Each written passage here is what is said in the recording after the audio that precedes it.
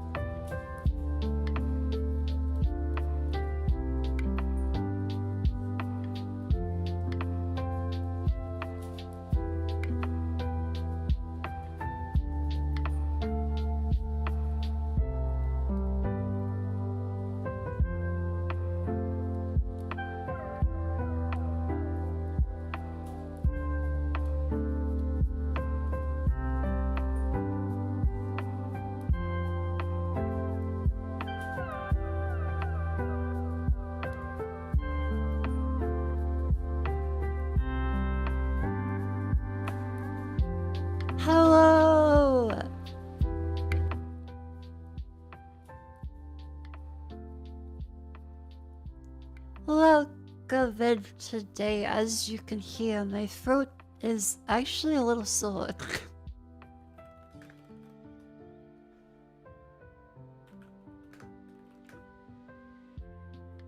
uh, Hello. I'll put the disclaimer text on there. How do I function as a human being? Hello? There it is. We'll get to finish yapping. I think I may ugh. My sinus, I did sniff a little bit, and then a big too much information.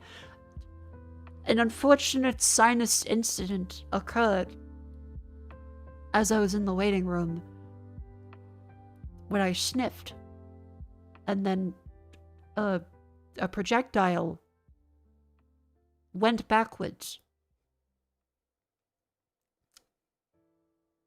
And I nearly choked on essentially what is, how you say, mostly solid. Backwards? Yeah, sinus stuff gets gross. The gunk up there is bad. Anyway, again, it's very gross. Otherwise, hello. You have a good day? You guys having a good time? Hello. Got some Doritos? Okay, I do have some like the Robitussin stuff. But it's different to that because it's not a cold, it is a sinus infection, which that stuff it forms like a biofilm and doesn't have stuff to break it down, so you gotta rinse it out. So I'll do one after stream today. But I get lots of packages. House and chicken soup. Funny you say that. That was actually what we had for dinner tonight. It was lovely. Whew. That was very nice. Because Vivian and Rumi like, well, we're not even sick, we're having chicken soup. And meanwhile, I'm like, actually, this is a great idea. I am sick after all. But not like virus sick, just regular sick. Hi, Mako. Hello! I was debating whether or not I should stream, but I'm like, no, I really want to stream. I enjoy streaming. So even if I'm tired, even if I'm a little late, I'm still here, and I'm happy to be here. I hope you guys enjoy me being out of it. I'm sure I can still ramble about insane stuff. Watched the second episode of Neko today. The Chainsmoker Cat. What the fuck?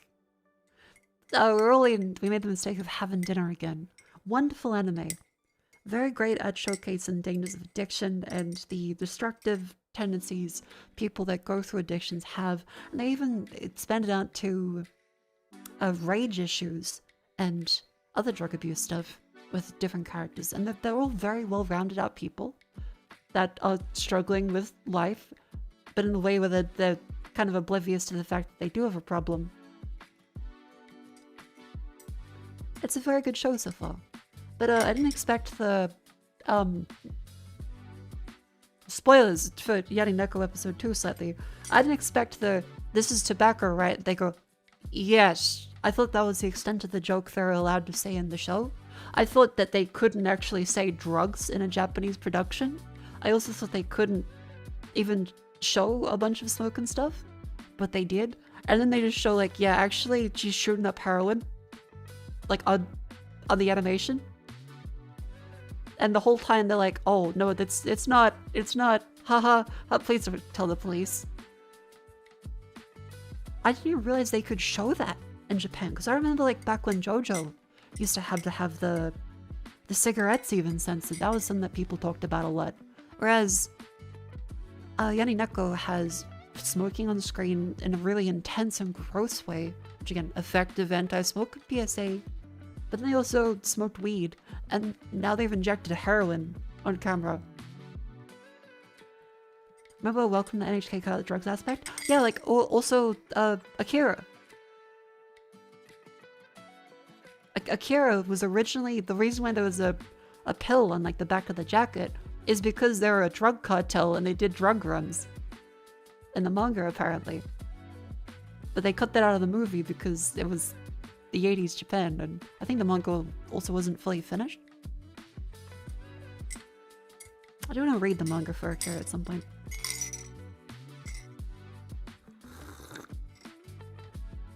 Yanisu versus Yaninako. Is Yanisu smoking behind the supermarket?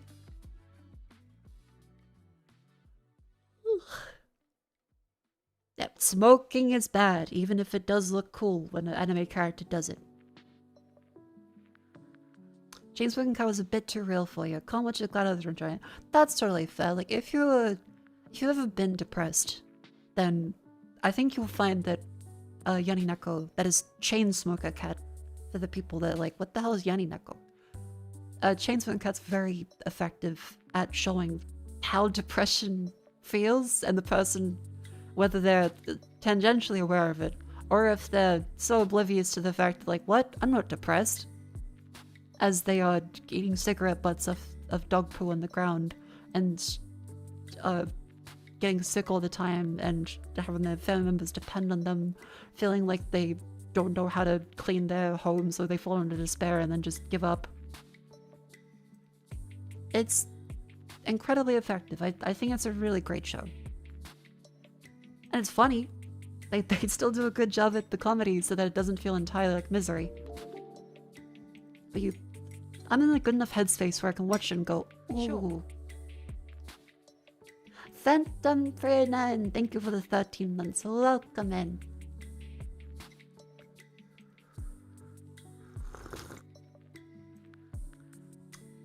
Yeah, and then there's well, not a VTuber, a facecam idol streamer cat girl in the show as well that also has rage issues and plays fighting games.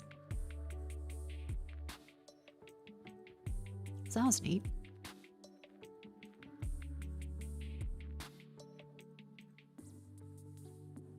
Watching Chainsmoker and taking away the entirely wrong message of wow, poor women are gross. See, because even rich people fall into that too, because that's, well, isn't that what NHK goes over? Like, Welcome to the NHK goes over the idea that being a NEET is a privileged position of a society that will allow you to have welfare, or your parents will support you. And that's why it feels especially awful to escape out of, say, NEETism or being a hikikomori, because you feel the guilt of, oh fuck, I have all the opportunity in the world and I'm still this much of a piece of shit. If I was born in a poor country, then there are people born way worse off than me, yet I'm like this, right? And so it kind of like reinforces that for a lot of those people, where they feel even more pathetic than they otherwise would, because they are aware of them being in a position about, oh fuck, I can only do this because I'm lucky.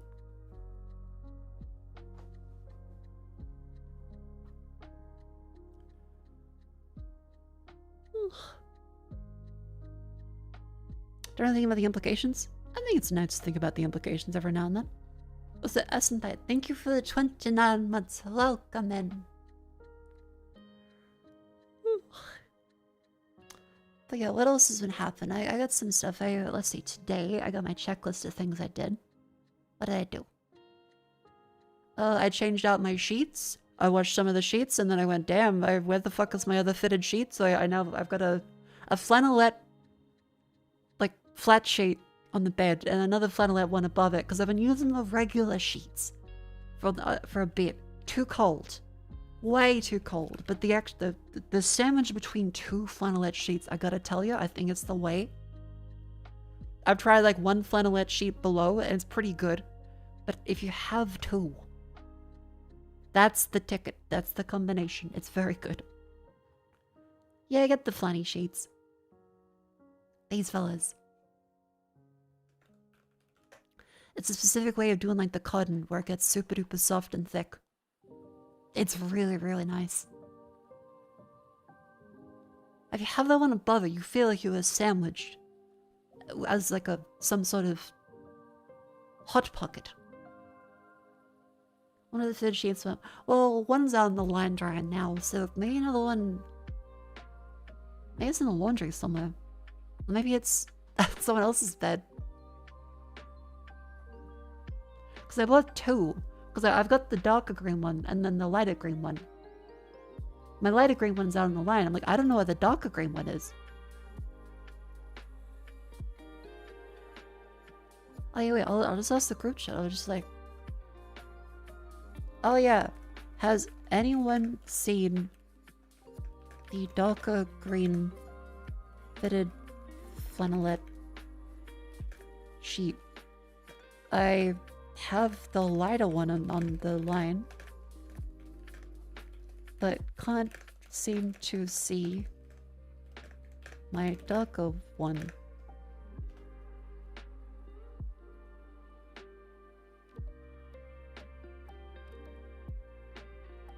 What's the present you got for Vivi? If I tell you, that ruins the Wait till she's...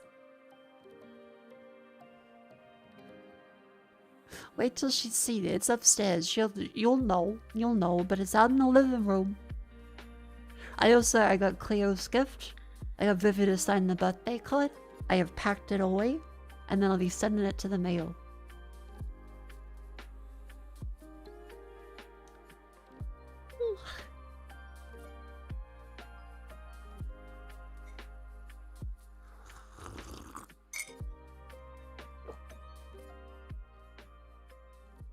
Since posted on Mako, chat control 1.0 pass and EU for Namso Force. Yeah, I've seen that. That's awful.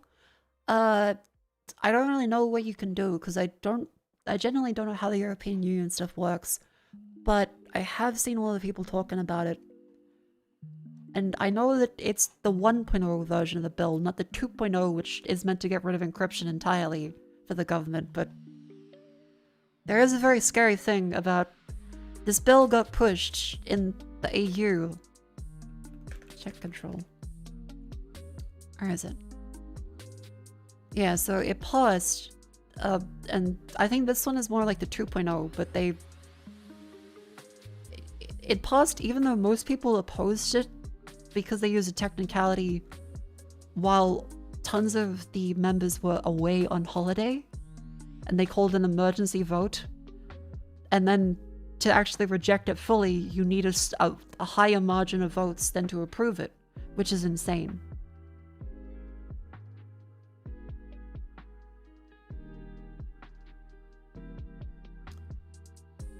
Yeah, it would have required a qualified majority against it to actually knock it down. Just seeing if there's like a different summary. Yeah, Molvad has been posting about it too. They've already voted it down multiple times this year, but they just waited till multiple people were just on holiday so they couldn't actually vote against it. Originally introduced as temporary legislation, so that effectiveness could be evaluated, and then concluded that it was not possible to determine whether the law had any measurable effect, because it's the whole Save the Children one. However, if you scan everyone's messages at all times, you're gonna have way more false positives.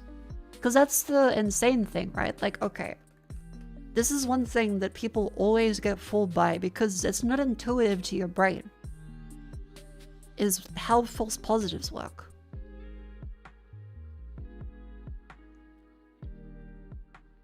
Right, so get up MS Paint here for a second. The thing about like false positives and accuracy is they are not intuitive. It kind of doesn't make sense unless you stop and think about it for a second. So if you say like 99.9% accuracy, you would think, that's incredible, that's so good. But actually it kind of always depends on what you're actually doing. On what, how, and how many.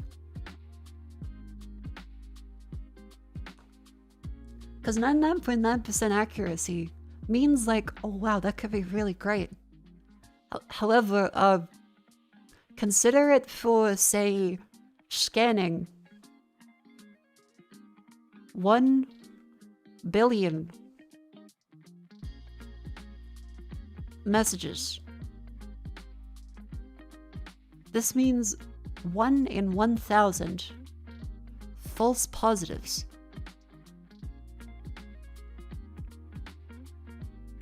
Right? So 1 in 1,000 false positives. And the unintuitive thing here is like, okay, well, that's not too bad. But then you put it down to this one where you're like, okay, you're scanning 1 billion messages. So every 1 in 1,000 of these is a false positive. So you go, okay, 1 billion.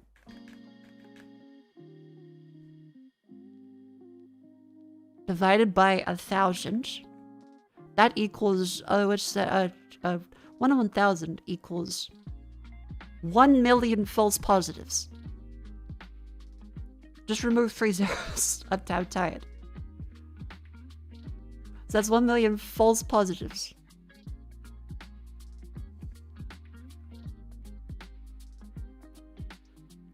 Now the thing you're like, that's a lot, right? That's really bad. It gets worse. So that's the first thing we go, ooh, maybe 99.9% isn't that great. Now consider that those are false positives, and these have to be treated as real. These have to be investigated. So imagine if you were only going after, say, a couple hundred messages before. A couple hundred, like, cases of, let's say, terrorism. That's the most acceptable one to talk about online because anything else gets very risky to say as words on a live stream. So a couple hundred cases of terrorism. If you then have 300 active cases and you have 1 million false cases, what you have then is out of the ones that are real that you were actually investigating before, you have a workload that results in like 300 out of 1 million, which is quick math.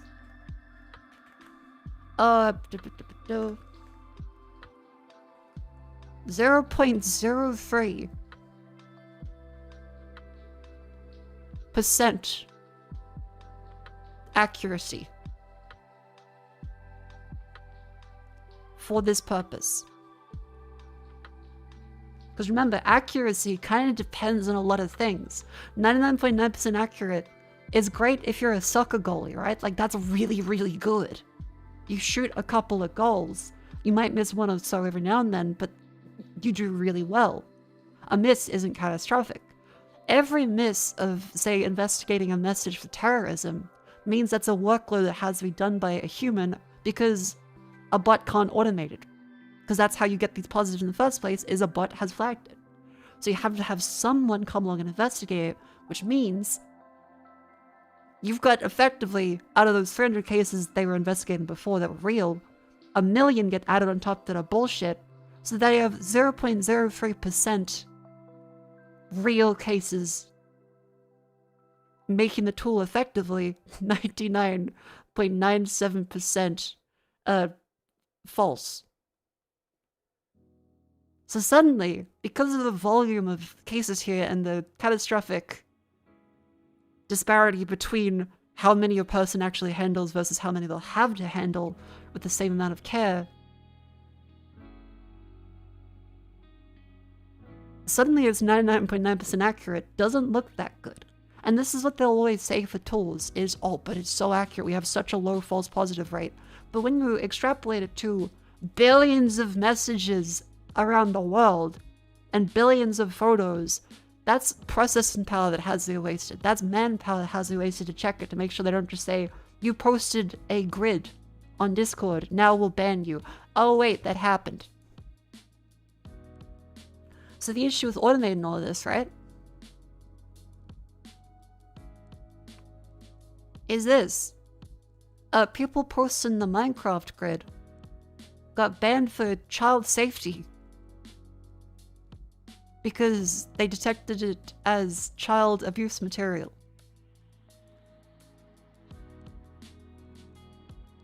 So as soon as you have like any of these automated systems operating en masse, they're gonna make mistakes and you need humans to check them. So the more you put in place, the more dangerous it is and the more the consequences ramp up. How, I think it's speculated that they have, let's see, where was it? Yeah, this kind of scenario match improves false positive way. Remember, our trust and safety was reviews flag content for actions taken. That's a lie. They don't. Those people that have been quote tweeting them the entire time saying their account's still banned and showing the messages not actually being about abuse. I think it's because they use grids to obscure actual stuff that is horrific. So the bot that they trained to detect it saw, there's a grid. They're posting the actual stuff. I'm trying to say words here that don't get me in trouble.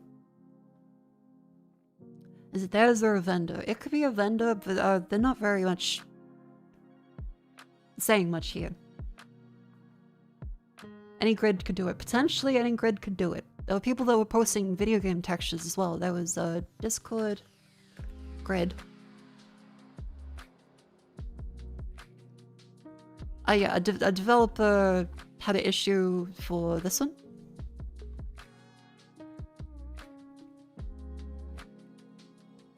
Here we go. You broke the rules for child safety. Your account is suspended. You lost access to Discord. And then it was because they were posting... Where was it? Brick tiles, pole tiles, drawn grids, the geometry dash editor, stream layouts for Twitch, top-down pictures of keyboards, spreadsheets like Google Docs and Microsoft Excel, a grill, cut salmon, Asus Sprite, Minecraft inventory, Tilt-a-Rune battle UI, Wordle, notebook paper, checkerboard patterns. Yeah, so unfortunately, because they overfit whatever training they used to detect these images, the false positive rate massively increased. Yay! Does it also mean that there could be stuff that slips through? That yes, there is also always a possibility of stuff slipping through. But when you consider, okay, what is more likely to happen with these instances, chat, of 1.0003 million cases, so 1,300,000 versus 300. These will get looked at. These will not.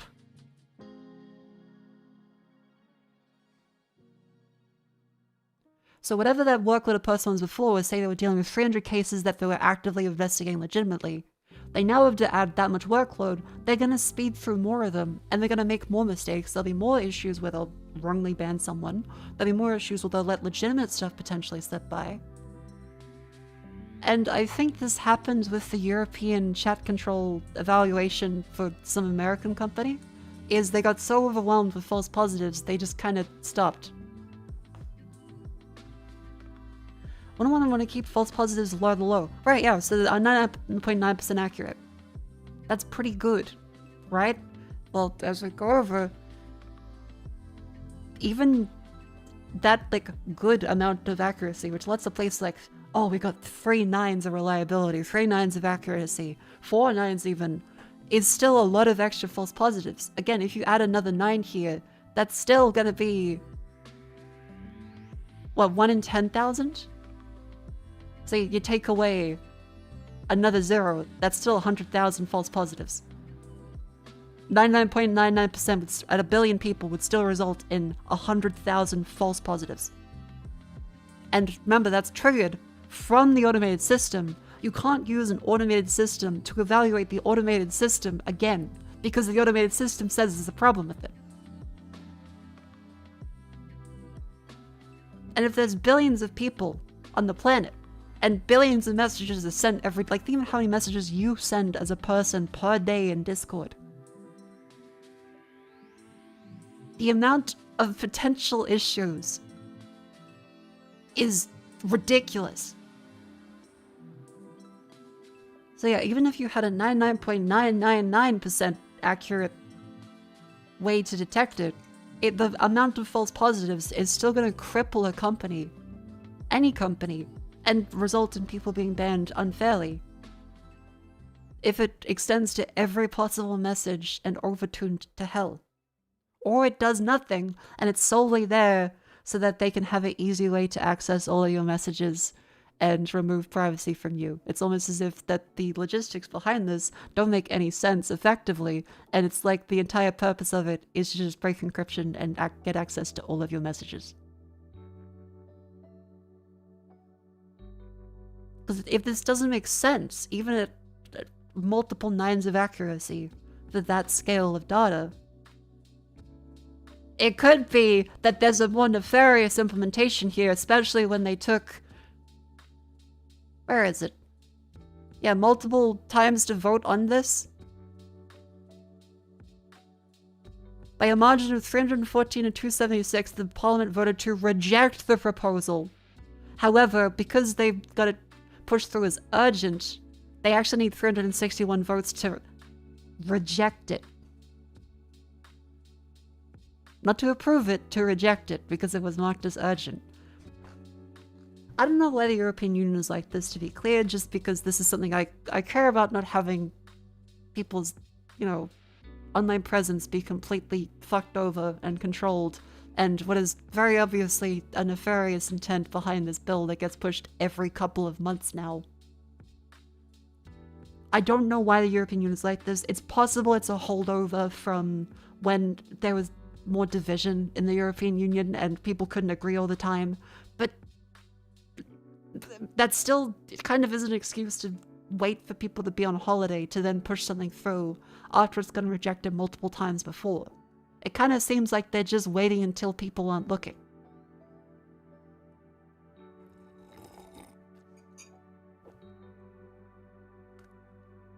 Yay!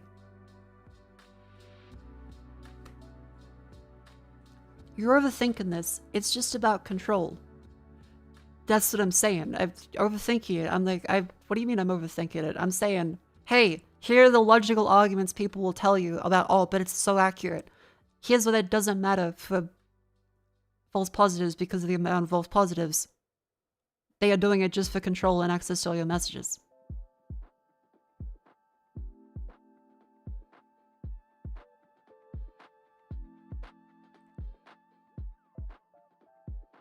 See, because the problem is you go on Twitter and someone will say something like, it's just about control. And the problem is you sound like a fucking idiot doing that, and it won't have you taken seriously, because any reasonable person knows that if you just come in saying they want to control you, you've lost the argument. You have painted yourself as a schizophrenic.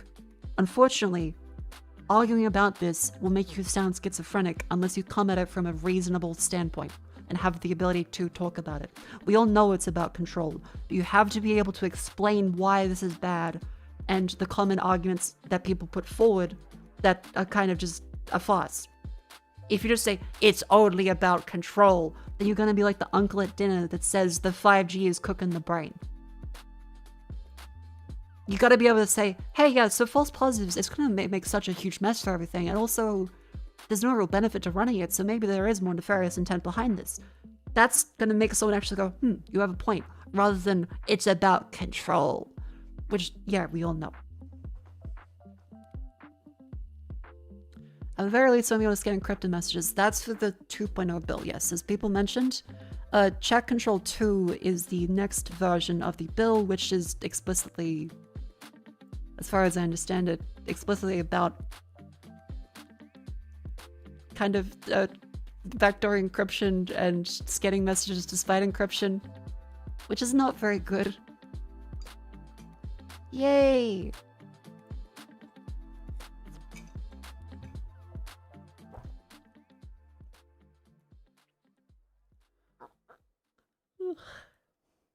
Is that called chat control? Chat, okay, if you're gonna be talking about this reason with other people, you can't say that, but the bill is called the control bill. I'm like, yeah, it's evil. We know that. In the context of this, it is funny how explicitly over the top it is in saying, this is about controlling you at your chat. Yes, but it does sound kind of schizo if you say it at a dinner table, because that's like saying, the Patriot Act is about patriotism. It isn't, it's just called that. The name doesn't matter, it's what's in it. You gotta be able to say why it's bad separate to that. Yeah. sorry for the political stuff, just because I'm like, this is an important thing to know about and write into your local members for everything possible. I've been doing it for stuff here. Pardon me. And the especially messed up thing about all the people being on holiday while they do the vote, it is not very good. So anyway, now that we've talked about that, that's quite awful. In software,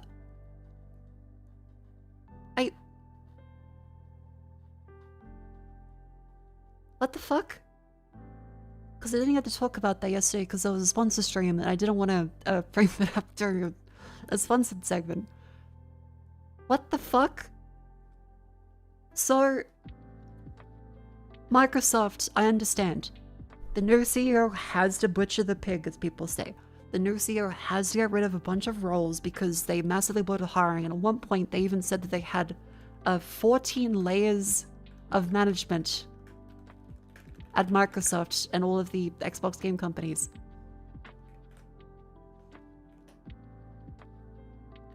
Yes, so the official statement from News, the Xbox Wire, 14 layers of management.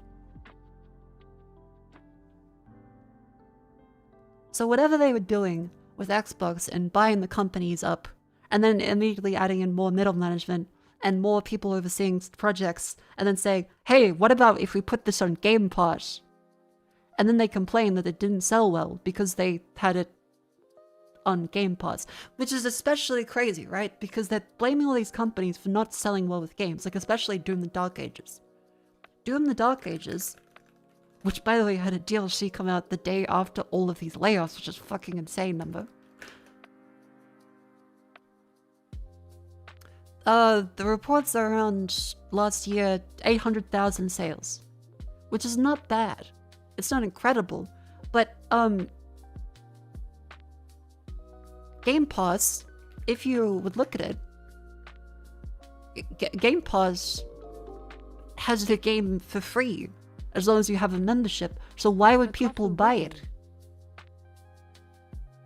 Microsoft used their stupid service they've done to then say, but why aren't these games selling well? Didn't you do that? I think, yeah. Like, why would people that subscribe to the service that Xbox keeps selling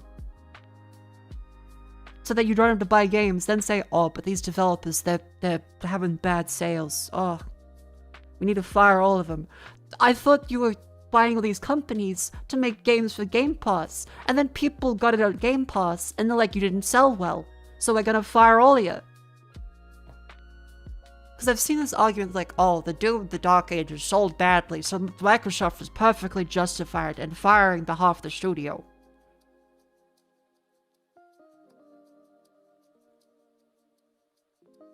Huh?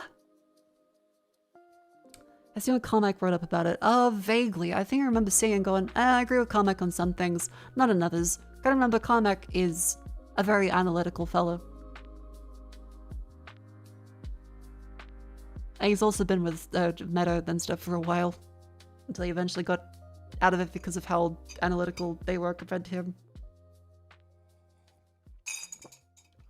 It's always about sales, I know, but it's especially crazy because they announced that they wanted to have more Doom games. They wanted to have more Doom games and focus more on the best-selling series like Doom. And then they fired half the people that were working on the id Tech engine. Apparently, they fired almost everyone that did the engine itself. Something like 95 employees? I saw some flyer on Twitter that showed who the people laid off were. Because Microsoft just said that they really wanted to... Where is it?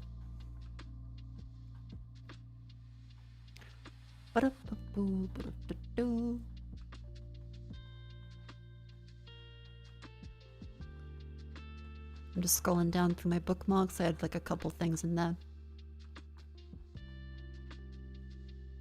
Yeah, so Colin Geller got fired, 12.5 years at id Software. one of the largest concept artists for Doom.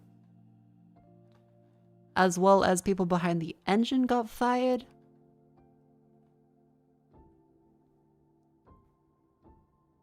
Majority studios laid off included most, if not all, coders. So they want people to make a game with most of the development stuff cut out. Because there's been the major insane thing about a lot of these executive decisions is they all seem to think that they can run a game studio like a warehouse at Amazon. They all think like if we just either outsource it or make people contract workers for free or very little money, that means we're so agile. Oh my god, we could just fire people when a project is finished. We can just... If there's no people that are senior, then we have to pay smaller salaries, which saves us money. Oh my god, we could outsource everything. Oh, or we can hire on site the same people instead of a full-time employee. A contractual employee. So now they have an army of contractors who know that they're on borrowed time. And chat, what do you do if you are on borrowed time at a company? You know you're on a contract. Do you care about the 5-year plan of your company? No, your contract ends in 2 months and you've known it since you started.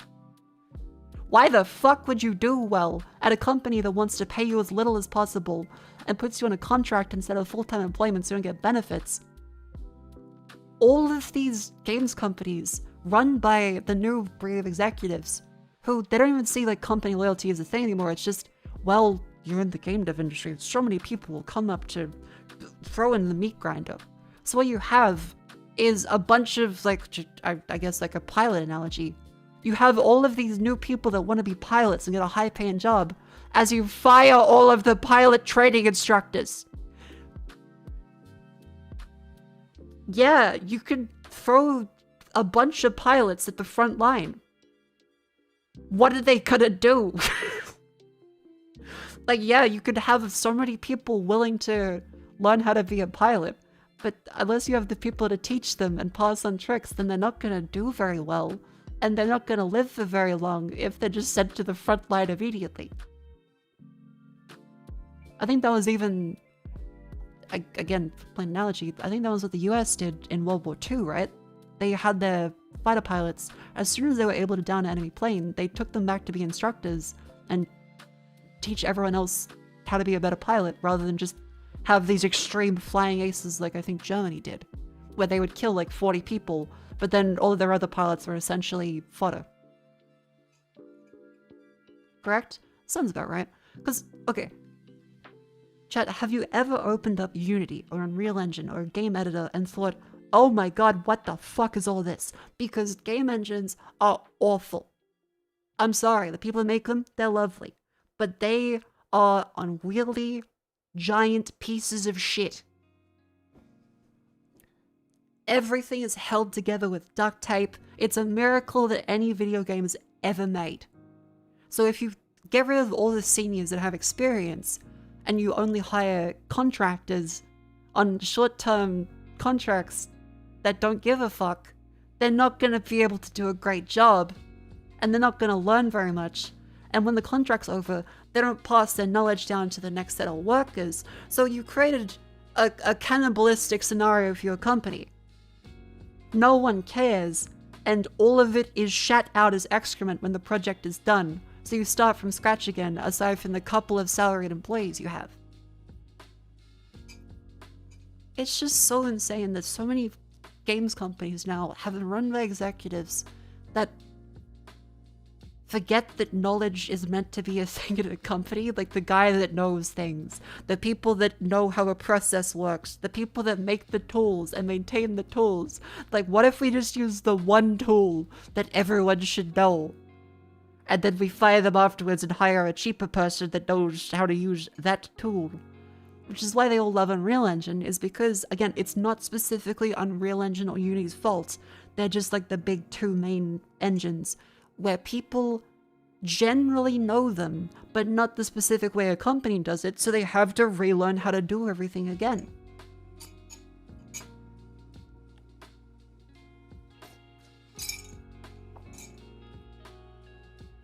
To give them a little credit, there was a toxic culture in place, grab and trade, and then fucking up to another company, leave your company holding the bag.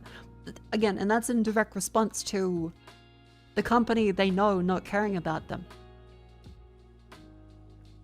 With video game engines, it's actually kind of less of a problem. Because who the fuck else is using id Tech than id?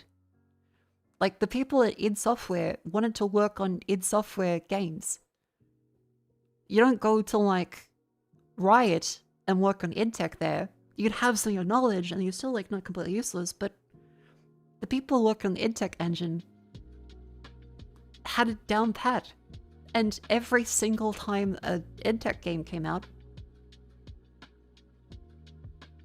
it ran really well for everyone.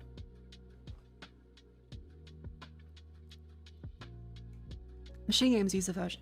Oh, hold on, my throat's starting to die. I think I rambled too close to the sun while I'm tired.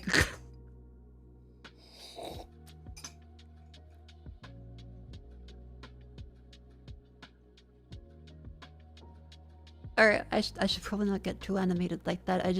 I realized, yeah, my throat is sore. I should be careful. Machine games used a version. They did, but then again, they're working on Wolfenstein, which is originally an id property. So, it kind of still is the same deal, right?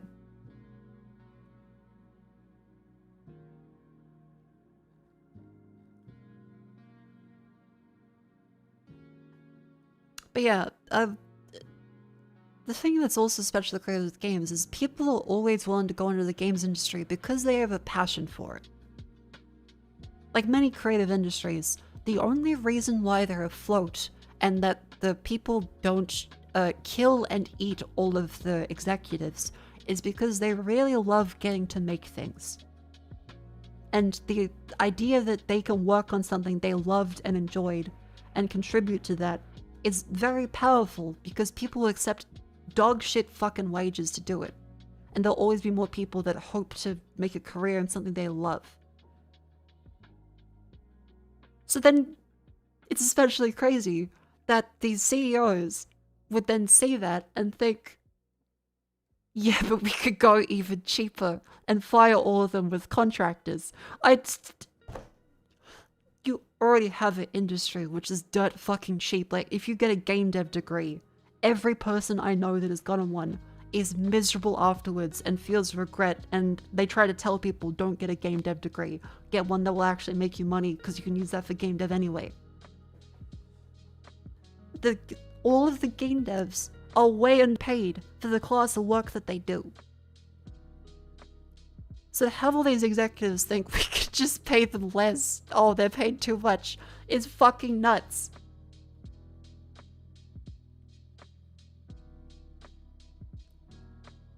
Problem making video games takes a lot of money. People make video games don't have time to make a lot of money. People who have a lot of money don't play video games. I wouldn't say people with a lot of money don't play video games. I think it's like different classes of people in general. There are rich people that play games. I think the people with money that run the show, they're supposed to be good at business. But especially reading about Bell Labs lately, there's something that's kind of struck me. There's something that has really hit me reading about Bell Labs with the History of Unix book by Kernighan. I also got the Idea Factory sitting over there as well I have to get through.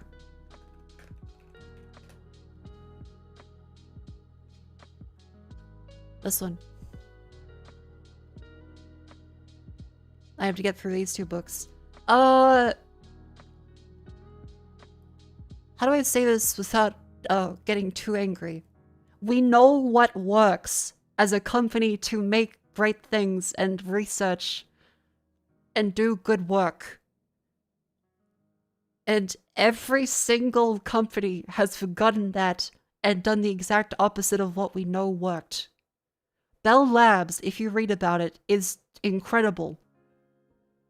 They spun out a whole bunch of PhD candidates and researchers and gave them a stable, steady budget. And what do you know? That worked really well. And because of the stability, they could plan for the long term, and the company would evaluate people based on how their projects were progressing and what they were doing, not based of each quarter. For example, one person was in the same office for 30 years without even moving. And when they moved, they had a bunch of other people around them they still all knew, and they knew where everything in the building was and all the different projects that people could collaborate on. But they knew that they would always have the funding to do them. Even if it wasn't incredible funding, it was stable. Every single company has forgotten that for the case of this quarter will look better if we fucking just cannibalize ourselves and rip our guts out. If we just fire all the people doing our work for us and replace them with contractors, they'll hire the same people back at a shitter rate.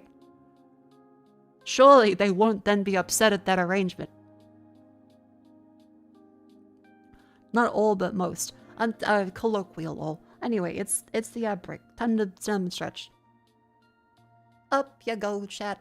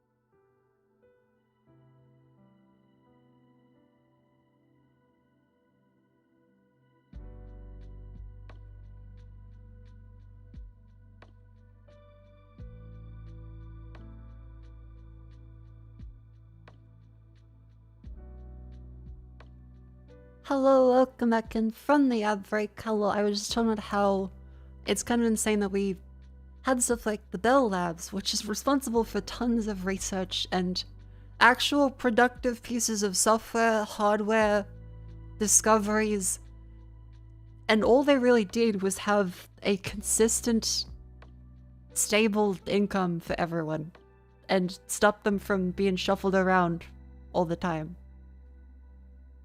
Like, it's kind of simple. It's just they wanted to work on stuff, so they got a not even insane budget, just a modest budget, but they knew they would have it for years. And so then they made things. Whereas now, so much of it is this quarter, that quarter, or you have 1 year, maybe 2. Like, we know what works, and tons of stuff has been invented in scenarios like this. But so many CEOs now just go, no. We can contract it out for cheap. But if we don't have any results this quarter, what about my bonus? Yeah, well, while reading the Unix history memoir from Brian Kernighan, it did hit me a little bit that this kind of era has passed completely, and all of the people involved in making this are dying now. And you read about them in their memoirs, and they sound completely different to how a lot of tech stuff is now, where there wasn't the idea of they're gonna make a bunch of money. It was, they were really interested in technology, and they wanted to make cool things, and they wanted to discover things, and they wanted to collaborate with people, and now everything is just, it's gonna make so much money! This quarter's profits are gonna be incredible!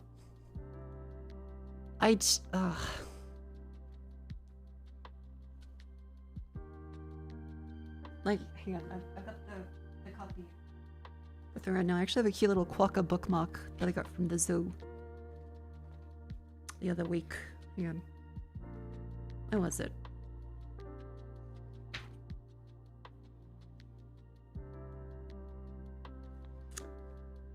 Alright, so there's an excerpt from this that says, I'll take a quick photo so it's easier to show on screen.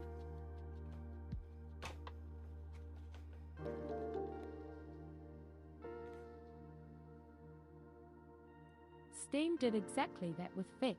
They paid open source developers for a decade to build something that is finally paying off more than 10 years later.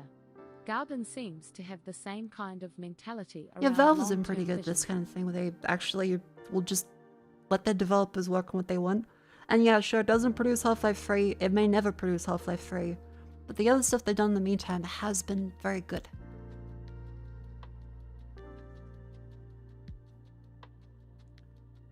Alright, let me just grab this one up on screen. Let me excerpt from Unix, A History and a Memoir, Brian Krannigan.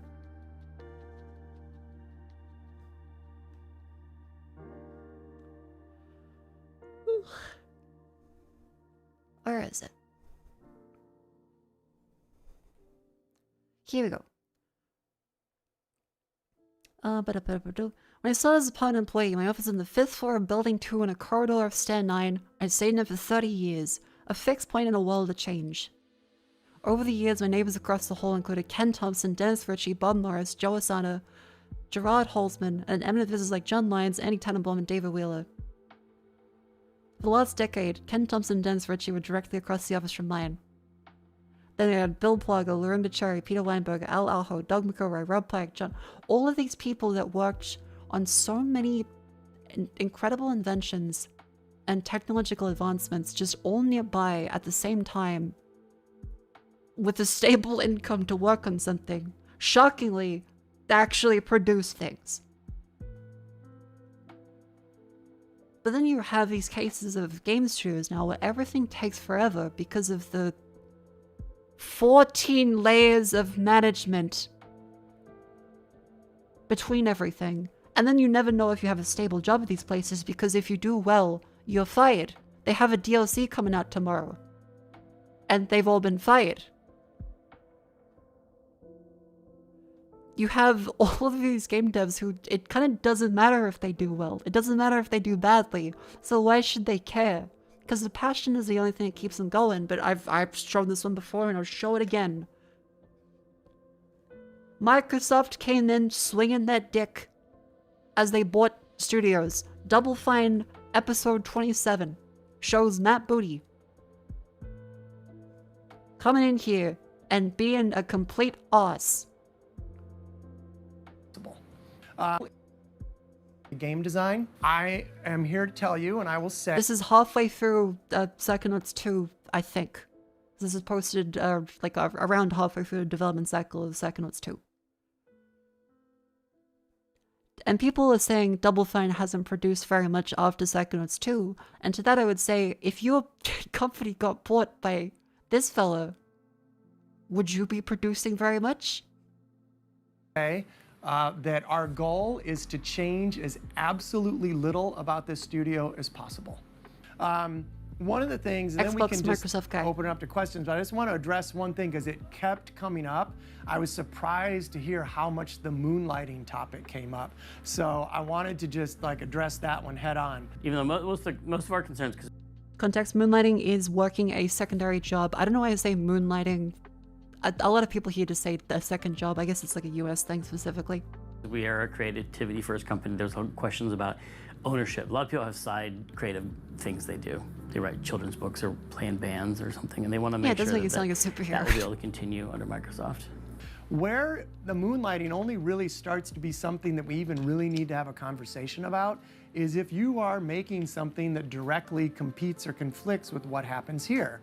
And that really is going to boil down to making a game. It's just that they're game developers. They can't make a second game at home, unrelated to their time at the studio. So Microsoft comes in and merely says that the game devs can't use their skills that they've got at their job to work on other things they're interested in. Imagine if a carpenter couldn't make his own shelves. The thing is, it's like corporations like Microsoft always have the advantage because I've seen this happen. 209% development jobs though, it's true at a lot of them. It's no longer enforceable for a lot of them actually. A lot of places have changed their laws recently so that these clauses are not allowed because they are kind of ridiculous. Friends of mine who have released games and this has happened and then the company has gone after them and they were like, even though they had a nice little handshake agreement, they still ended up having to pay that company. So if you really want to go run a startup, quit and go run a startup. I've showed this multiple times now. Why would you give a fuck about this company from this point onwards if day one, your first time seeing this fella from the company that's bought your company, and that's what they say, why would you care from this point onwards? Microsoft spent billions of dollars to then treat all the people they bought like shit.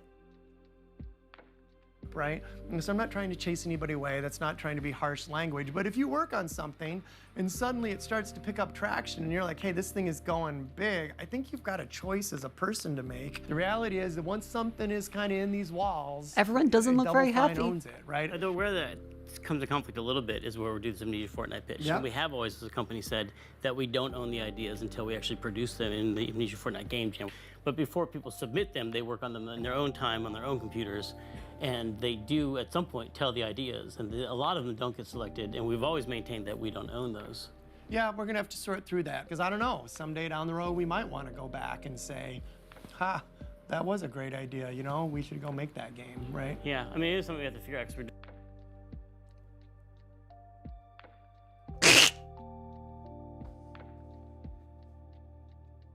Yeah, so the point is that they even if they work on their things off of company time, and they had an agreement that they work off the things that off company time, that's okay. Well, they mentioned ideas for a game jam, that's okay. Like, no, we don't want to revisit that. Maybe we do want to take that. We're doing that process right now, and people are already pitching based on that promise that I already made. Yeah. That we don't own it. That's great. No. Because that's what we've done for years. So, yeah. And I'm not out, like, anything that you've done like that, we'll honor that, right? But I would say that before you do the next one, we got to clean that up a little bit, because it's a messy boundary, right? The one thing I saw was... Yay! Double Fine now, by the way, is an independent company again. Because, are they for sale? Because Microsoft is no longer owning them. I don't know if that means they're still for sale for another buyer, or if they are now fully independent. But, yes, Matt Booty is the Microsoft man. They're independent, okay. Yeah, so, in summary, all the people saying, oh, but Microsoft, oh, but they have to do this. They do, but this is completely Microsoft's fault. If day one, your new boss that buys your old boss is treating you like this, why would you care? If you know that even if you do well, they're just gonna fire half the fucking staff because they messed up. If they hire then 14 layers of management, like the whole time, they've probably just been adding layers throughout every company. So you're watching as more and more managers get added that don't know what the fuck they're doing, making it longer and longer to do anything. And then Microsoft comes along and says, why is it taking so long to do anything? Oh, you're making a game for Game Pass they asked you to make for Game Pass? Oh, what's that? Your sales aren't doing very well on your game that's on Game Pass they asked you to make for Game Pass. Why aren't your sales independent of Game Pass good? Is it because people are using Game Pass that they told you to make it for? We should fire you for that. It's just fucking insane. Because they bought all these companies, asked them to make games for Game Pass, and now they're like, but they didn't sell very well. Yeah, because you have the $12 a month fucking bundle to not buy it. That's the whole purpose of this fucking thing. That's what they made Game Pass for. And now they're punishing companies for people using Game Pass.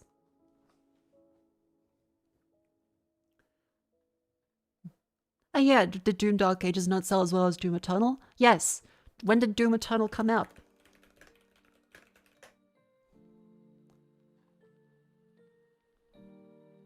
March 20, 2020. What happened then? What could have possibly caused people to be inside playing video games and want to buy video games, and especially good video game comes out? No, it's not gonna be as good sales numbers as that. Ugh.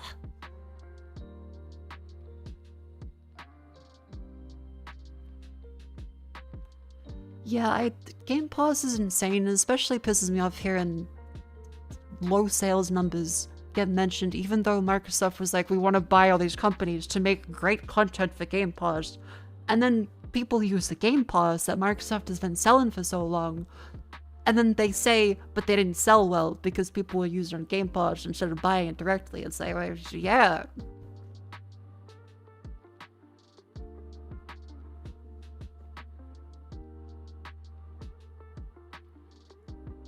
Facebook's management saying it's 75 million paying subs for Game Pass to be viable. There are around 30 million. Yep. Because if people aren't buying $60 to $80 video games and they're instead buying a subscription for all of them, and people play multiple games a month, or they cancel when the month is done, they're not gonna be making money on it.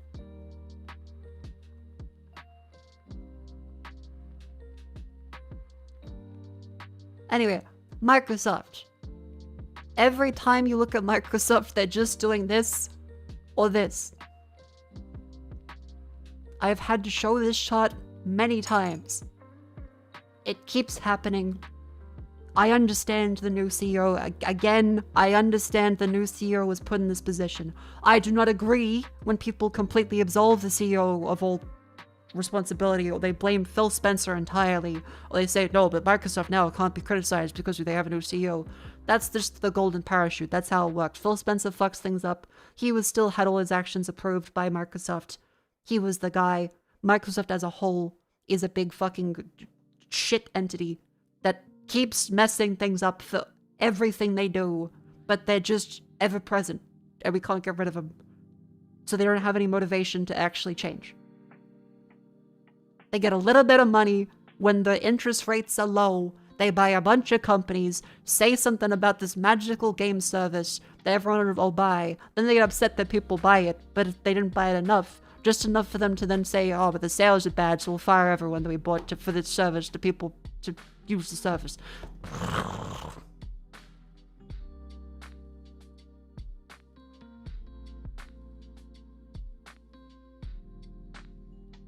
Is the second image a variation of the Gummy Paradox? This one? Because no, this is an org chart that a lovely person made, I think like a decade ago.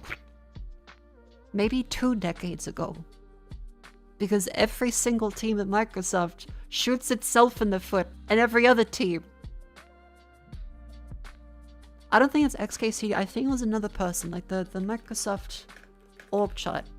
I think it was an XKCD. Because I thought it was XKCD, because there's also Google and Facebook and Amazon and Oracle.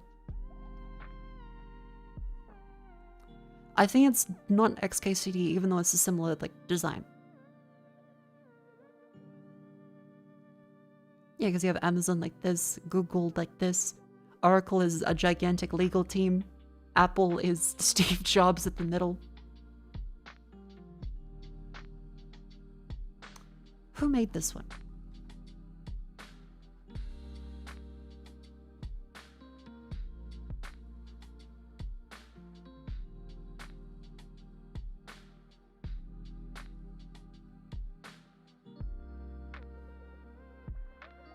Oh, okay, I can see it posted at least 14 years ago. People 9 years ago saying it was 10 years old. Manu Kone?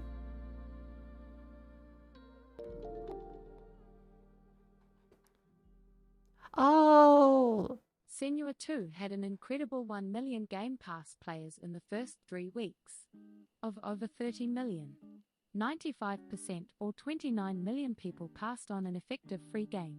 I think the issue you find with subscription services is people aren't likely to use them, and they get annoyed when the price goes up, so they cancel. And even when they buy them, they might just forget they have it. Or if it doesn't have the game they want, they just close it and don't look at it again. I actually, even though I got, chat, I'm an example of this fallacy. I got given Game Pass for free as a streamer. I barely use it. Because of the times I have had to use it, the Microsoft client stuff where they would hide things in a special folder in Windows got really, really annoying because you wouldn't even be able to access config files. I think they changed it. I think they did. But every time I've had to use it, it's glitchy. And if they don't have a game I want, then I close it for another like month until I remember I have it. If I know it's on Game Pass, then I'll use it. but it just gets so annoying. And if you have a million games available for free, it kind of devalues your opinion of those games. Because you're like Richie Rich having fucking Hungry Jacks and Macca's and a Subway and a Boost Juice all in the same meal. If you have everything for free, you're not gonna really make a decision. You're gonna get decision paralysis. And there wasn't a very great way to just pick a game from the start. Like the Game Pass UI sucks. I've shown this on stream. Game Pass is a pain in the butt to actually use.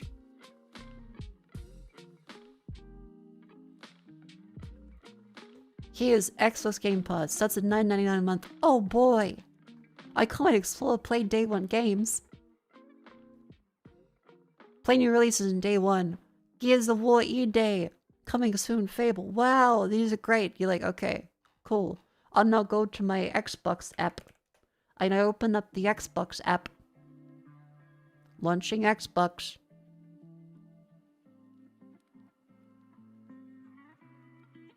You're like, oh boy, I'll be able to play this. I can play this? No, not yet. Which, fair enough. It's an ad. It's coming out. But then you look at the actual UI chat. Can I share this one now? Hang on. Oh my god, look at this. It's you could have Minecraft Java. Holy shit. Escape the Backrooms. 007. That's not bad. I could get 007. I go to the Xbox Store UI. I click the 007 bundle. And I'm like, oh boy, with Game Pass. It's not actually on Game Pass. It's $100. Oh. So with the, what was it? Top paid game. Oh, or that's just top paid. This doesn't have the Game Pass one. So I'm like, okay, where's Game Pass? Oh, but that's Diablo 4. Recently on the Game Pass. There we go. Wuthering Waves. It's free. It's free. Why is Tamashika, Buckshot Roulette, Call of Duty Black Ops 6. I mean, these are great games. So I click like Tamashika. Just in case it pops up my credit card information. I'm just. You click this, so you're like, ah, yes.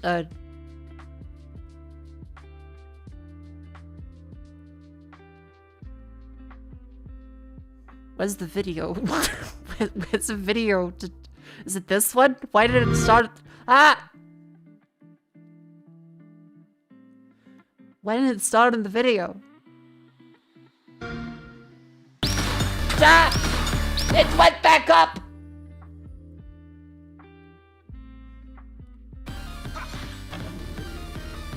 The volume slider sometimes glitches out, by the way. Thanks, Microsoft. Really good programming on there. Did Copilot do it for you? See, this looks fun, so I'm like, cool, I'm gonna pause it. I'm gonna pause it. How do I pause the video? I gotta go down to the menu like it's 2007 YouTube. Okay, chat. Clicking on the window doesn't work. I have to click down there. Like a fucking idiot. Isn't that really functional? Again, the time machine, this game looks wonderful. I'm for illustrative purposes, complaining about Microsoft sucking. Okay, information. Notice how, unlike Steam, it's a whole bunch of diagrams of bullshit and not just like, okay, this thing the developer wants you to see. It's instead, Microsoft knows better than you. Let's look at the Steam page for comparison of this wonderful, wonderful thing. Because they got like the game pudgy thing here.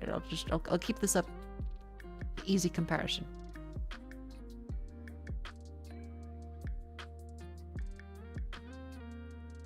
Steam. Also, apologies. I didn't mean to rant today too much, but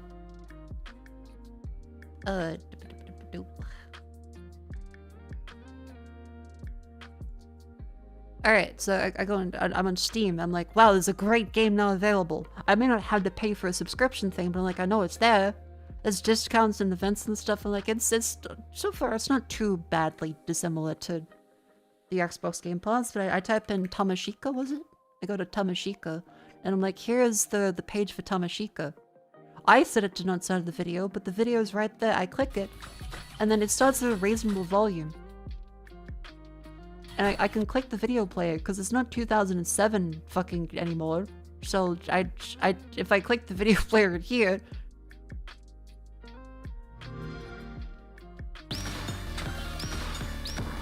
Really? Really? But you're not gonna... I have to click the button down.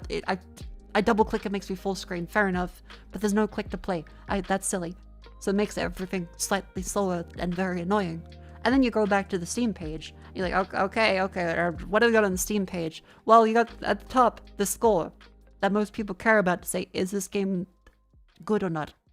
You scroll down, you're like, there's some information in an easily digestible, compact form factor on your desktop computer. This is the UI on an actual desktop application. Look at how much fucking empty space there is. Everything is hidden behind a bubble. On a computer. This is not made for a mobile, because the mobile doesn't fucking work. Trying to access Game Pass on a mobile is awful. It doesn't even fucking work properly, but they designed the PC UI like a mobile. So you go, okay, it's on here. You're like, yep, it's got those ones. You click there, and then that's it.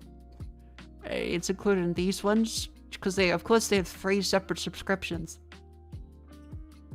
Handheld. This works with handhelds. Good. How will it be? That's kind of neat. That's cool. Glad they have that. Why is there so much empty space? Now, what else do you see? Metascore. They rate everything with Metacritic. Wow. So cool. Like, where's the reviews? Oh, down here, reviews. No one's rated this yet, because no one uses the Xbox Store. More. What's more? It's got languages support. That's cool. That's good. Why is this chunky of a UI to do anything? And then you go, alright, okay. Steam. Here's the features it has. Here's the languages. It's got achievements. Here's developer info, easy access to the Discord, the Twitter, the website, update history, alert news, discussion, community group. It's compatible with Steam Deck. You buy it. Here's an update. Here's what the developer said about it with GIFs and the thing here. They can put whatever amount of information they want inside of here. They can use all kinds of fucky text, and it looks like the developer cared about making this description. Is it silly and try hard? Probably. But the developer made it. There's system requirements. There's more games like this. There's curators if you care about what curators say. There's reviews. And by the way, if you go at the top of the game, you click review. It goes straight down there and what people are saying about it. I hate the UI in Xbox so much. And I'm not a UX designer. I can't articulate exactly why this is bad. Just that it feels awful. Like they made it for a mobile phone. But it doesn't work on a mobile phone. It's just on the desktop. It's a first-party Windows application. Why the fuck would they do it like this?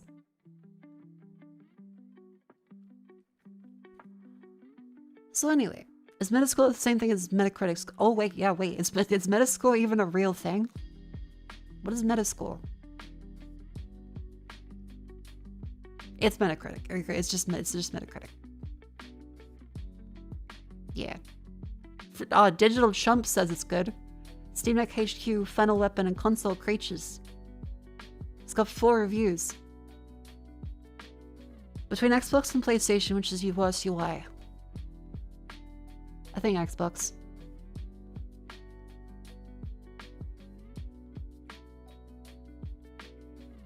So yeah, I don't like Microsoft for buying all those companies, whipping them, and humiliating them in the meetings to then say what they can and can't do and making them feel like shit on the first day of buying the company. And then saying, we really want you to make stuff for Game Pass. They make stuff for Game Pass, then they're upset because, oh, but it's not selling. People are getting Game Pass. And then we're gonna fire all your company, but we really want to focus more on Doom. That's why we fired 75% of your employees. Hope you still feel good about working.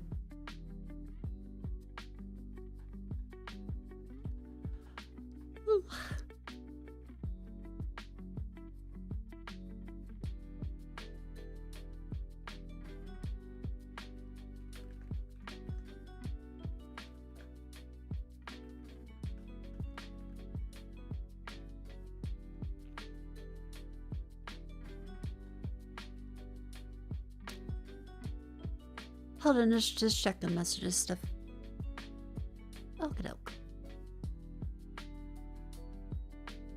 Anyway, that's my rant about Microsoft stuff. I have hope for the future of Microsoft because I still believe that it's not like an unsalvageable ship. But they need to have less of the, if we just keep hiring and firing people, everything will turn out great. Oh no, we massively overhired. Let's kill everyone and make them watch.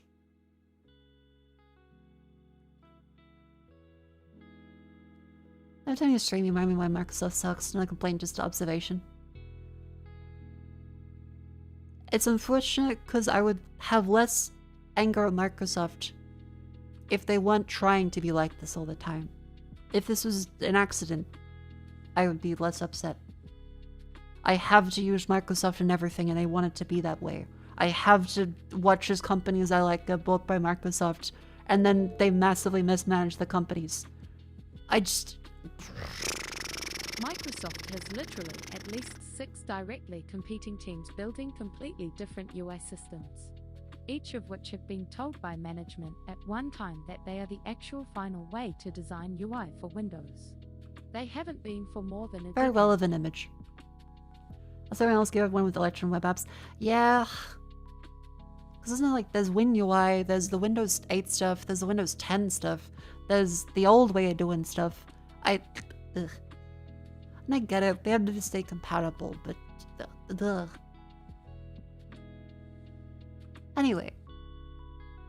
Chat. Speaking of Steam, how about let's check out the Windows. Oh my god, Echoes of Aincrad now available. Oh. Well, it's still online. I'm sure it was probably not too bad. People like still online.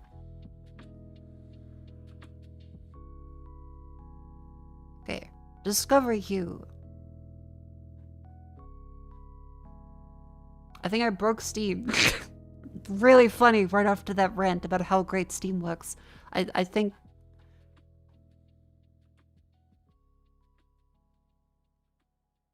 I think I broke it. I don't know how I do it, but I just do.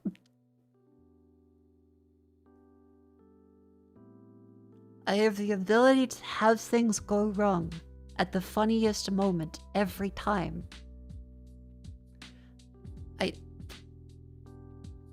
Huh? This is new releases.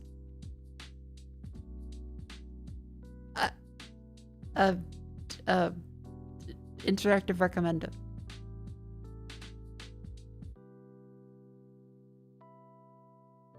Okay, well that's a little better. Hang on, maybe it's just that the UI was cooked. Discovery queue. Personal account. Okay. I think the main page got messed up. There we go! The main page as they switched over from one game to another probably got messed up. Monster Healer Kale with Useless Party. That sounds incredible. Shouldn't come into the game, you play as a healer. Main job, keep your party alive. That sounds fun.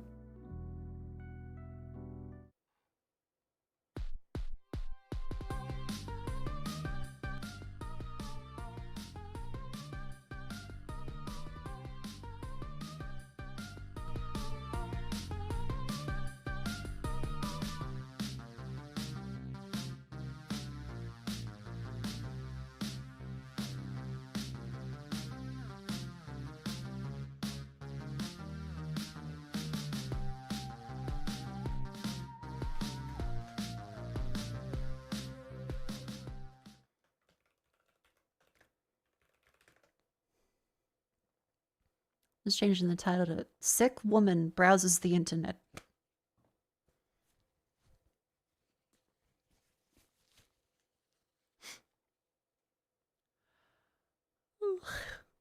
This one looks quite cute. Is it Linguini Katsuna? I think I've seen that one. I got I got sent a key for Cat Mail Co. I got sent a key for this one. The delivering parcels and stuff, so we could check this one out if you guys would like. It's also very thematic. That's why I kept the thumbnail as cat paws on it because I figured, well, if I do, it is thematic, and if I don't, then it's cute. Yeah. Dev sent me a key. Thank you, Dev. But these kind of incremental games, I think I like stuff like Forage Wizard more so than pure incremental where you sit around and wait. But of course, it's just a different thing. Avatar Legends of Fighting. I saw stuff about this and how people are saying it's actually a well-made fighting game. I have no sense of taste for that. So I kind of can't really judge it because I have no idea what makes a good fighting game. But it looks cool. I have no idea. I'm not good at fighting games. I kind of like, I get given the controller to play Smash with friends, and I hit buttons, and then I have a fun time with friends.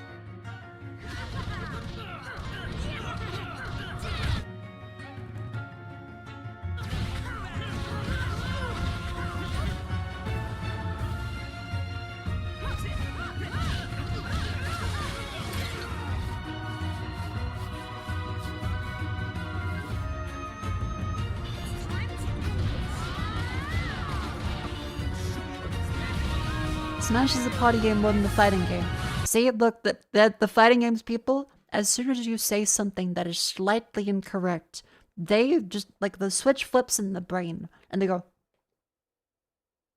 are you using command grabs? Wow. Oh, that's not a real fighting game. Bleh.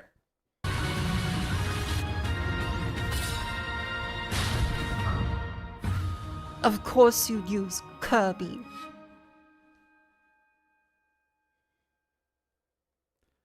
Yes, I will. Kirby is adorable. I pick characters in Smash based off of how cute I think they are in the moment.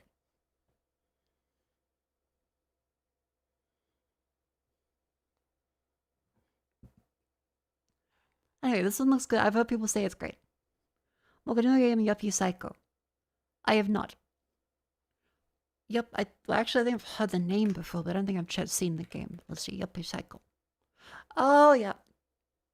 Okay, I feel like we've checked this out on stream. Yeah, the kill the witch thing. That looks cool.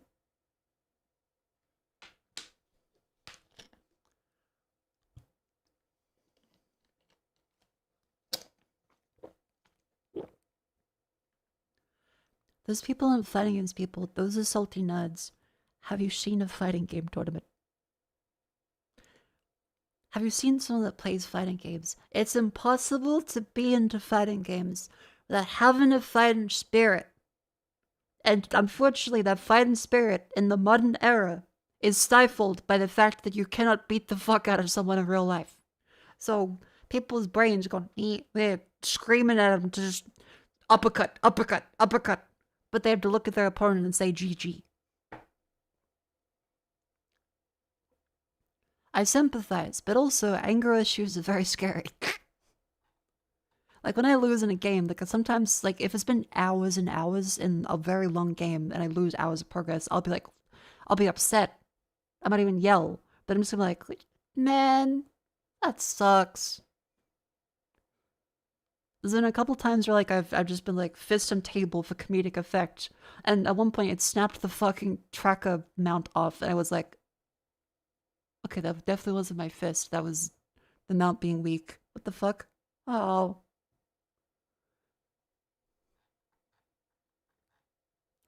They're a little aggressive in FGC elitism when some games lame.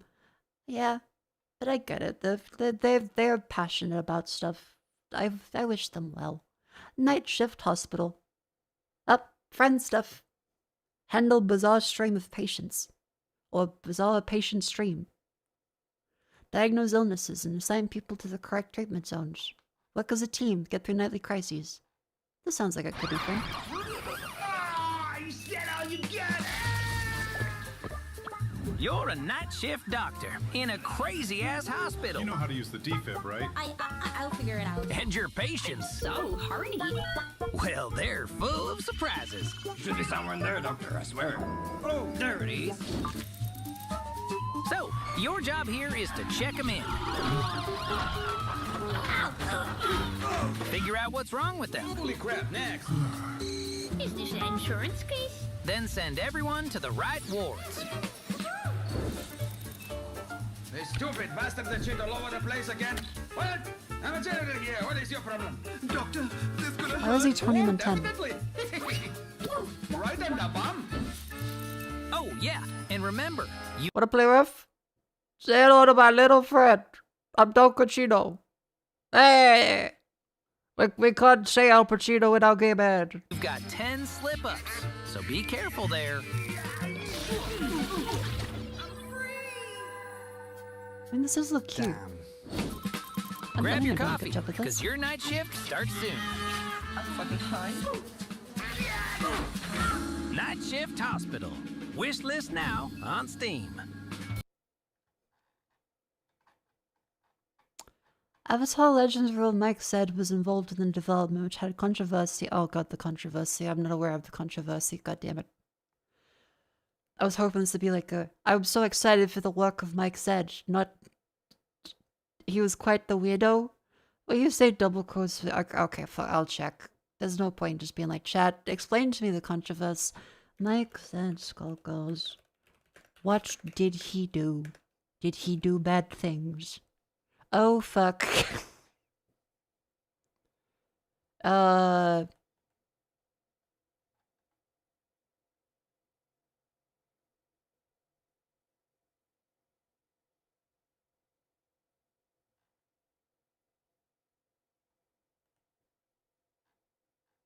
Okay, well, sexual harassment, but nothing that is concrete, as in physical. It seems like it was mostly online. And it's been 3 years since he was let back into a studio to develop stuff and try to prove that he's better. And it's been 6 years since that. I'm too tired to articulate the full extent of my opinion on this. But I guess a tired me would just say, I hope as a human to believe in the goodness in people and that people can change. It doesn't make anything they've done before bad. So good. See, this is why being tired, I can't go to the... It doesn't make the things they've done that are bad suddenly good again. But I think that if they haven't done something horrifically awful to hurt someone, then people fuck up. And I would hope that this means that he's actually taken steps to change and people around him agree. I don't know, because I'm just finding this out for the first time and chat's like, oh, that game, Mike said. But I'm seeing that the people are saying this article. He's making edgy jokes, which people in fighting games communities, I'm gonna be honest, every time I look at fighting game communities, everyone's making edgy jokes all the time. It doesn't make them good, but... Anyway, I'll post this article in here. YouTube will not let me post this article in here because YouTube, it's this one from PC Game, but you can check it. Sorry, people on YouTube. Anyway, things we have a lot better. Try to be a good person. It sounds like he was a cunt, and hopefully has learned the error of his ways to not be a cunt. And just being kind of generally weird and creepy. That's gross. Unfortunately, many people are like that, and if he's actually taken steps to change.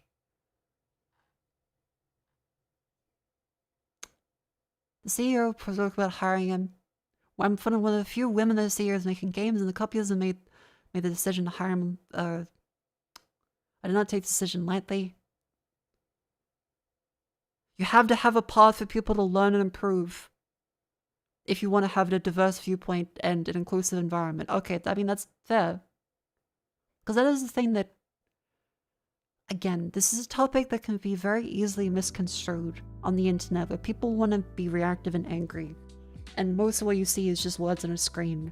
And it's very easy to boil stuff down to good or bad. And if you do a bad thing, you're probably bad. If you do a good thing, then it's just they're counting down the days until someone can dunk on you on Twitter. I get it. And what this person's done has seemed to be pretty shitty and gross. But it is also a fair point, separate to him specifically, that if you want to have inclusivity in the world and you want to, you know, have different viewpoints from people, you have to have a path for people to learn and improve. If all you do is chastise people and say that, no, you'll never improve, it comes back to, I suppose, prisons, right? We know that just punishing people for no reason doesn't suddenly make them integrate into society better. And there has to be some level of rehabilitation we accept for people that have done non-violent crimes, or even violent ones to an extent. And so, separate to this guy specifically, I would hope that leaving grace for people, while still acknowledging that they've done something wrong and they need to atone for that, you should still have the ability for people to be forgiven and change. At least I would hope so. Obviously, if they've, like, murdered your family, you do not have to ever forgive them. That's not what I'm saying. That's objectively pretty fucked and beyond the scope of this. There's always exceptions, and that's why this argument can get very easily wrapped up in, but what about this evil guy? And you're like, well, yeah, because there's no absolutes in a lot of things, and I'm sure that there is a lot of bad stuff. But this instance specifically, being a guy that's like, my dick, my penis, or if he brushes against your work and being gross, that's stuff that unfortunately a lot of people that are very awkward do. And in the games industry, unfortunately a lot of people are kind of gross. In many tech industries, actually. And you hope that you can teach them to not do that. But it's gonna happen when people that are very socially reclusive and haven't had time to really learn and to spend all their time online kind of bring online creepiness to the real world. That happens. It doesn't make it okay, but you hope that people have a pause to say, hey, you fucked up really badly. Never do that again. Stop it. And they acknowledge that they're wrong and they move in a, you know, move forward. Anyway.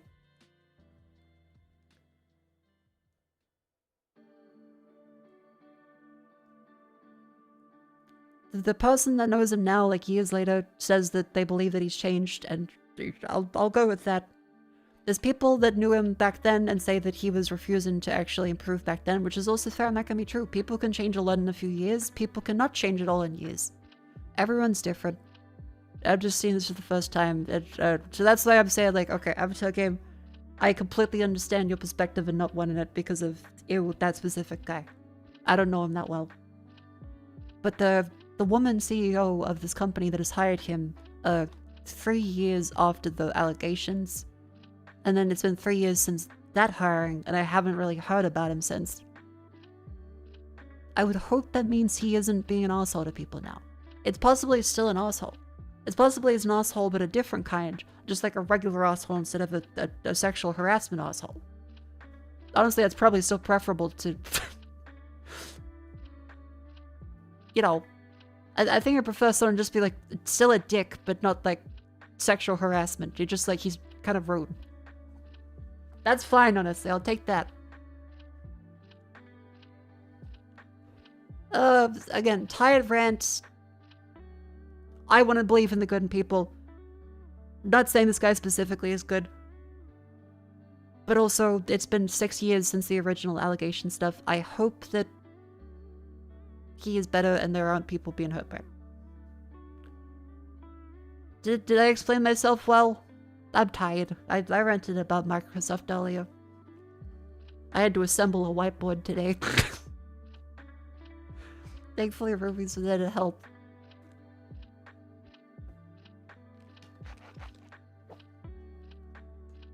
Also, the prices on groceries went up today, and I went and I was like, why the fuck is everything more expensive now?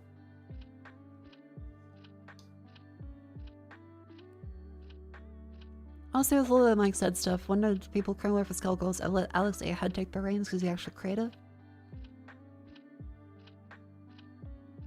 Oh yeah, because actually no, I don't even know where I'm saying that. That sounds like an interesting question that I'm barely understanding.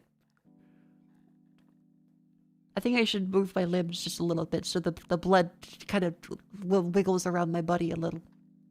Because I think I've been slouching while I sit. Oh.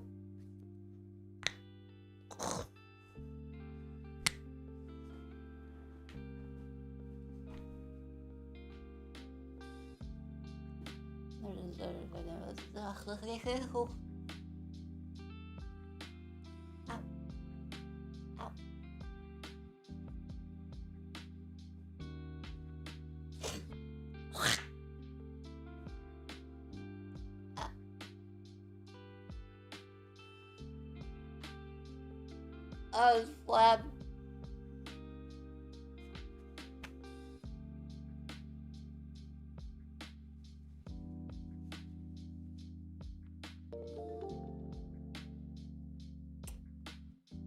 I just stopped that one on its tracks there.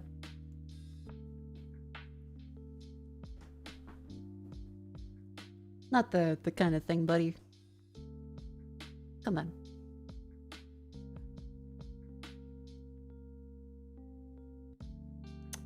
No messages ever. Well, you got 12 years on YouTube account saying, come on. So you're at least like, what, 30 something?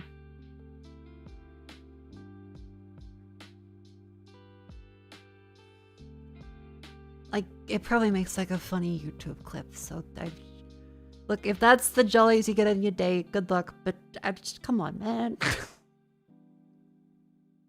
You can find something else that's fun to do. Most people be edgy on like a Discord with their friends. I mean, thanks to the €2, but like you're probably gonna charge it back because I don't really want you around YouTube if you're gonna be irresponsible and silly.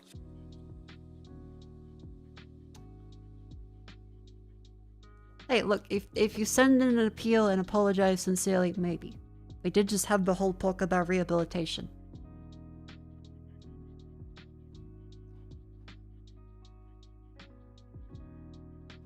Anyway, moving on. Which is probably enough attention already. Anyway, this game looks pretty good. Dead Boy Skeleton. Third person action. I saw the title. I didn't see the. Didn't see the fucking image.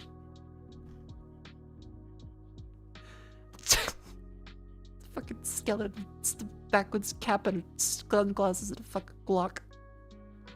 Alright. Wake up dead and explore multiple maps. Hunt for hidden items. Smash undead corpses out of your way. Inspired by Team Sesh is a love letter to the team and the fans. Oh my fuck.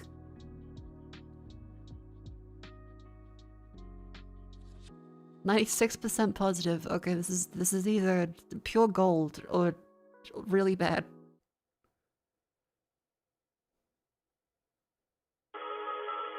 Oh my god, is this nostalgia slop for like Germa playing mobile games in like 2014?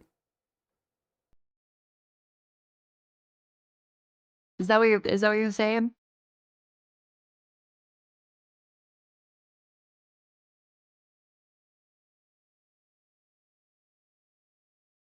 Skeleton. I think that might be that might be copywritten. Okay. Well, there's a skeleton. She's got no head. Da-da-da-da-da. Okay.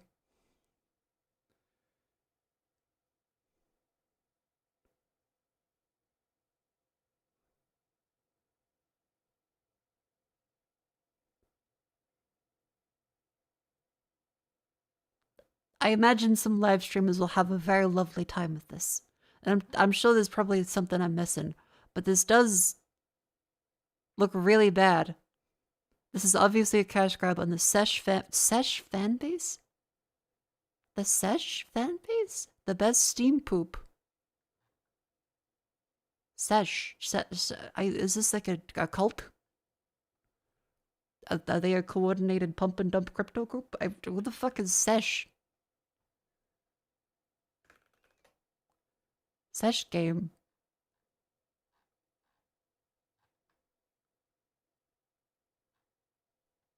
What the fuck is Sesh?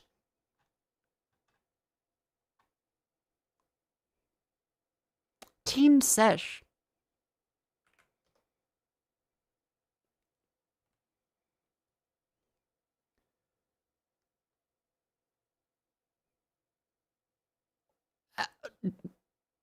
Okay, so it's a music video game. The rap and the hip hop and the hip hop. Good for them. I'm probably too far out of the wheelhouse of people that are really into. There's a lot of people into Team Sesh, so I mean, cool. They got a subreddit apparently. Homophobia and racism will not be tolerated here. Good for them.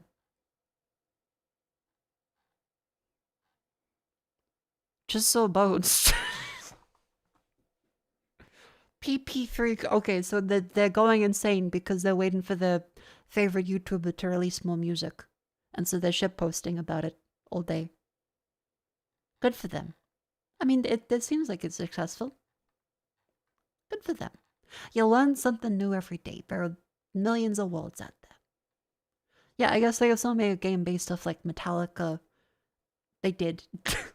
they did actually. There's Guitar Hero and then there's Brutal Legend, but yeah, it's a song game inspired by a band. Good for them. It's a bunch of shitposty aesthetics that, unless you're in with the culture of it, it's probably like a bit lost. Good for them. I feel like I understand the world a little more. Burger Budding. Online co-op burger flipping game.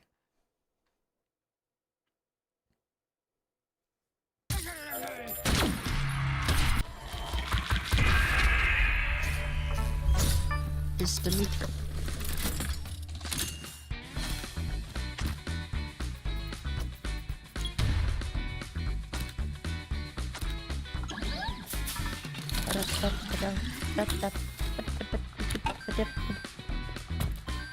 Burger sub?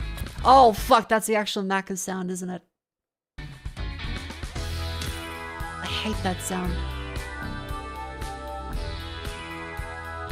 I never worked in it, but it's give me secondhand PTSD.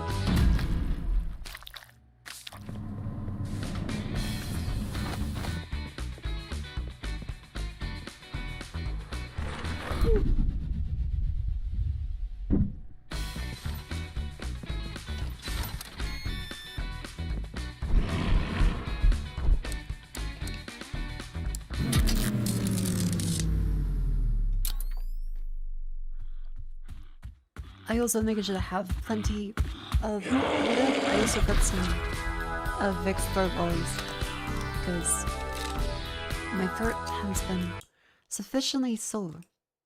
Anyway, that's Burger Bun, so that's cute. It's a co-op game, you know what you're looking for. Memento, room decorator. Ooh. The choices you make play over the course of a lifetime. Decorate your room, choose which items are important to you, and discover the objects you choose alter the course of the story. Okay, so I guess most direct comparison is unpacking, but that was more of a linear story. This is them.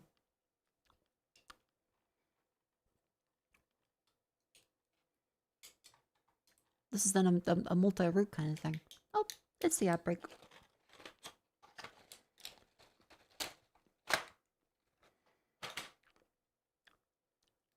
Chat.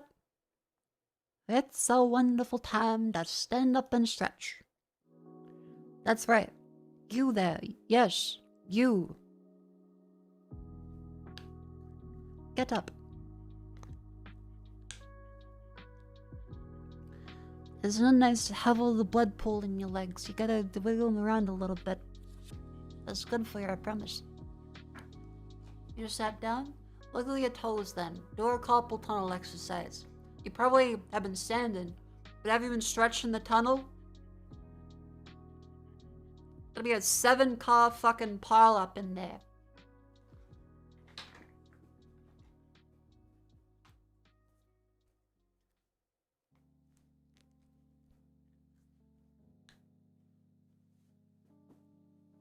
Pickle.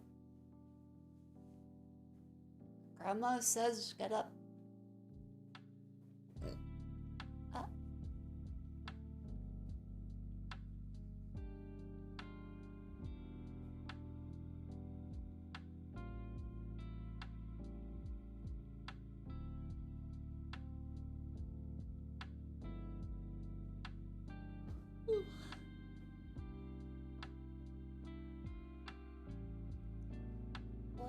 Wiggle thumbs just a little bit.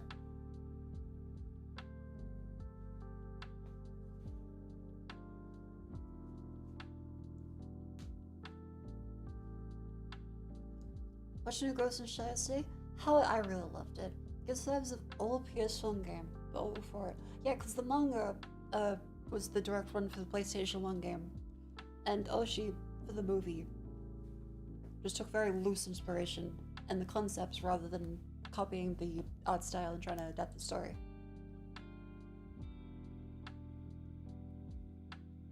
And now the author of Ghost in the Shell just draws pornography all the time. Which, good for him. I've heard it's very good. I haven't actually seen it.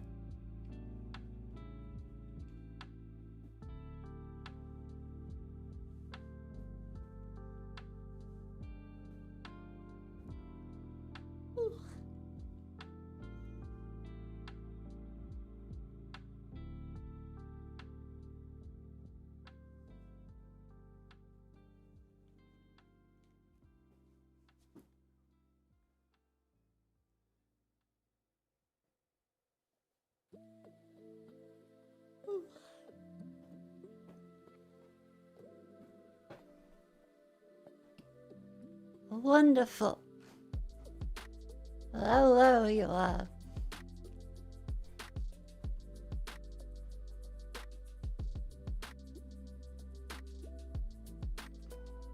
I think I'll work out the anime clips from the game from older show. Oh no, the PlayStation 1 version of Ghost in the Shell. They animated that just for the game. So PS1 Ghost in the Shell was the only instance of the animated manga aesthetic for a very long time. It was made specifically for the game. Yeah. Welcome back in from the ad break. Hello! I hope you've sent up and stretched. I've got a cough flowing in my mouth. It's a Vicks Vapor Drop. It's fucking one flavor. Honey Lemon Menthol.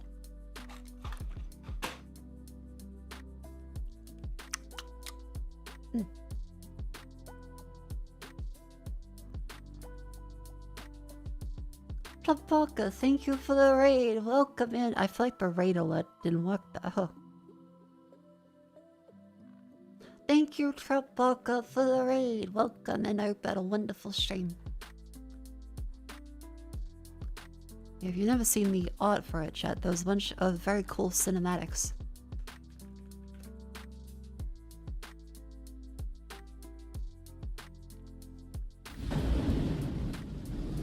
It was 4K remastered. I hope they shit themselves. That's a polite thing I can say. I can't say anything else that I think they should do.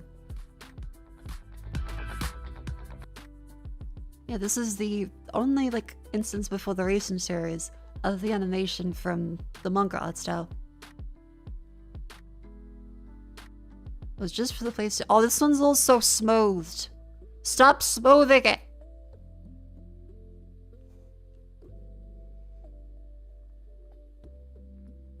It's not as gross, but it does piss me off. People that watch anime smoothed and interpolated to 60 FPS have no soul. Genuinely. I think the people that actually enjoy that have no soul. I've tried it. I've set it up. And immediately was like, this is fucking gross. Because I've heard some people saying, oh, but you can configure NPC HD to interpolate your animated 60 FPS. It looks so cool. No, it doesn't. It really doesn't. It completely fucks with everything.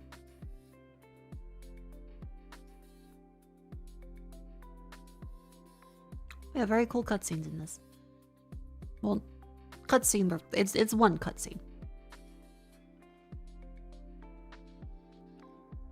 Yeah, every time I see a 60 FPS clip, it always looks bad and deep fried. So I assume a lot of it is done because they're skirting copyright law and trying to not have automated takedowns in their video. But then people see that and go, ah, this must be how people want to see it. So then they apply that to all their video shit anyway, when really it was made as like a self-censorship kind of thing. Funny how a lot of censorship then becomes part of the regular lexicon, because people assume that it's not censorship, it's actually what people intend. Very annoying.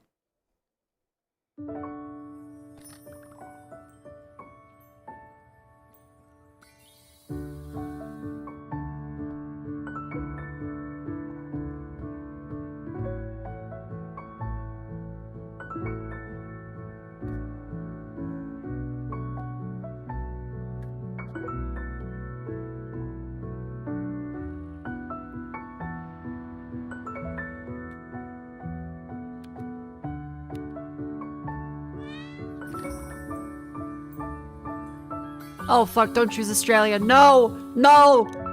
A decision will ripple across a lifetime. You fucked up. Don't move to Australia, no. Ah, fuck. They cursed. They just cursed. No.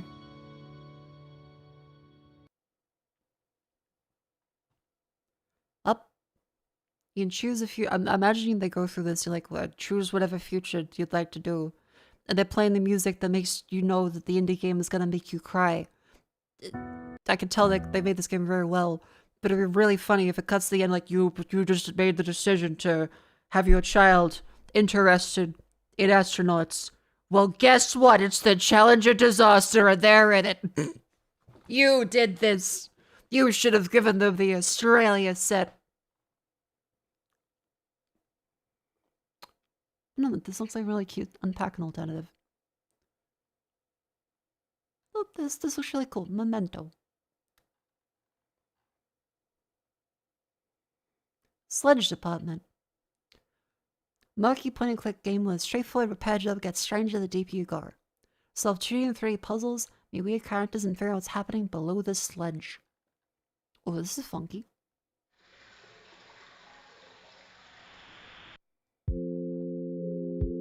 Wasn't unpacking to my Australia? Actually, yeah, I think it might have been. Potentially. Ooh, okay, this is funky.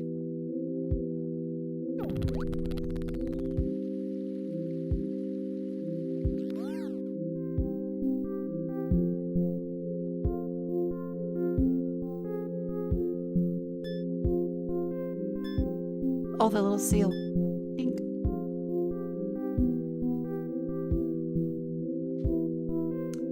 They had some long dreams I'm missing out going shopping young Ruby. Yeah, didn't she, in a dream she burnt the house down? And she woke up and went, ugh.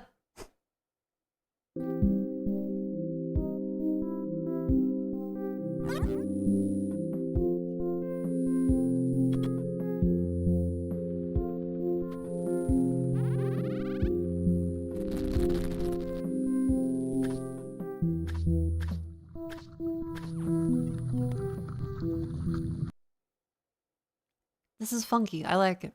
I would hope that I can zoom it in, even though I understand they're going for a very specific style.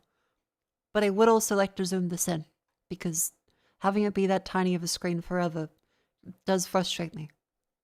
Even if I understand that's what the games are like. I'm gonna add it to my wish list, I'll check it out.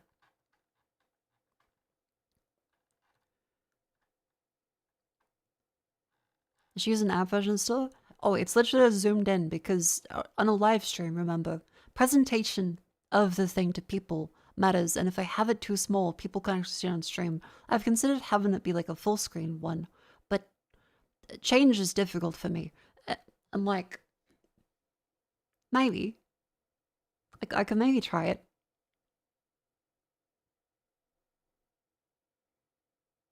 But not today. Another day. I also gotta be careful because I keep slipping doing the silly voices where I do this because I hear other people talk like that and I think it's funny, so then I talk like that. And then I end up chameleoning myself into a fucking bastardization accent.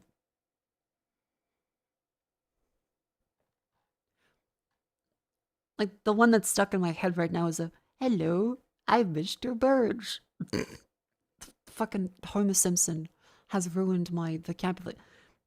I know, I won't blame Vivi, I'll blame Homer. Hello, I'm Mr. Burge. What's your last name, Mr. Burge? Oh, this one though.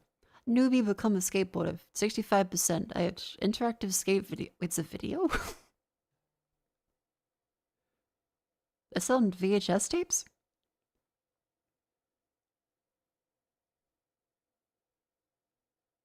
Free roam, pick a spot. So I'm doing free roam, pick a stop it.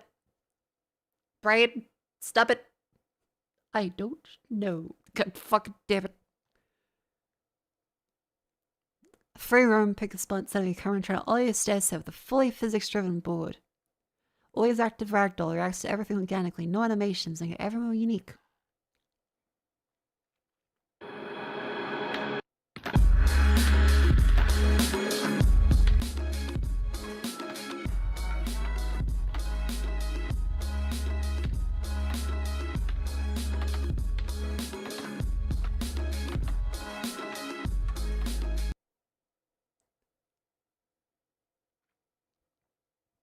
I don't know if this is really good, because as a skate video, I don't feel like you can learn from this. As an interactive, well, not skate tutorial. Sorry, it's just a regular skate video, but it doesn't look good, and also it's kind of just annoying to see anything, and potentially to even play it.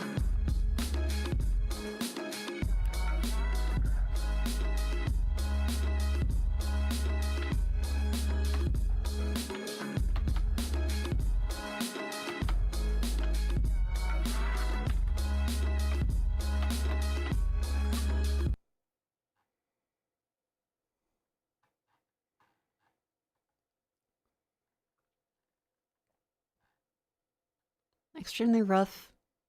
Performance isn't the best. Would not recommend buying it. Really rough to play. I'm supporting indies. Good for them. Plays terribly. I recommend the game. I hope they improve it then. They left us here. First-person indie horror game where you explore an abandoned space station. Alrighty. What do we got? They left us here.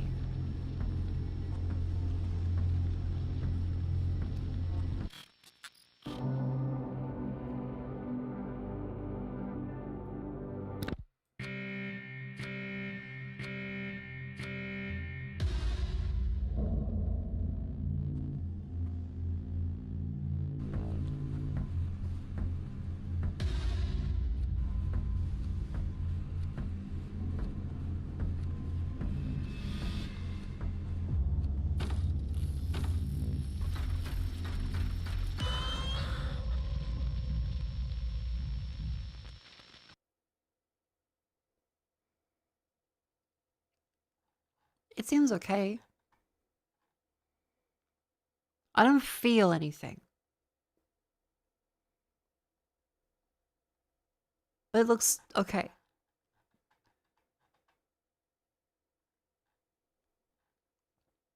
It's a maze-like space station. They got clues and key cards and tools. It's very atmospheric, builds tension. That's usually called depression if you don't feel anything. Well, I mean, from this, like, this is, I think it's apathy. I'm like, well, it looks competently made. It doesn't reach out and grab me. I'm not like, the concept of you explore an abandoned space station, I feel like it needs more than that for me. And I see the main character as potentially a robot. So there is also something to the idea that, can I care about a game where I play as a being that doesn't actually exist? And can't really be scared either? Like, if I'm playing as a robot, I shouldn't be scared.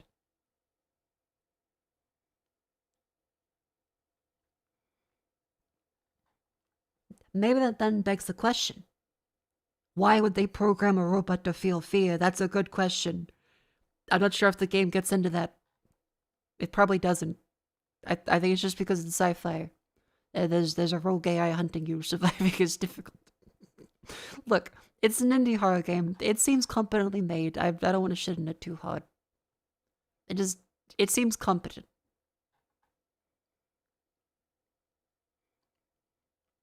Skill would.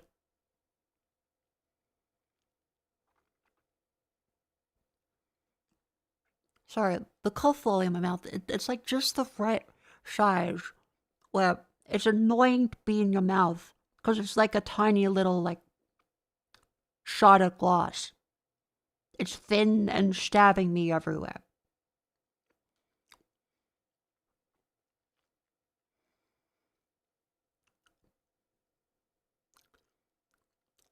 You think it's a crunch time?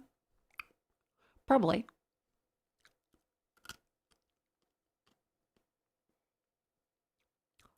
Problem solved. Skillwood is relaxing, but it's stuck in my teeth. Problem not solved. It just lodged in my fucking teeth. God damn it. What was that? Relax and look at similar inspired survival simulators and incremental games. Chop wood, mindstone, trade with NPCs, upgrade forests, unlock new trees. Sure, that's prestige. I can be like Call of Duty.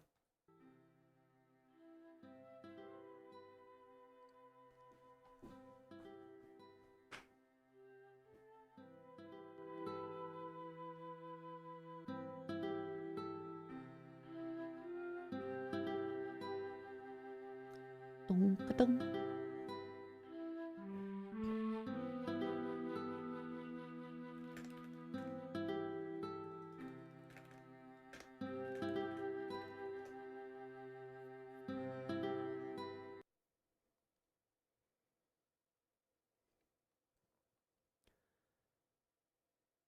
Souls. I mean, this looks like a fun little incremental game.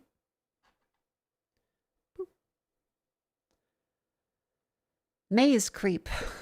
Stealth-focused, satire co-op, horror game where players must descend through an infinite series of mazes. Are they in the all-hero Maze Creep? Alright. Here's the plan. Oh, god damn it. You two go right. I forgot how to deal with that. We are going left. Revive. And we're gonna meet up with each other.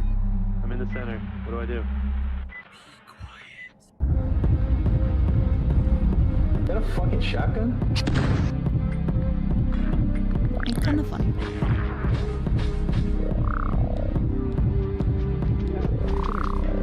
I kind of can't see shit though. I get that it's a horror game in dark, but visibility is quite bad.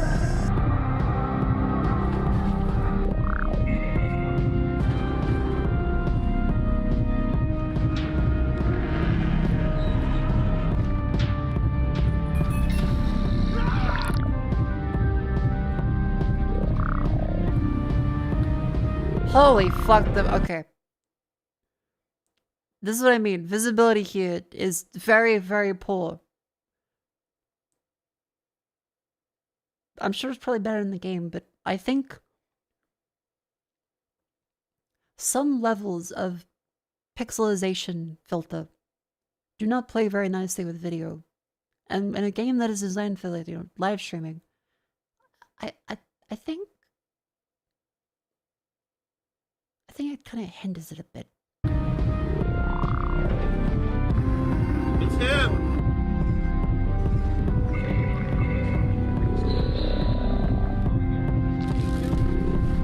Oh yeah, I'm dead.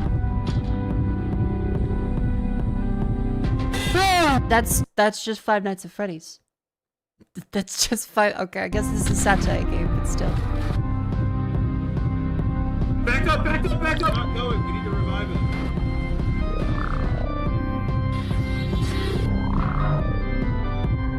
Listen, forgive me, but what's satirical about this? Like, it's a parody.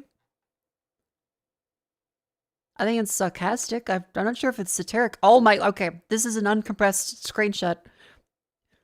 A pixelization filter. It needs to be applied with care. Otherwise it looks like this. Let this be a lesson to ye. Game developers, I love a good pixelization filter as much as the next person. Don't get me wrong. I think it's wonderful for the game development industry. But like, come on. Is it going for TV static? I mean, maybe. I think it's just they have a pure pixelization filter on it because the bricks don't look like that. But these ones do. So I'm assuming whoever they've done the crushing for the resolution just doesn't work well for some of the textures, and they have it with too much detail further away when they should be reducing the texture detail. I think mid mapping? They also have the issue with, as textures go further away, the texture mapping with the anisotropic filtering kind of fucks it up a little. Right, because if you ever deal with this anisotropic filtering and low resolution, I think that's the one. Yeah, okay. So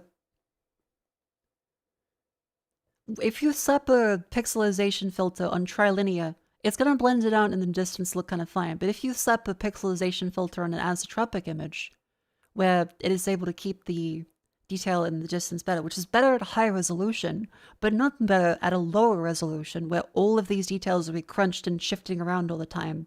Because if you have a square that's like this big, suddenly it's blue, then it's orange, then it's green, then it's a muddy of different colors. I spent like 5 hours in Godot wondering why the fuck it looked bad. Again, not a game dev, I just like rendering stuff and I like reading about game graphics. And this is one thing that I think fucks up a lot of pixelization filters, is anything with too much detail in the first place will massively shift around if it's just a basic, this value here equals that value there. Right, like, okay, actually let's, for example, let's do filter. Are we able to do like a resolution?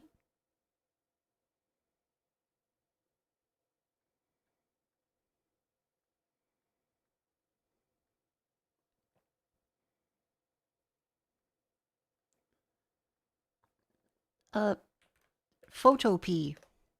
Let's do it.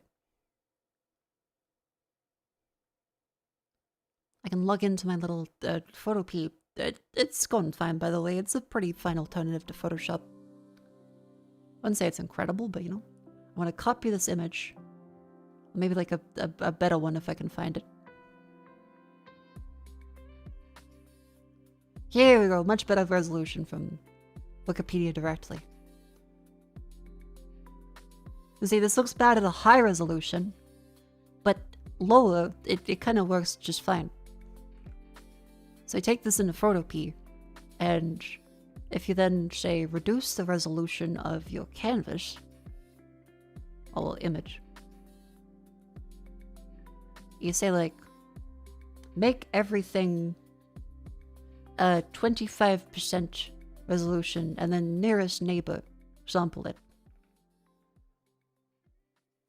Here, this is a great example. Look how much better the one on the left looks in a pixelated game versus this one, which, as you shift your camera, all of these little tiny ones in the distance will be changing.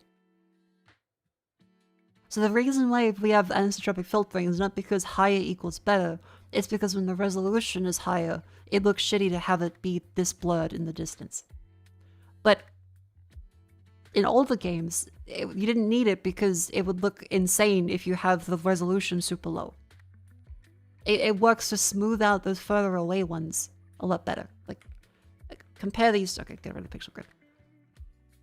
This looks quite fine at a low resolution and chunky. This is information overload. There's too much noise. So yeah, when I see a game on Steam that's like that, that's what I think the problem here might be. Because they got super crunchy textures and noise everywhere, and nothing really fades in the distance, it's just always super crunchy. And not in the pleasant to look at pixel way, but in a... It's too noisy. Anyway. I mean, it seems like a fun little thing. That was just a tangent.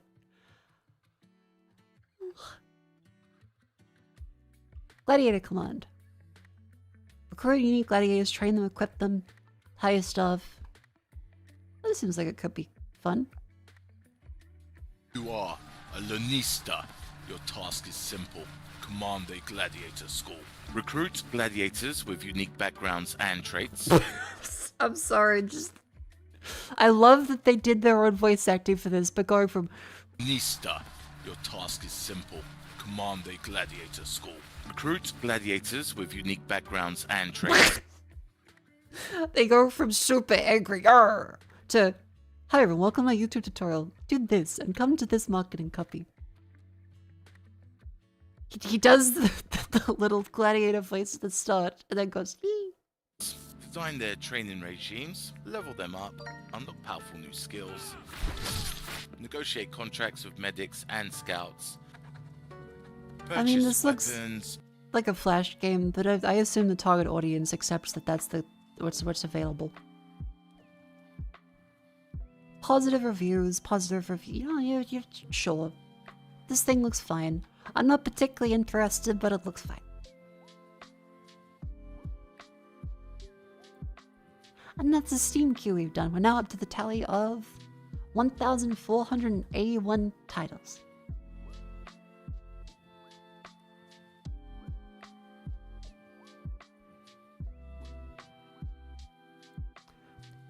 There's actually still a problem. They did a small write-up on even all the way Doom 2016 because they had a new bit of tech that handles grades and structured highlights really well compared to this. Ooh, okay, if I could see that, that'd be cool. Hang on.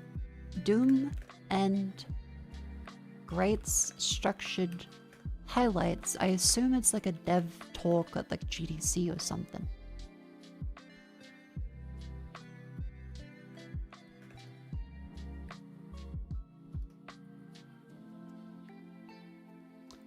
Doom 2016 graphic study by Adrian Courage.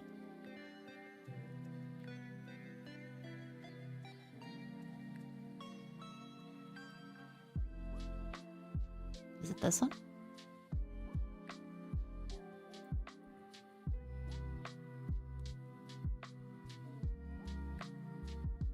Ah. How frame is rendered. Mega texture. Oh, right, the mega texture thing, right? Because John Carmack, yeah, Rage. They did mega textures, so they have a 16K by 8K texture allocated to the GPU. Holy fuck.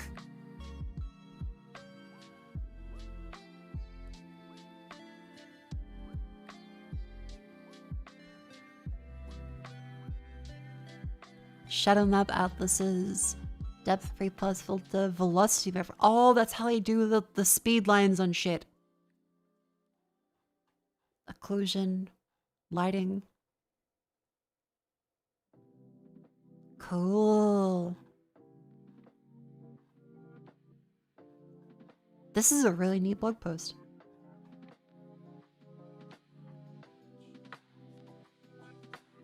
Static cube map reflections. Oh, just to be clear, I don't think the developers work on this because I've come up with this as well with Naruto models.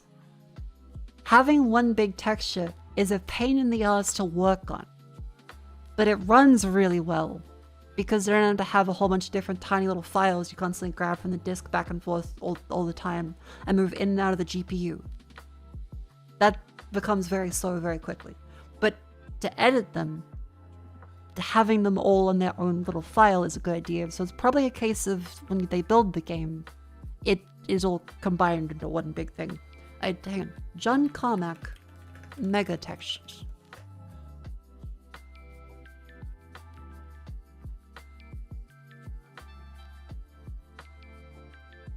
He's been talking about it. Been talking about it since 2006, apparently. There's a Chronos blog. Back when it was, I guess, the OpenGL blog. The Chronos group. Any specs about John Carmack's implementation of megatextures? May 2006. interview thread recently. Hang on. No! No! No! They're all dead! Fuck! Oh, the internet library of Alexandria has fallen. God damn it. That's a shame. I really, there's no, like, just...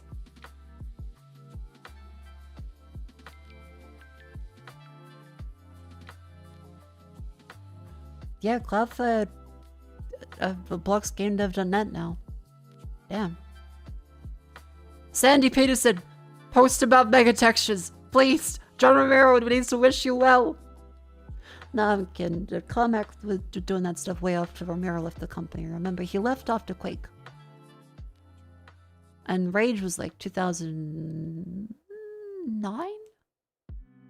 Something like that.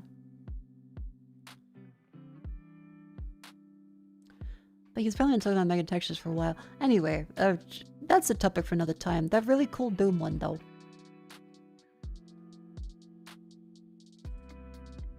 That really cool Doom one. Let me grab the blog post for that. Here you go. Adrian Karej. Doom 2016 graphics study. Give that a read. I thought this is really neat.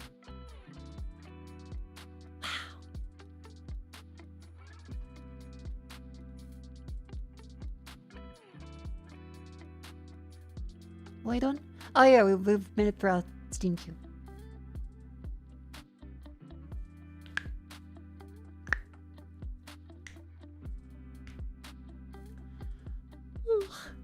Anyway, chat, I feel like playing that the cat mail game could be fun. Otherwise, it's time for the section known affectionately as "This will get you banned from Discord." Because it's secret. Grandma's crossword puzzles.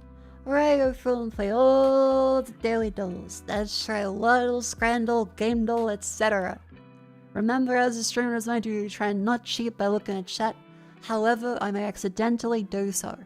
So please, play along. And let's get started with Waddle. How about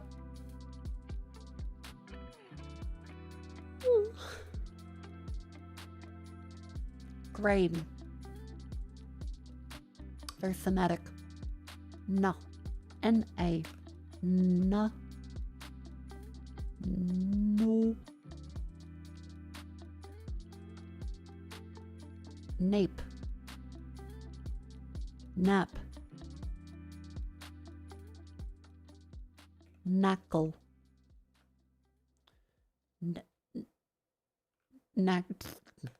Nakdu. La. Laney.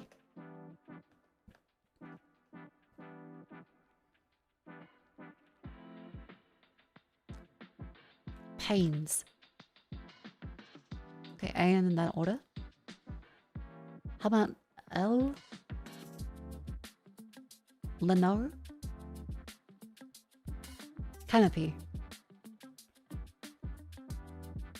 Oh, cannon. Oh, there's no N in the final position. Cano. Cannot. Canom. Canol.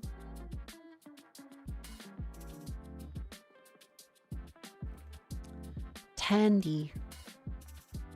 That was a computer. Tanky.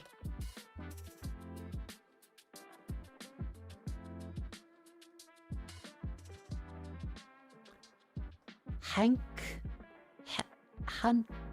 Hanoi.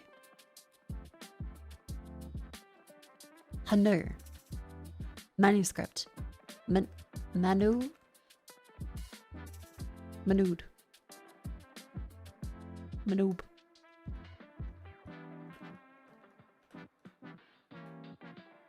Manool.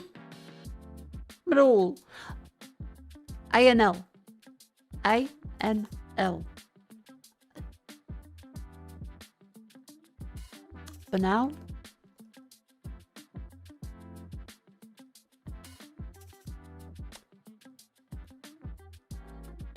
Canal? Oh, thank God. Okay, don't worry. Stop the presses. It's alright. Canal. All accounted for. Connections and then the mini. Let's move on from that one. Fucking anal. Arr! She said it. She said the word. Everyone say huh in chat. How could she say this word?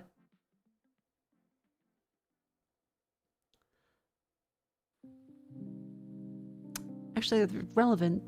During the episode of Yanni Neko, Chainsmoker Cat today, the cats apparently don't have last names because the Beastmen race don't have that, so I guess it's meant to be like a immigration analogy. And so she goes to the public office to finally get a last name set because Japan is very strict about conforming. And so she chooses a very silly name, and they don't know what symbols are as an asterisk, so they think it's a butthole, and they're like, they don't want to be offensive to the Beastmen. So they go, butthole, we can't say butthole, anal, anaru. So they put the katakana for anal in. Because they think she's supposed to take a butthole. Because she puts a weird asterisk in her name, easygoing asterisk angel. But instead they go easygoing anal angel. There's names like that in the Netherlands? What? Netherlands asterisk name.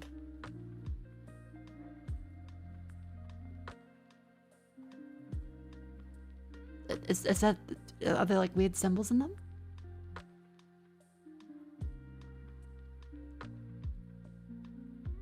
Anyway, I should play Connections. Outcast, Depeche Mode, Fresh Baked, Ball Gown, Airplane Mode, Striker Pose, Allah Mode, Do Not Disturb, Erasure, Safe Mode, Decadent, New Order, Location Services, Molten, Pet Shop Boys, okay, New Order, that is a Blue Monday. Pet Shop Boys, Depeche Mode, Outcast. Fuck.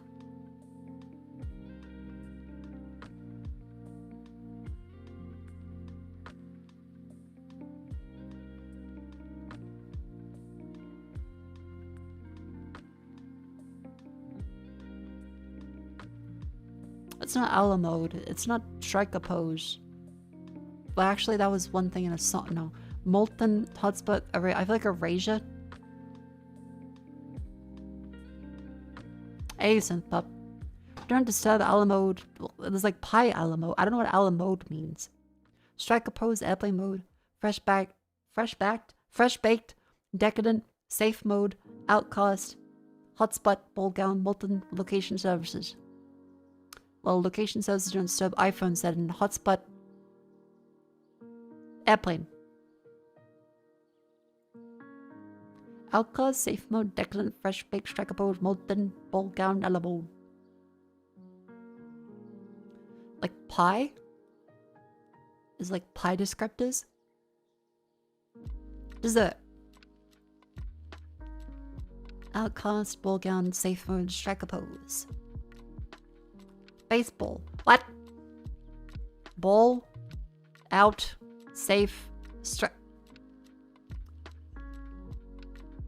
Sure.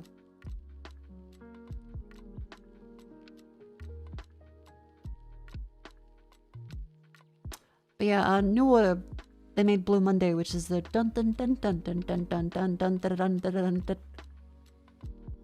How da da do da deep deep da da do da dun dun da ba deep boop da be da ba ba. And the Factorio soundtrack of you placing down items sounds exactly like it too. Has anyone else noticed that? I think I've talked about and played Factorio too much. Factorio Blue Monday. Surely someone else has... No one's done a cover of it?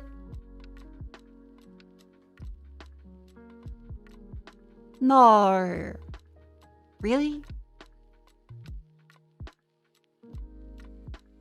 Hang on, like surely someone else has noticed that it... There's been... no one else has just gone, hey, that sounds like that famous song and for the soundtrack of the fucking 80s. Okay, Saying it's synced in the meme Discord. Okay, cool. I gotta check my clips then. Do I have one of like...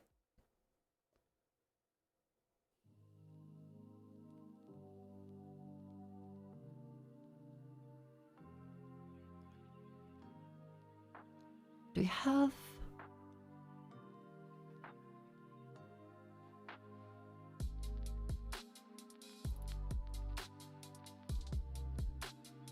What's the vitamin joke? How is it saying? But yes, make sure you have your vitamins. They're very important. I got some more magnesium. I got the fucking chelated magnesium, the citrate magnesium. They threw in the oxide, but the oxide's always the bullshit one. Any magnesium supplement worth its salt. Oxide is not bioavailable. Awful. Make sure you get chelated, well, chelated, and citrate. Oh. Hey, that was a good salt joke. Yeah, boo. That sucked. Boo. Boo past me, boo.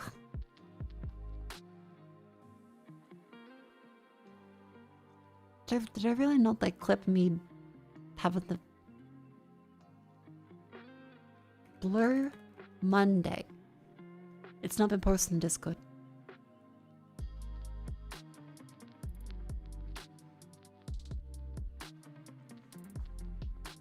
Your own biggest critic? I know. How'd you find Factorio? She shall know our ways as if she was born to them. I'm a fucking autistic VTuber with a computer science degree. Yeah, I know that Factorio.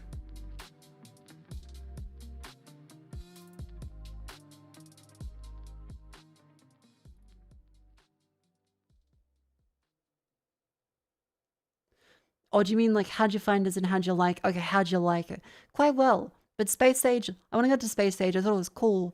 And then kind of just went, past that point. I think the Space Age stuff is just, I could get back into it, but depends if you really want to see me play Factorio again.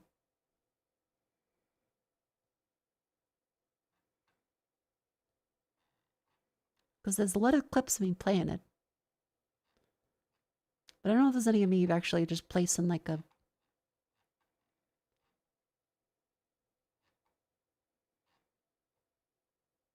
I don't think there is.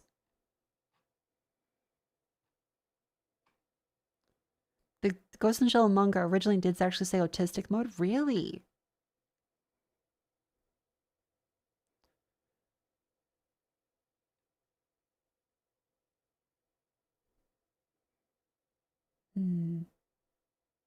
What's this one?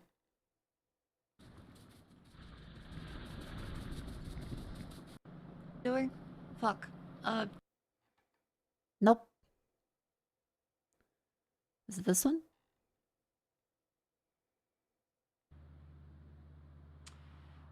It's like up there.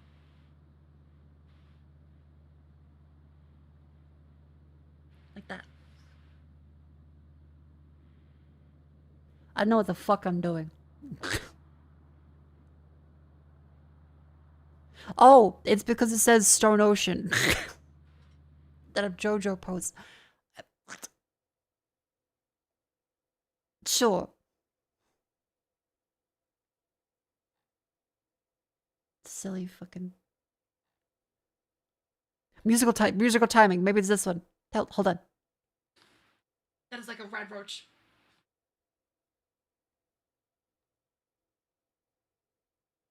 Oh god, okay. I don't think it's this one.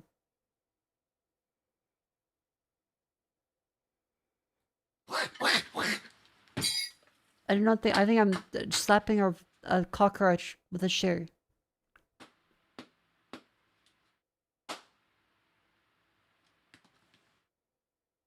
That is so huge. Yeah, no, that's not the one I'm looking for.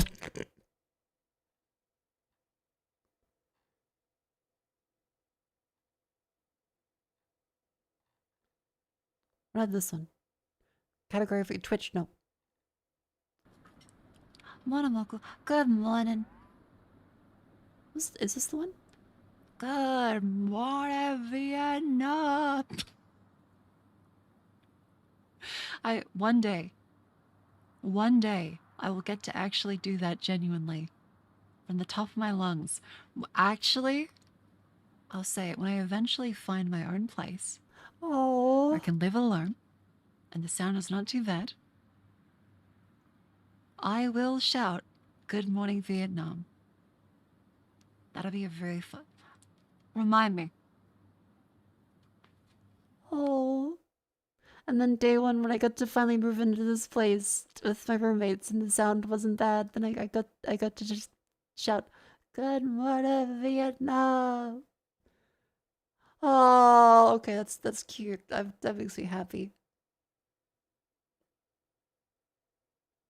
You know, even if we didn't find the Blue Monday, sounded like laying tracks in Factorio.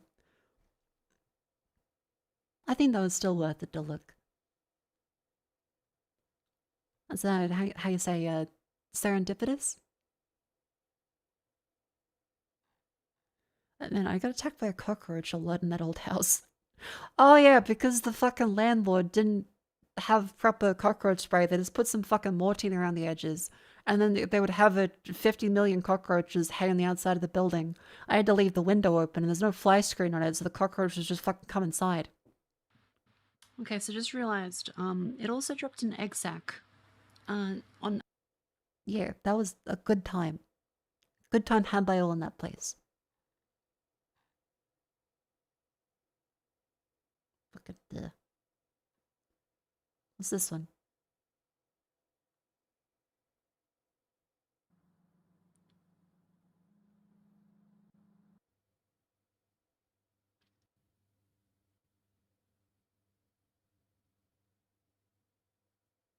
That is impressive.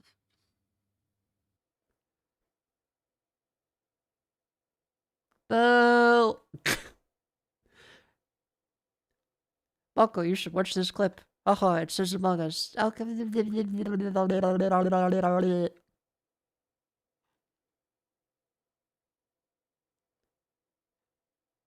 Is there really no just...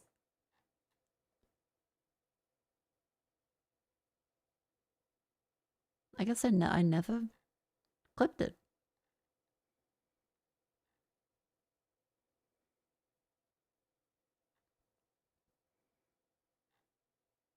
No, suppose not.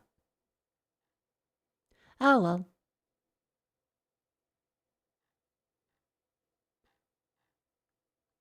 Someone probably did at some point. Anyway. What was I doing? Oh yeah, the dolls. Back to Grandma's crossword puzzles. Let's play the mini crossword.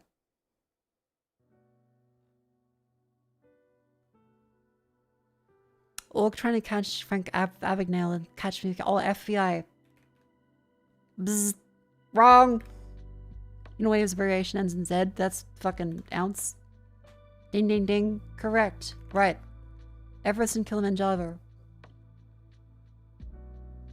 Mountain?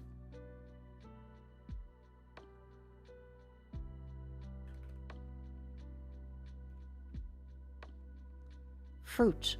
Bongan.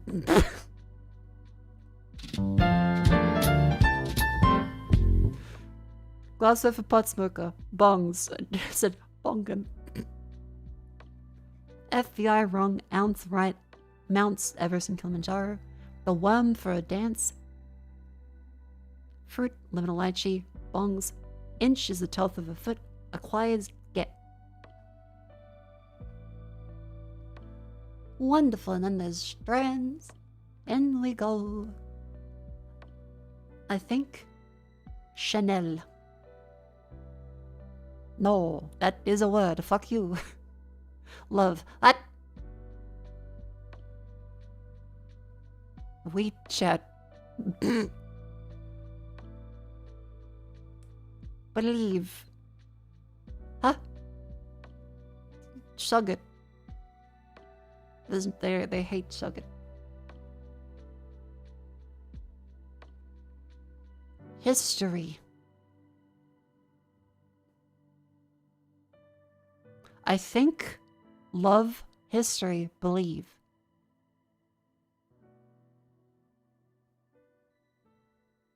Merry. Good.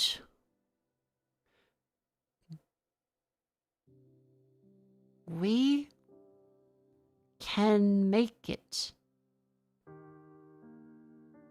Okay. Sense. And yeah. Hate. 10 billion atoms of hate.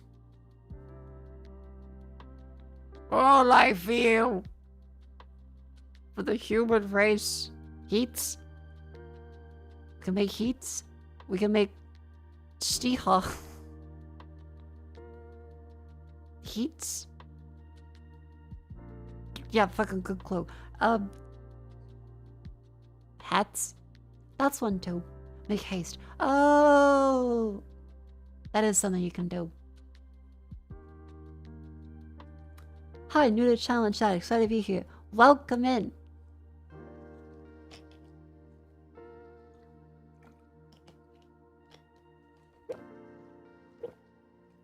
Well, the theme was, I think, and we can make it. I think, haste. I think, believe. I think we can make it. Sense, just, It's something. I wouldn't say it's incredible, but like, it's something. You got the ability to actually see. I wouldn't say it's particularly good, but 2015, 3.3 billion pop soul. Very hard top 5 drums.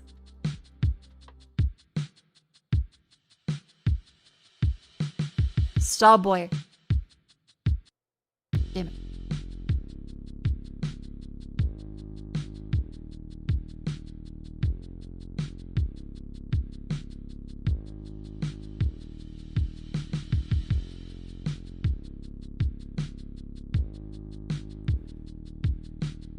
Dum, dum, dum, dum.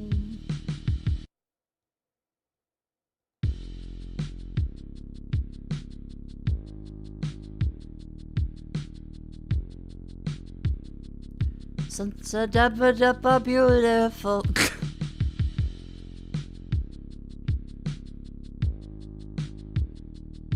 Irish these.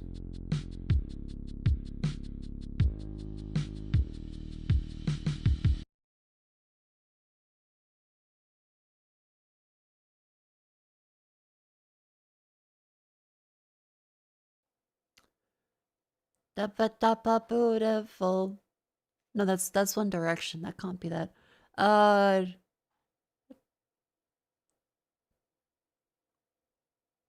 Belong with me.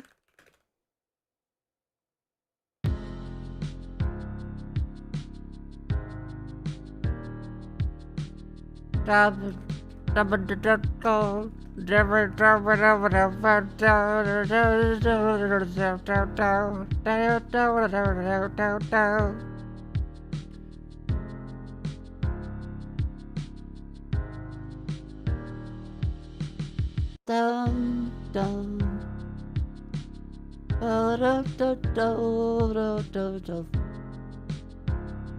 Is it Adele?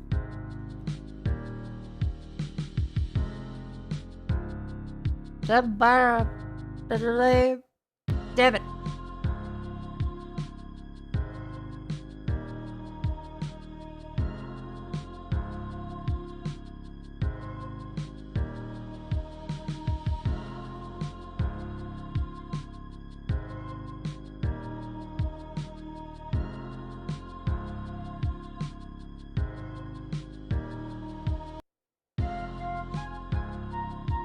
Oh, it is hello. Damn it.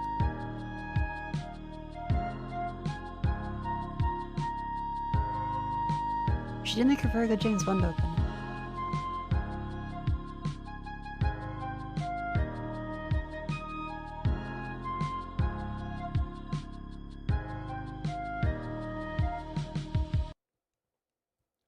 Oh wait, Chad has said the The autistic mode was apparently in the original manga too, because they said all Fuchikomas cut circuit switched to autistic mode. But in the new one, they call it lockout mode. So maybe, I thought it was a weird translation thing in the English versions for standalone complex and stuff. It did say Jiheisho in the original print, later changed to Heisamoto.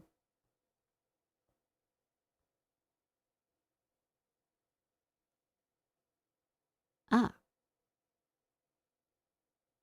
They did change it. It went from autism mode to closed mode.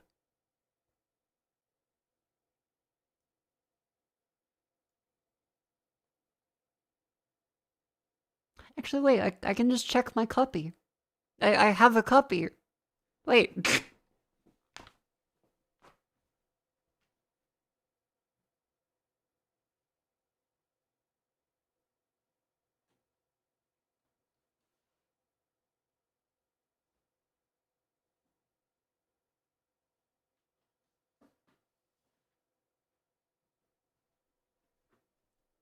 I just realized, yeah, because standalone complex also used whatchamacallit? Used autistic mode in it. I got the brand new one from the box set they released that's supposed to be completely uncensored, and it's not flipped around anymore. So let's see.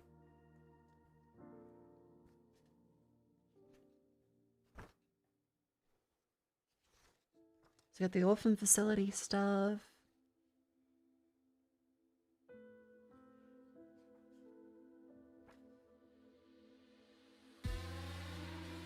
I'm checking. I'm looking for that panel over there with the.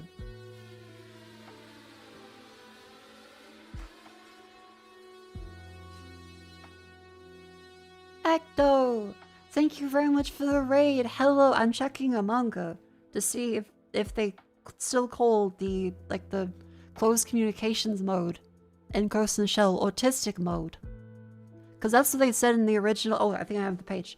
They said in the original manga apparently. It used to be called autistic mode, and they changed it to closed mode. Because standalone complex was made before this change, apparently, in 2008.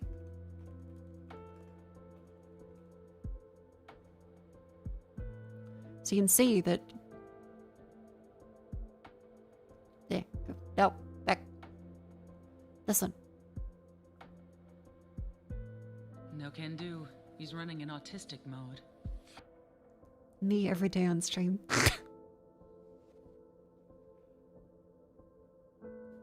Yeah, like I'm looking for my copy of Ghost in Shell manga. I think I've found the panel they're talking about. I think I've found the panel they're talking about.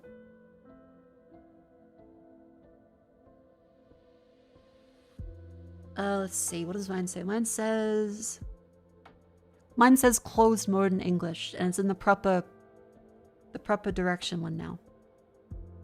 So it's read right to left instead of left to right, flipped. Yeah, okay, so all the new translations say closed mode instead of autistic mode. Neat. Yeah, I got the really nice box set.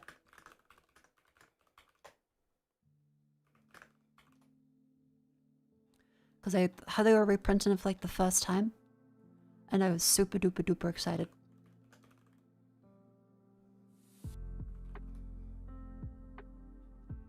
Where is it? Yeah, Ecto, thank you very much for the raid. I hope you had a wonderful stream. I'm a little tired and sleepy, so I hope all the raiders still enjoy the stream. But I'm just being chilled and going through stuff. But yeah, if you haven't seen the box set, it's this very nice one.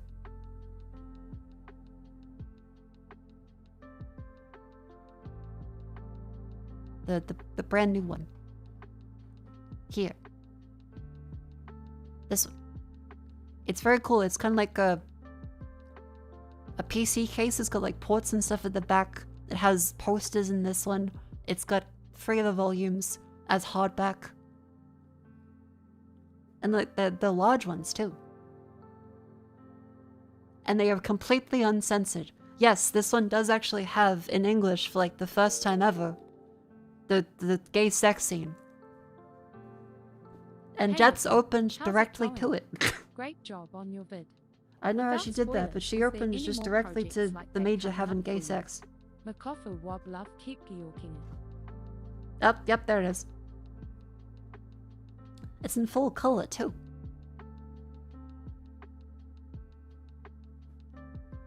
Sanathorian, thank you for the 28 months at tier 3. Absolute Giga Chad, thank you very much. Thank you. Welcome in. Other new projects like that coming up, I think, not right now, planned. But a lot of the stuff is very last minute too. They'll be like, hey, what have we included? And I go, cool. So if I do have something, I don't know about it. I hope to have more stuff like that though, it's quite fun. Which page is the gay sex meant to be? My copy of it is... Let's see, first volume. Chapter 3, Junk Jungle. So they're going through the jungle, Bato is crawling along the ground, and then it cuts to a full page of the Major having sex with 2 women on a boat.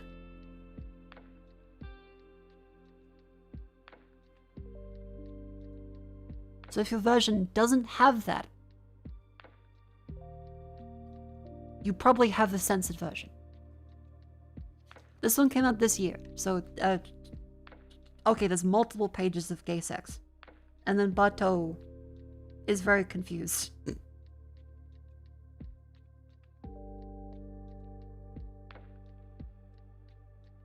And the Major gets pissed off that Bato is watching.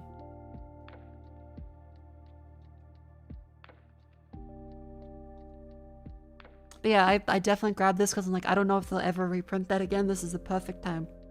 I'm super happy. And like the books, they're so cool. They're so cool. I have a copy in Japanese that has the scene. It's really good. Not the scene, just the manga. I gotta get back to, I'm reading too many things at the same time. Yeah, it's got posters too.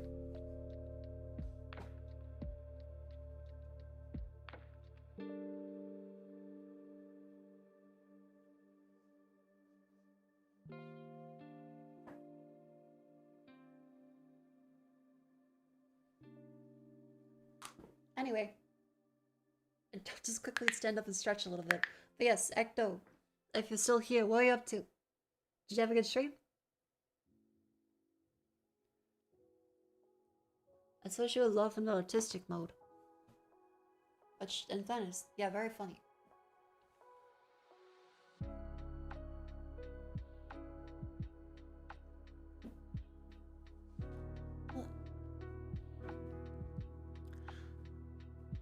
But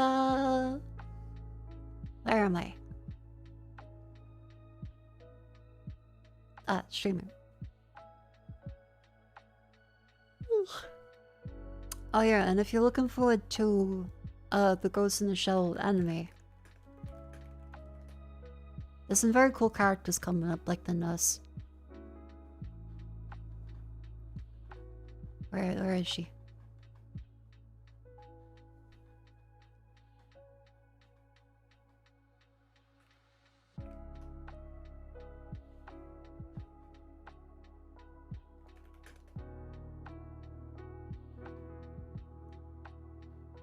Yeah, the nurse in the manga is quite cool.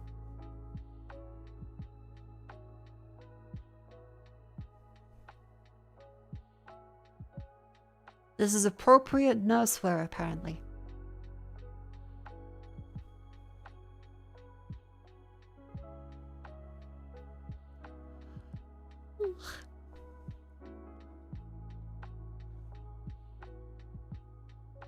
I love Shiro.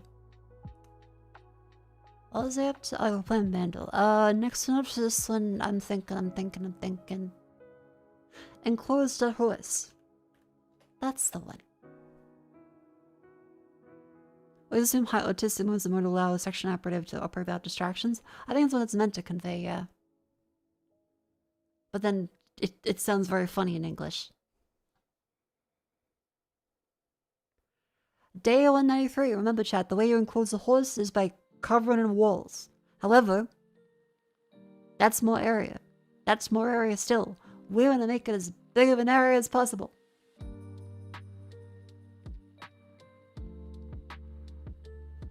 You copy a ghost in Shelley as a scene of a Sam bite of the ghost. I cannot show what it's meant to be, but you can look it up online for the boat scene. It's multiple full color pages.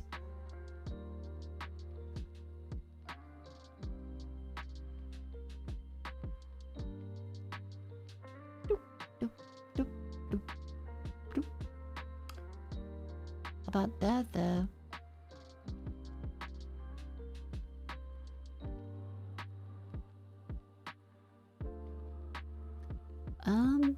Well, we can cut off like 2 that way. That's 56. That's 59. That's 76. 84. What's the maximum score for today? 90. Okay. Then 90 is the maximum, I'm thinking. Hang on. Message in Discord. Okay.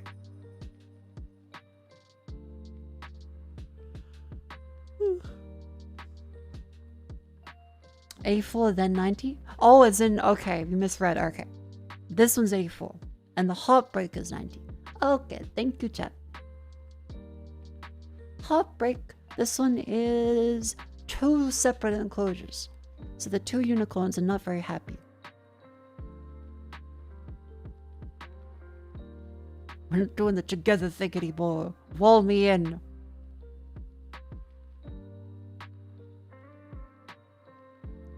He's being super mopey. Oh, 29. So this one's 90 apparently.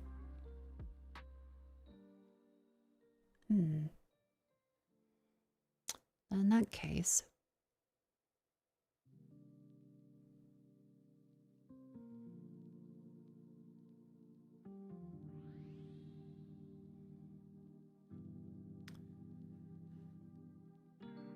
That's 64.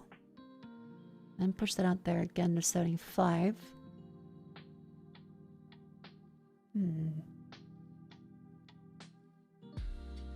That's 87. 90. 90! Bidding. Ongoing Ghost in Shell series is pretty good, but it's not made by Shiro, called The Human Algorithm. Oh. I should get that read.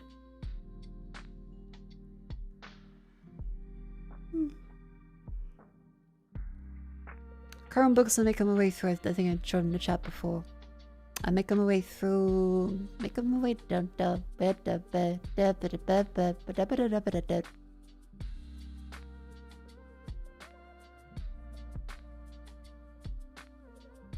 It's one of them. I'm fucking. Do I not have the? Because I got the Bell Labs. Like I got the book. Idea Factory, as well as the History of Unix from Kernighan. Which are very interesting topics to see just how much everything is fucked up after they stopped investing in good research. After this one was Candle. Ooh. This looks familiar. Hyperlight. No. Agree. No. Monument. Valley 2. No. Oh, Stick Fight.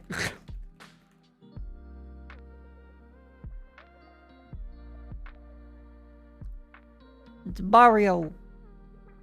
Dead Luigi. Dream Team. Mario Maker. Yeah. Character. Who's that? Oh. That's a kangaroo. Is it Cow the Kangaroo?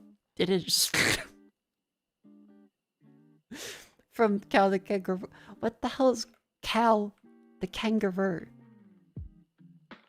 This is the worst game I have played. This is the front Google search. This is the worst game I've played for the last 5 to 6 months.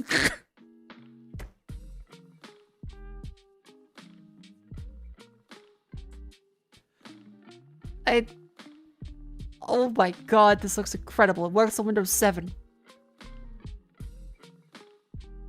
Holy shit. Wait, they made a remake of it that I didn't hear about. They made multiple of them. This one's from 2000. Wait, I want to see Cow the Kangaroo. Cow the Kangaroo. Holy shit, I want to see this. I don't care about this fucking thing. Show the original. Original 2000.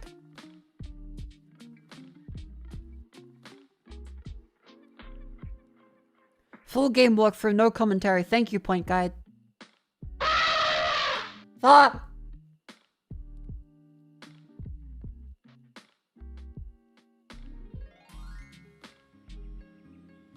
Good volume check.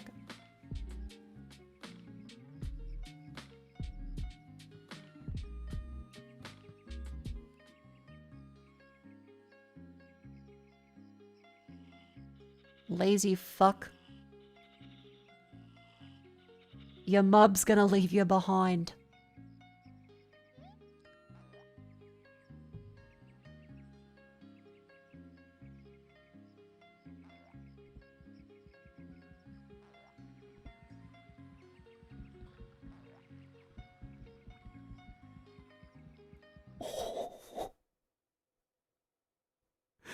The sudden realistic koala.jpg.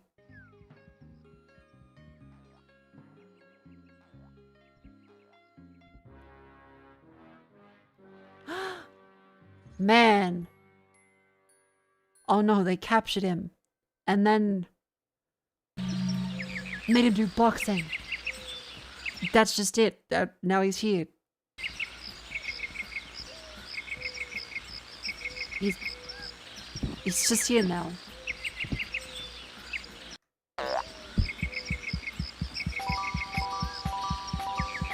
Holy shit, this music's so annoying.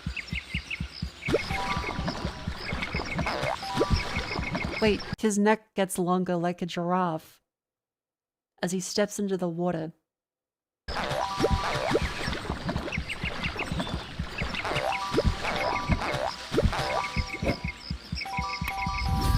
The glop shitto sound effects. Oh my. Holy fuck, this is kind of bad.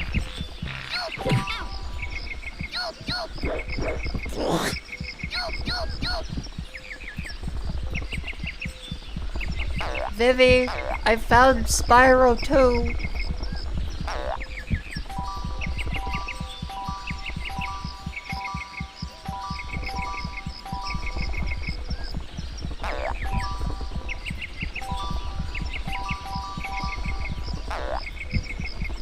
Oh, this looks... Is this the fastest you can go? Yeah, why are you getting flashbanged for every coin?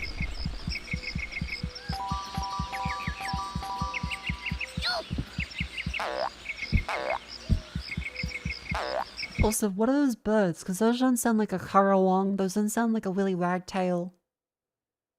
I don't hear a kookaburra. What the fuck are the sound effects?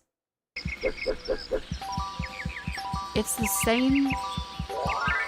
Did you mention you eat all the Nutella? I did not eat all the Nutella. I took the jar into my room yesterday, and I left a fraction of it. I did not eat all of the Nutella, that would be incorrect. Well, they have bonus levels, kind of cool.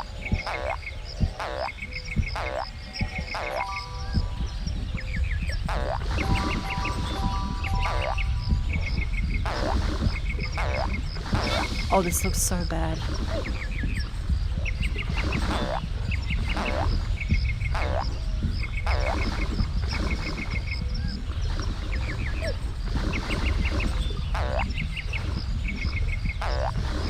I don't mean to impugn the digging of point guards, but...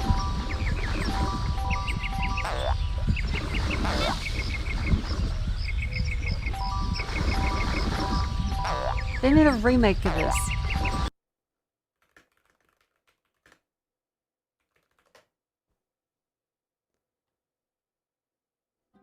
What's going on, guys, and welcome back to another video.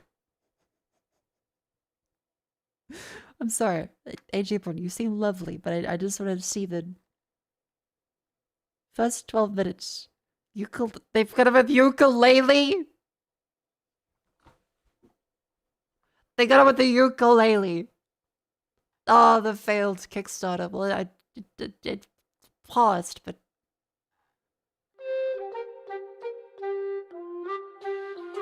Oh my god, he just has a fuck. Oh. Well, the clowns don't blind you, but it's a similar sound effect.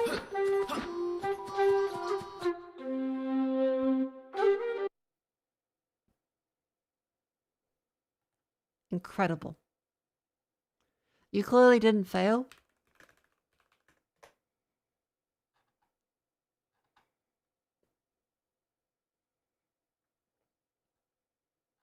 Mostly positive.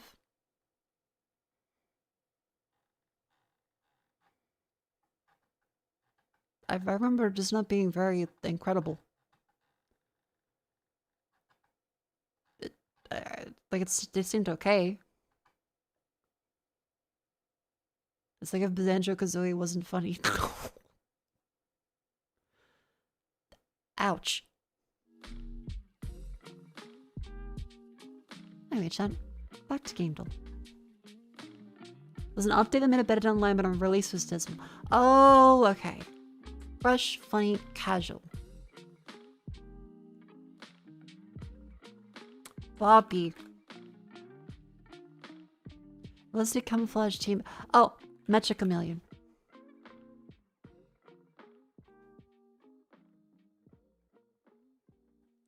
Left 4 Dead 2.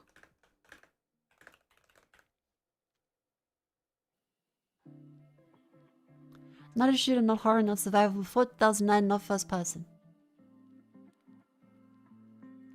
Gothic. 1. On PC before 2001. Single player only. Third person and something else, possibly isometric or side-scroller maybe. I think it's fantasy or historical.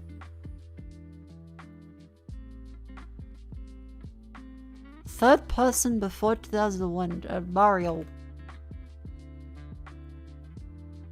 60, wait, no, PC. Hold on.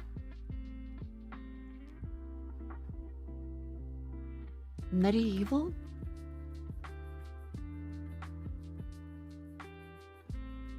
It wasn't the PlayStation 1, it was in the PS1, made by Sony, published by Sony, developed by someone else. And no, it's not horror, so likely is fantasy or comedy. Single player, third person, and something else. PlayStation, PC. Is it Final Fantasy? Final Fantasy VII. It is. Yay!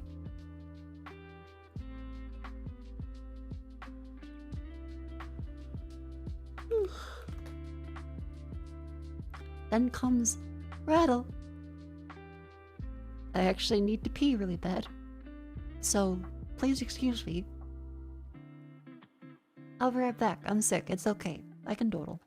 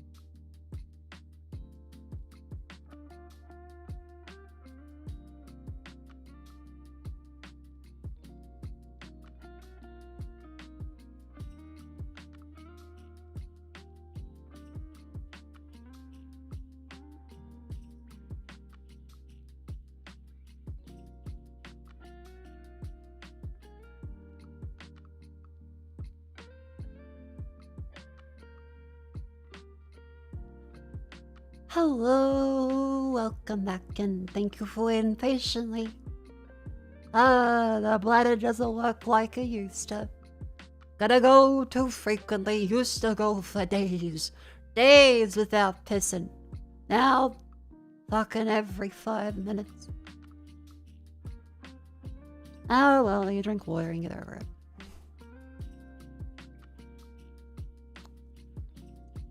We are back with Rattle. Days to summer.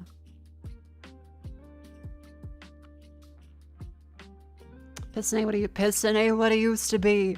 It used to be I'd come home and my mother would make food for me, or my dad would make food for me, or they'd do the Christmas tree. Now I'm 72 years old and no one cooks for me, and there's no Christmas tree at Christmas. It doesn't appear anymore. Things used to be different and better back in the day.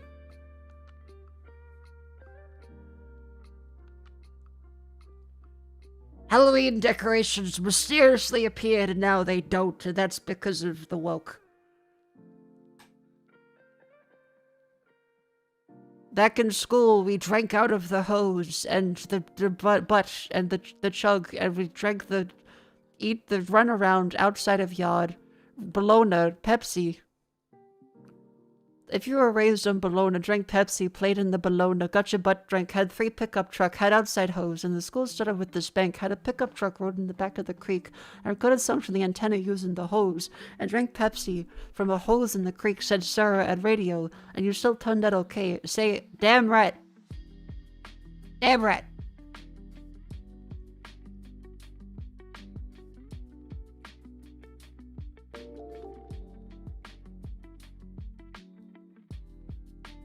Eating butts and chugging hose, her grandma. Damn right. That's some of your like, what the fuck are old people even talking about? You go to Facebook. This was fucking torture, but we went limp and let it happen because we loved our mothers, unlike you ungrateful pieces of shit. I just...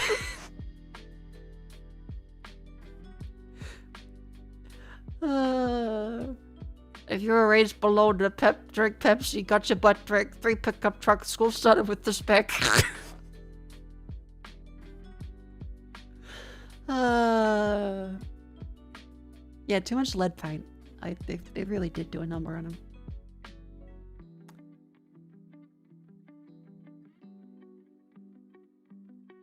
Yeah, the knit comb, they had like lice, and there was the unfortunate case of the people that had to have their head shaved because of too many head lice. From days to summer. 4 letters.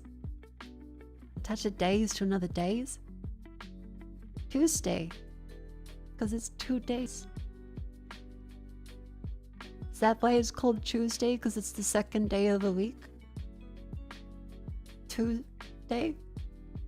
I'm tired. I'm very tired now. But a Tuesday. Tuesday, innit? Opposite of day is night.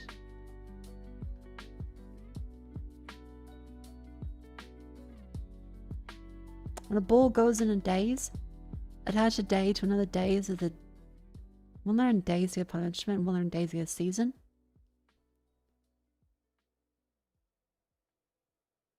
Seven days in 1 week. That's the one. 4 letters.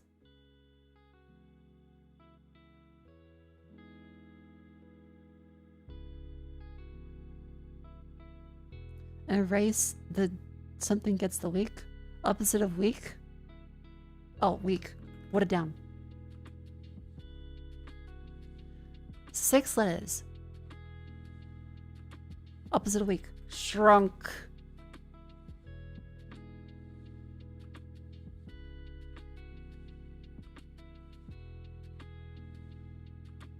String. String. Instrument. 4 letters.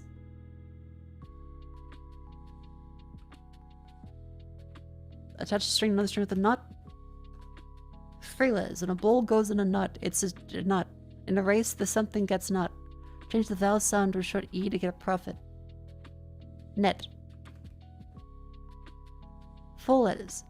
A D sounding is invaluable. Netted.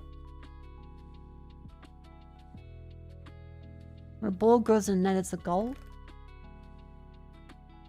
2 after goal. And a race is something that's goal.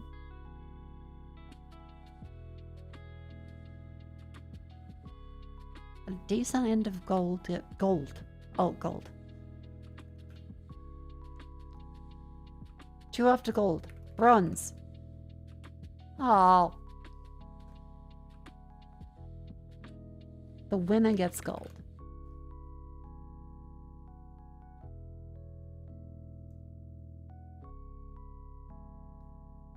Two after or before winner. Loser. Because the last one's summer. Oh, change relating to season. Winter. Two after or before winter is summer. Da da da da da ba.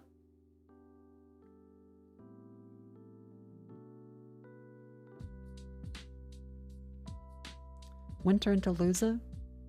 Fucking Bucky Barnes from Marvel. The winter loser. He doesn't have the arm. Time for scrandle. Lord pulled pork nachos or asada taco? I think the cheese does it for a lot of people. Bottle of water or can of Stella Artois?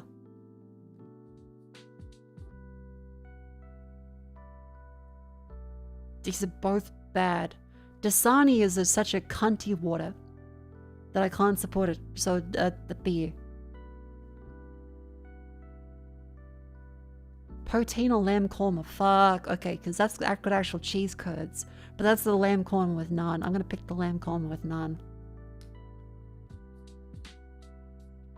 Hot dog with a beer. Oh my god, vtuber.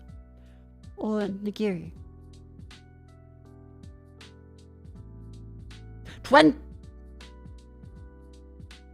I'll take the sushi. Asada tacos, price of 3, or chicken. I think people would probably pick the asada taco. The pork belly seems lovely, but brisket sandwich with crisp and a Coke, £20.95, or Philly cheesesteak with a single large jalapeno on top. What? I think I'll take the brisket sandwich. Why is there a single giant jalapeno? Bag of popcorn or hot dog? Oh fuck, those hot dogs look good. That's a chili dog. Need pie out chicken and waffle. Chicken and waffle. I just realized I have crumpets in the fridge and they're fucked up square ones. I want a crumpet now. I bought some of these fucking crumpet squares. I'm gonna have some of those later. I haven't had them in years.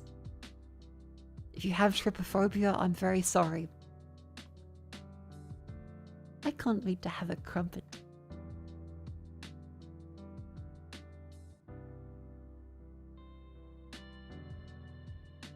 Burger fries or chicken tender? I think the chicken tender wins because that looks fine, but too squashed. Let a pulled pork nacho. The nacho wins. Against that, easy.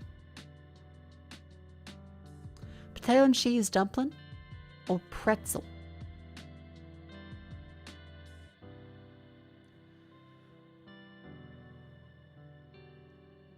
Economically, the dumpling is a $65 dough, which is ridiculous. This is a $20 pretzel. This one comes with beer. Fuck. Up. They got me. Alright. They got me. None of the pitcher equals not buffed. I think we gotta add that to a rule. I think you might be right with that one. If it's not in the picture, it doesn't matter if they say with beer. If it's not in the picture, it doesn't add to the buff. If there was like a burger, but there's no burger in the image, it doesn't have the burger buff. People are visual animals. I mean, yeah, everyone has fucking eyes unless they're blind. So yeah, we're visual animals. Matt Murdock crying the fucking corner.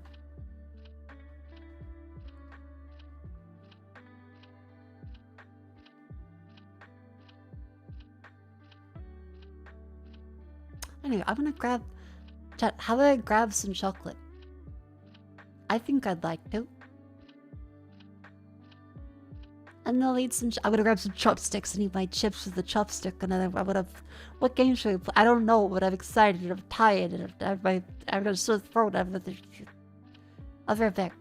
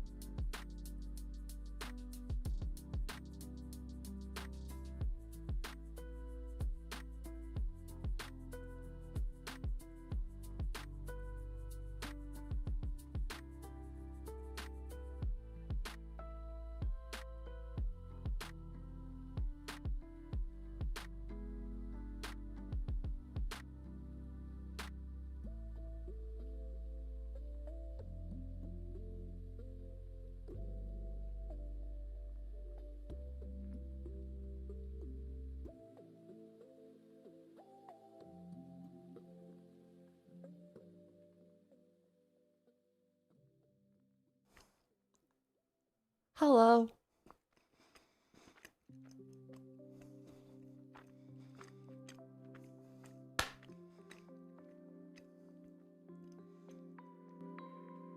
Welcome back in. Unfortunately, sorry for being a little long with that one. I went out to the kitchen and there was a roommate-related spill that I had to console them over because they're like, no, a magnet fell off the fridge, and the magnet was like one of those like liquid ones, and so it shattered, and a bunch of like oil stuff went everywhere, and they didn't know what kind of oil it was. So I helped them clean it up. And they felt bad about it.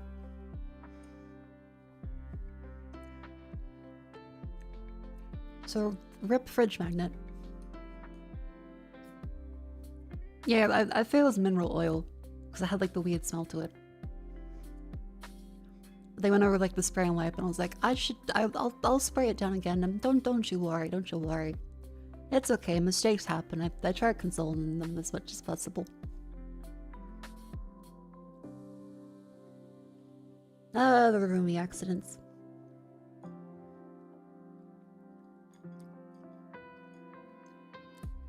Yeah, I went back over with the paper towel and stuff. I think imagine that fresh up. Apparently it just like popped off. It just like, it bumped the fridge and then it went boom. It didn't like shatter, it like cracked. And part of it like fractured off. But it's all like in one big piece. Just the liquid went everywhere. Anyway, I got my chopsticks. I had a piece of chocolate. I just went to go. Ah. Acrylic does it? Oh yeah, I ordered some acrylic boxes for stuff because I'm still struggling to find a proper like IKEA Detolf replacement. So I ended up ordering like one of these silly things. I'm not sure if it's exactly this one, but just something to put like the figures in so they don't get super duper dusty. And it looks a little nicer. Because I've been trying to find replacements for the IKEA Detolf cabinets because they're no longer made. And all the ones I can see as alternatives don't look that good. So, temporary measure, get a big old acrylic case and see if that helps them. Thank you for helping, Mako. I go sleep now. Good night, Vivi. Oh yeah, chat, I can say what the thing I left with Vivi was. I assembled the whiteboard with Fermi's and wrote a bunch of love ya, Vivi. So that when she came back up from the collab, she saw it and was happy. And now I have a big old whiteboard.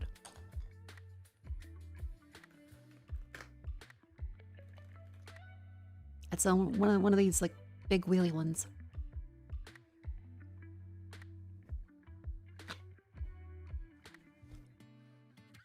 Yeah, good night, Vivi. Now as for chat. We haven't figured out what to play, because I can play more of Forge, was it? Which actually, that might be the play, because I'm super tired. I figure we probably could even, like, beat it today. Oh yeah, but I did also order a lantern softbox. I had one of these fellas, but unfortunately, the order after I put it through in end of financial year changed from in stock to awaiting stock at every store. So I managed to get the one fucking thing that isn't gonna come now. That I was kind of banking on this to be able to do stack time, by the way. Able to do like the kitchen stream. And like now I'm gonna have to fucking undo my tax shit and annoying.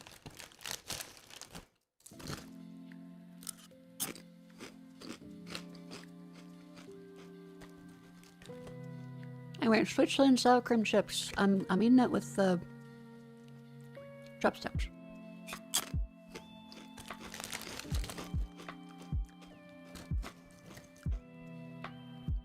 I'm gonna accept your return? Well, no, it's because I'll have to say that the one that I bought there, I have to then send an amendment if this ends up being refunded.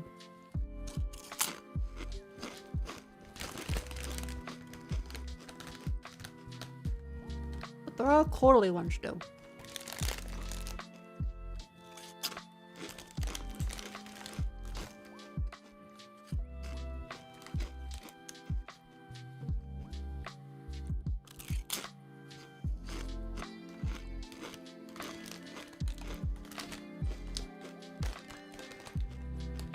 Is the HO that's scary? Just leave it on. Why yes, Shadow. I will admit to tax fraud live like a fucking idiot. No, I'm gonna, if I need to refund it, I gotta like amend my records and say, hey, I spent this money, but then that technically counts back as income, or I have to void that transaction, and then fucking which if it's at the end of a quarter, makes it really annoying.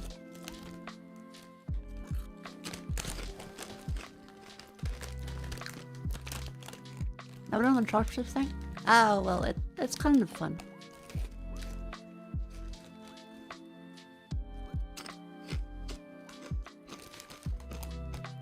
But yeah, the HO is more chill than like the US IRS. But it's still the case of you should not try and commit deliberate tax fraud. Obviously.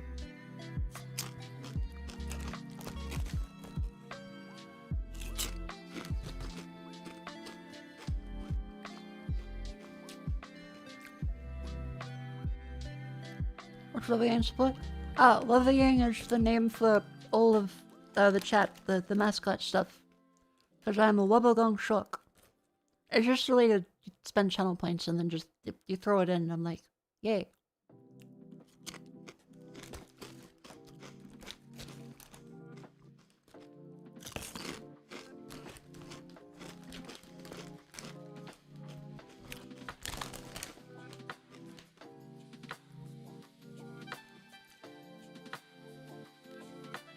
Yeah, USPS and IRS are apparently over-budgeted and very itching to shoot people. If you commit mail fraud, they will fucking go after you.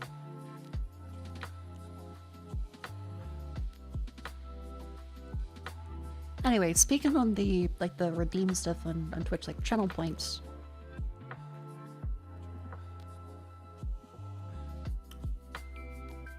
If I may just ramble for a minute. I know, I'm asking for permission, it's my stream, I can do it anyway. But I feel like channel points and me, with how I do stuff, I tend to prefer people chatting and saying stuff. Like, a lot of redeems kind of feel like noise. And like, they make it a little weirder. Like, obviously there are some redeems that are kind of cool, if it's intended for something. But like the sound effects and the throwing stuff at people and the thing pops up on screen and says something. Or, oh, I have to do a silly noise. That's one where it's a little jingly key.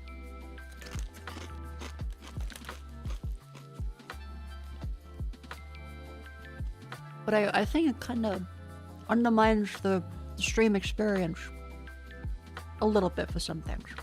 Interaction is good, but it should be used sparingly and novelly, rather than I have 1 million chat points streamer. I'm gonna be very funny right now. Please let me be funny. Please let me have a button to nuke the stream. Not specifically Vivi, just I've seen lots of people with it. Please let me have a button that plays a loud redeem.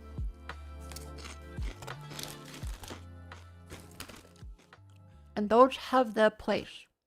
I understand. But also, sometimes it feels a little much for me. Maybe I'm too old-fashioned. Maybe people really like those kind of redeems. But I think there's a time and a place for them, and I think personally for the way that I kind of like interact with stuff, right? I'm more of a laid-back, very radio streamer, where you listen to the stuff I say and then I show you things on screen.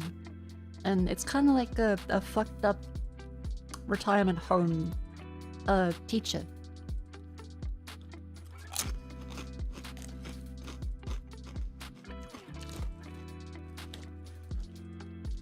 Like, if you can press a redeem, it does make it funny. Like, as a chatter, I also watch streamers.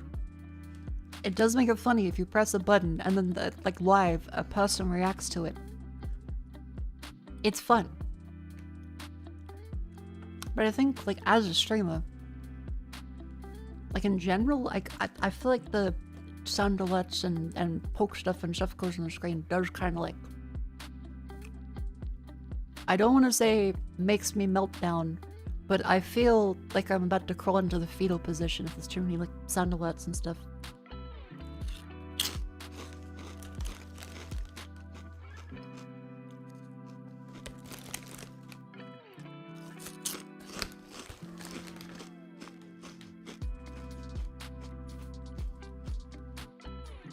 Oh yeah, duck noises. That's an example of, like, a glup shitto, little bit of a key jingle redeem that I think works well thematically, because it's kind of just like, I'll do it.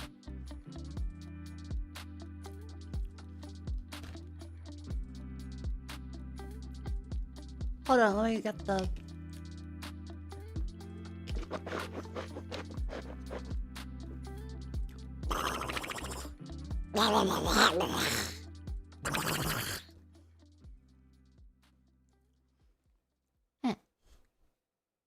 That's like about the extent of the redeem things I do. Because I think they're very cool for voting on stuff or submitting things or doing cool things during the theme stream. But they tend to get a little too much for me personally. Steam Powered Twit, thank you very much for the membership on YouTube. Welcome in. Yeah, the fatal position is actually pretty good. I do enjoy it. Knees up to the chest makes you feel safe. We don't recommend it all the time, but, like, occasionally it's a good pose. Like, it's a solid S tier.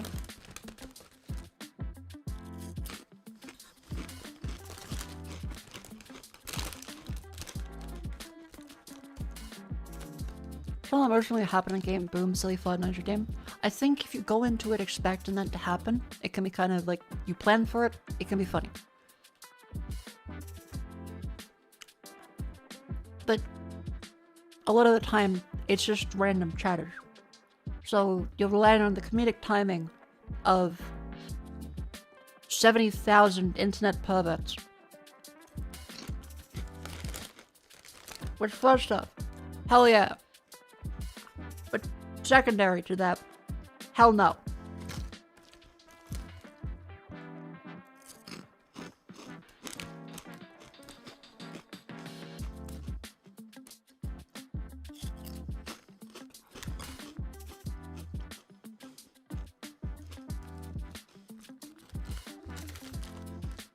Hey, my comedic timing is impeccable? Yeah, but is it impeccable over a 5-second Twitch delay?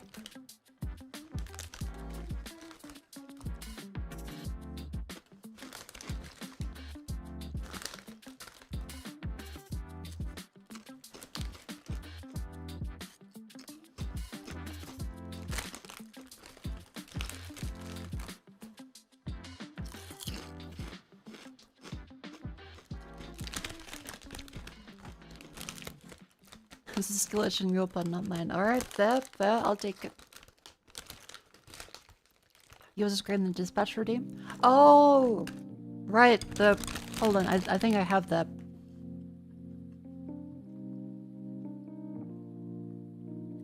I think I remember which one that is. Dispatch?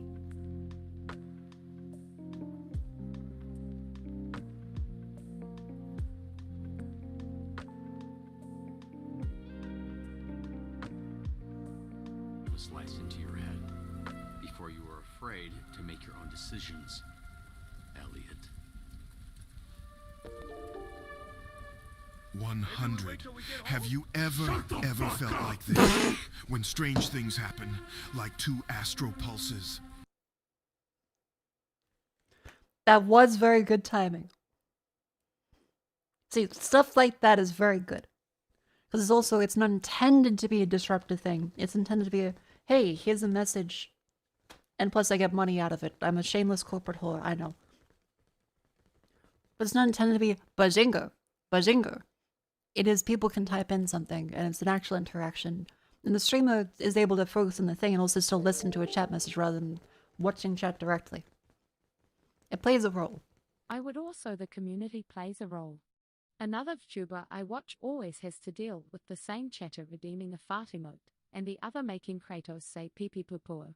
They are both beloved members of that community. I suppose so. I guess it always does depend. Because there's no one size fits all. I also say all this in earnest that there are cases where that, like, emote spam and whatchamacallit, spam of that is funny. And there are cases where it very much isn't.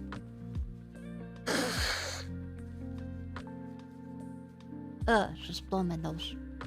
Ew. I'm sure there are some cases where, like, the channel walks in and everyone's like, hey, it's pee pee poo poo guy, we love him.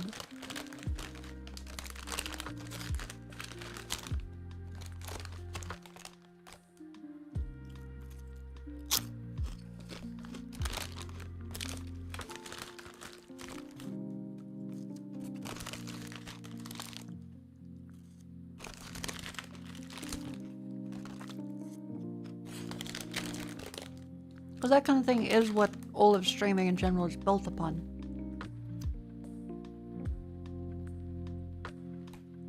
It's that idea of silly chat interaction that is internet memes and stupid bullshit.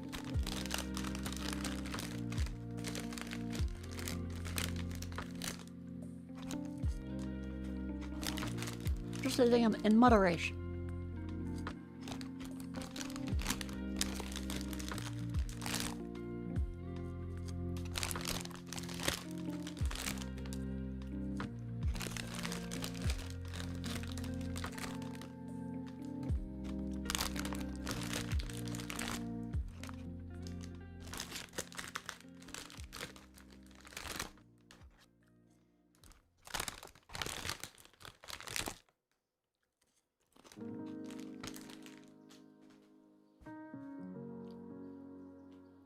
Alright, I have completed my trips, which means as it's still the ad break.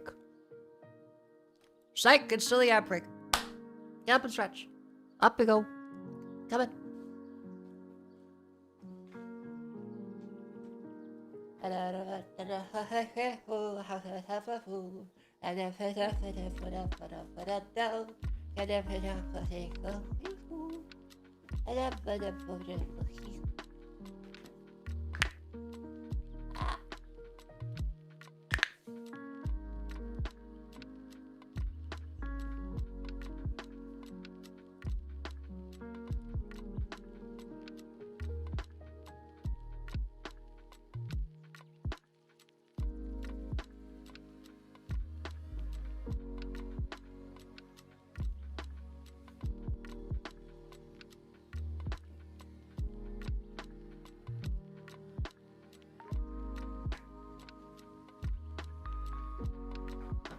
Welcome back in from the break. Wait, kettle, sweet chili, and sour cream chips. Same bag from the other day. That bag was for the 3 streams. Or like a week. The economy is rough. I'm not spending more than like... On sale, a bag of chips is like $3.50. That's cooked. I'm not going through like 2 bags of chips in a week. I'm gonna buy the 1 bag of chips. $3.50 on fucking sale. Absurd.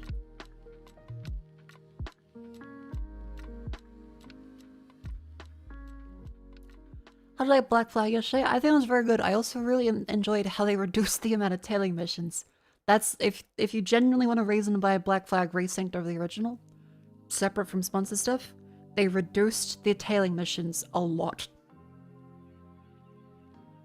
And the new like hand-to-hand combat stuff is pretty fun.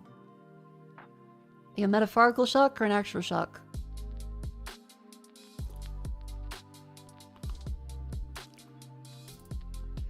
But yeah, also WobbleCon. But there is a tail back there, but it's only visible in like the other one. Is the ship combat still the same? But I think it's a little improved, but it's mostly still the same thing. The ship combat is the thing people kind of agreed was pretty fine on its own. They added some other upgrades, and I'm not sure if the upgrades are really like that important.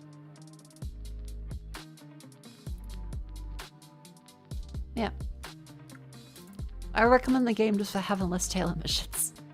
Because I 100%ed Black Flag back when it came out. Also, a large positive compared to the original when it came out is that it doesn't have Uplay anymore. It does not have Uplay.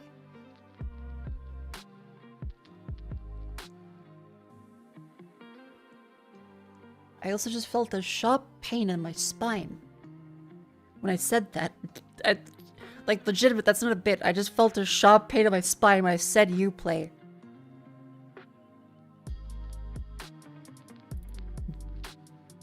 Like, decades of PTSD hidden in. Ugh. Anyway, I think we can play a video game. I hope. I figure we can play something that's like light. Like a forage visit.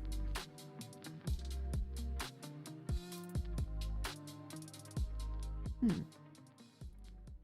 what am I not talking about? HDMI 2.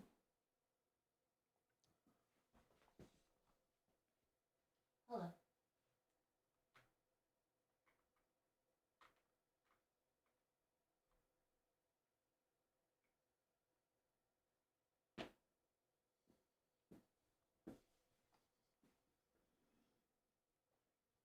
I think I gotta just replug in my freaking modem stuff. And if you believe it, I had a Windows update. My freaking Windows 11 installed.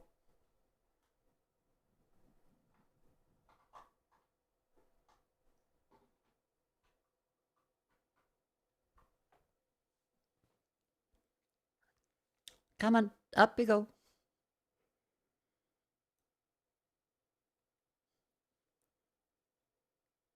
Hello?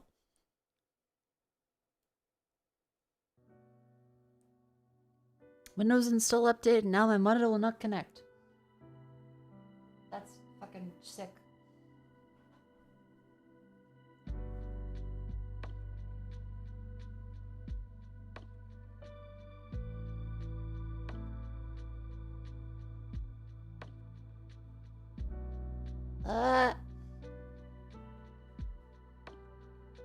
Hold on, HDMI 2.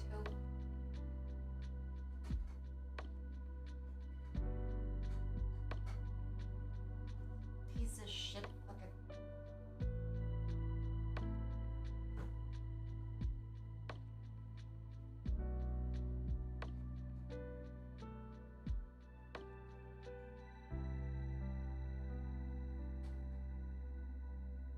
Plug that bit back in. There we go. I just had to unplug and replug it like several times, and then the Windows 11 PC worked.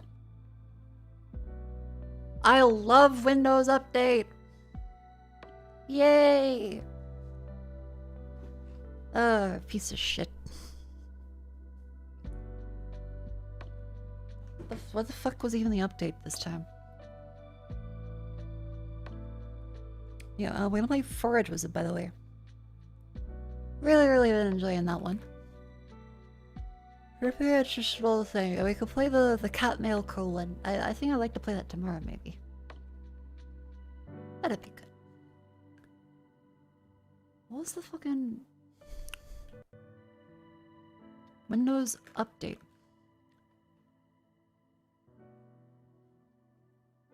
You're up to date. Thanks, Windows.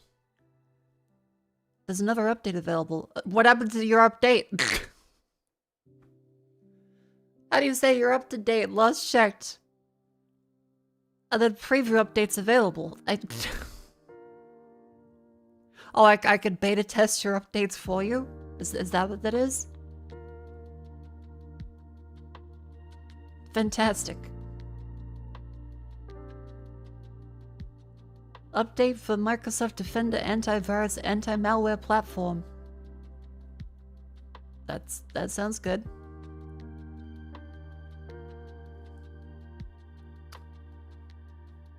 I don't want to download that new one though.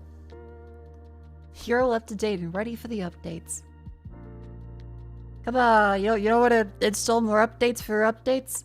But how? The updates need to be updated. How can you live without updates for updates?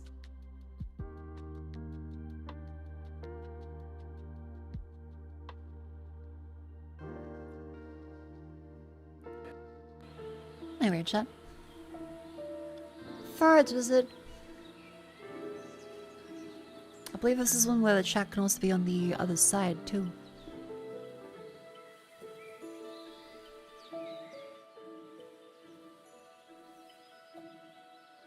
Let's then move the fella over here.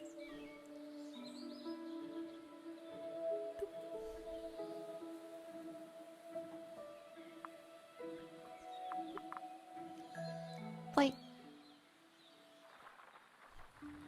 Here we are, back with Forage Visit.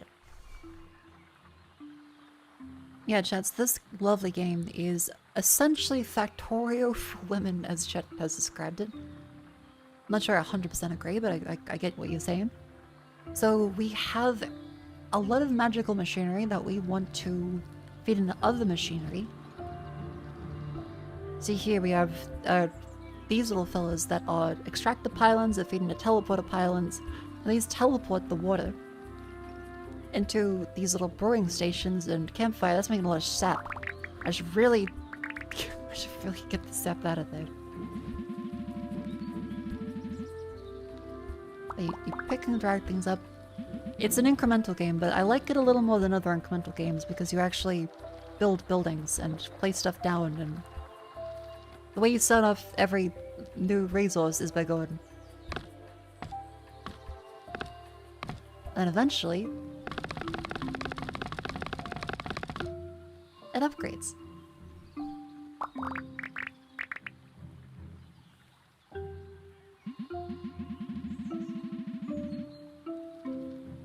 Alright, so our current level of stuff, we have the market unlocked, which lets us turn stupid resources into gold, which in this case,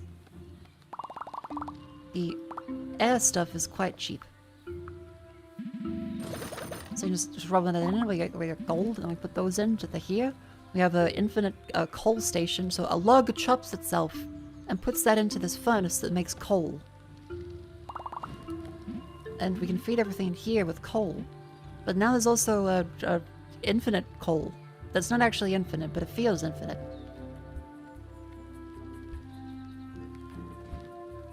How can it be for women when there's no funny little guys running around? Aha, you say that! You also gotta kill slimes to get slime resources. And there's also little mushroom fellas.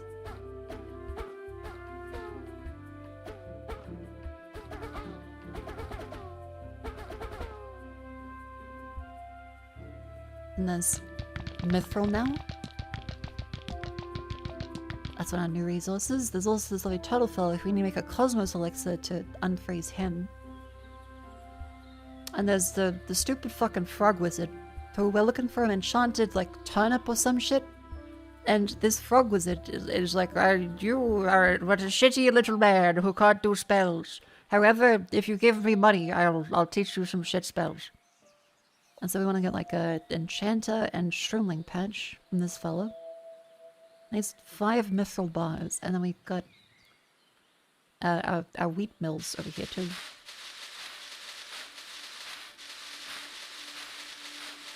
I'm not sure yet if there's a way to automate wheat. Yeah, there's also this beaver here. Pond. Then everything from the beaver. This is our sand deposit. It deposits sand and then teleports it to the sand machines. I really should put a harvester thing in here. Basket pylon, that's the one.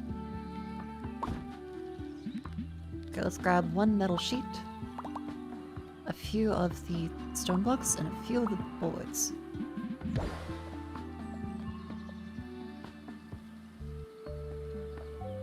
So that takes the sap out of here and puts it into this basket pylon. And this basket pylon can feed it into...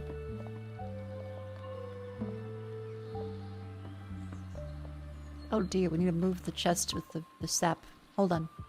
We can do that with X, so we go like... B. Yay! That fills it up with sap.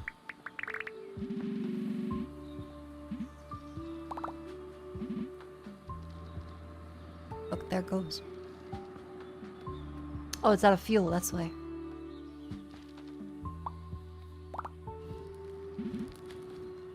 So let's grab a bunch of coal. And you feed all your little machines. Just keep them going with all that good fuel.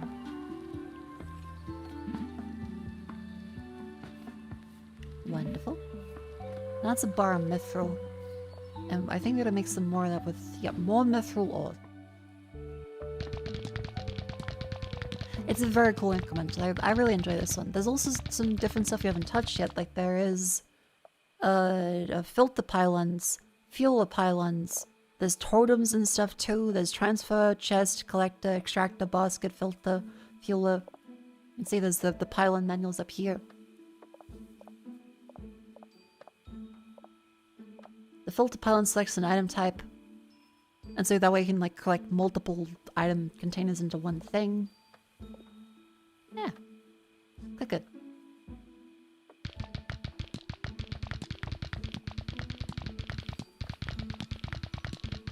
I'm trying to make potions and stuff now. We got like an enchanted stump. Well, let's just turn various ingredients into potions. And if you hear, we just need like regular coal.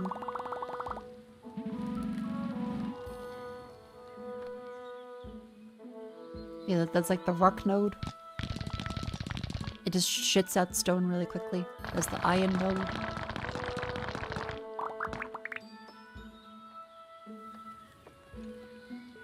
And that, if we needed more iron, we could get more iron, so we just go.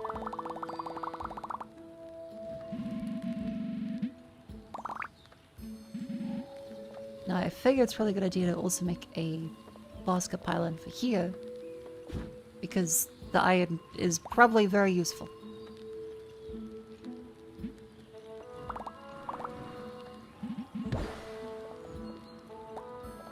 So here to here, and then here to here, and that deposits the iron directly in the chest. Automation! It no longer vomits an item out onto the ground.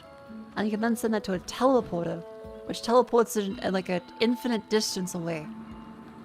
See, these machines over here will just have that teleported. Like the stone just constantly makes stone and wood.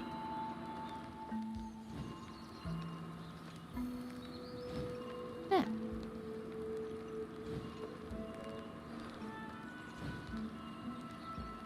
Any tough something bad, I don't know what that means.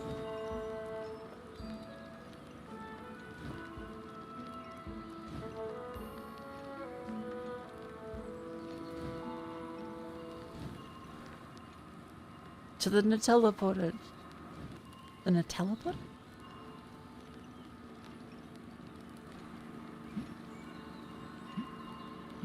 Okay, we got enough water stuff here. Okay, 10 mushrooms to open up this thing. So let's kill a few mushrooms. And we'll see what the next ingredient we have to grab is. That's about 8, 9, 10. I got a perfect sphere. What the fuck is that? Oh yeah, there's also the upgrade tree. Let's see, we gotta click some mithril node stronger. Yeah, sure, we can just grab 10 of those.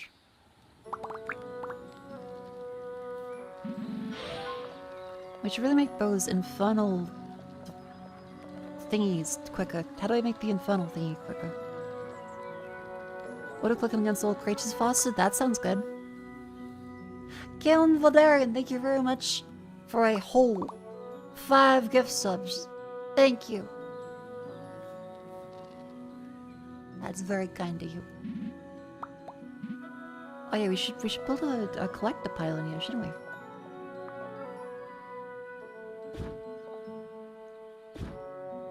Oh, you send those over to a teleporter pylon. Yeah. Galen, thank you very much. Incredibly chat. If you got one, please make sure to say thank you. I'm gonna clean up a little bit around the base. I've been trying to use chests as much as possible, but naturally, you kind of... You let it slip and you deconstruct some stuff and it stays there. It happens. So these ones will grab all the resources off the ground, which will need 30 stone for 5 mud ball and an obsidian.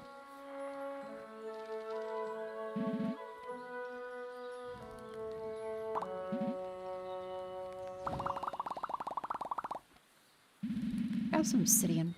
50 stone. These ones gold. There we go. Those collect all the little bits of crystal. And obsidian. Do I have any obsidian left? I may not. I guess I can make another infernal forbidden forge. Craft forbidden items. Ooh. It's forbidden. In a shit way. Okay, let's say 10 iron. As well as 5 cut stone. And then a bunch of these fellas. Hey. Okay, obsidian and then more forbidden flames. Cool. I'm gonna make more forbidden flames by using these fellas. Which we'll probably need. Then a bunch of glass. Glass for days. This is easy as just drop some fuel in. Wonderful. Yeah, I don't like using auto clicker for this because you can hold stuff in auto clicks like this.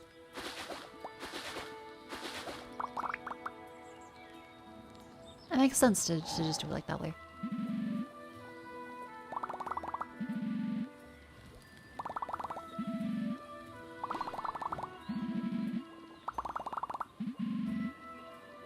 Bada bing, bada boom.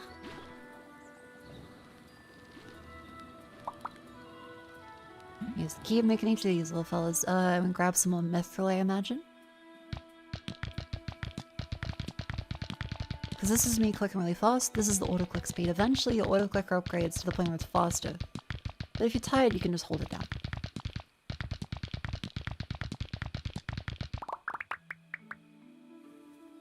Yeah, the self-flagellating tree stumps are really silly. And then there's the self-grinding stone. What is any other stuff we unlock? Because we got the cotton patch over here. We got, oh yeah, we have this fire in here that gave us totems, this cotton.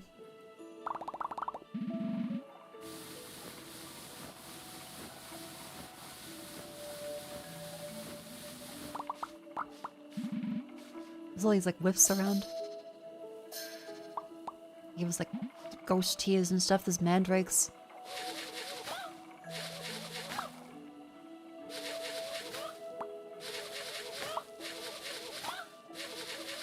You just joke them a little bit.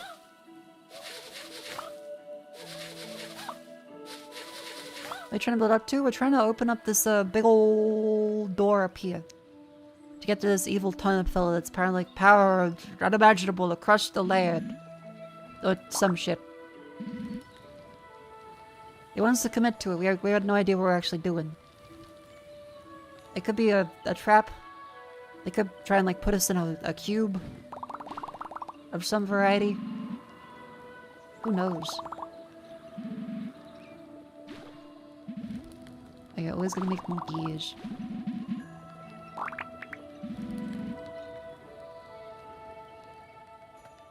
Okay, well we've got our obsidian. We've got our little teleporter pylon, and we're gonna get the 5 of these fellas. And 20, and then that upgrades the katana. Which lets us auto-click creatures faster. Fantastic. And then I was grabbing the 5 of the Terra Earth material stuffs. Okay, so they connect. this one to that one, this one to that one. And then we can teleport that over to a chest. Like, fucking there. And I collect all the random pieces of wood that I've just lazily dumped in various locations. And then I go, blink.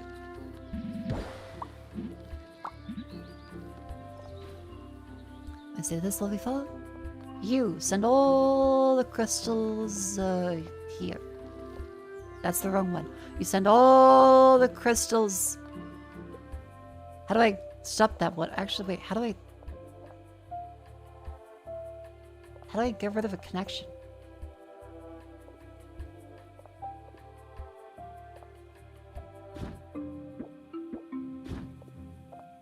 It doesn't even keep the connections then. Maybe I gotta like move this chest. You know what? I think I have an easy solution for this for now. There we go. It teleports into the right one. Easy peasy lemon squeezy. I probably should figure that out at some point, but who knows? Mining engines faster. Mithrils. I don't know what a mithril is. Collection rate of extracted pollens by 60%. Sure. 3 years, and then 5 gold.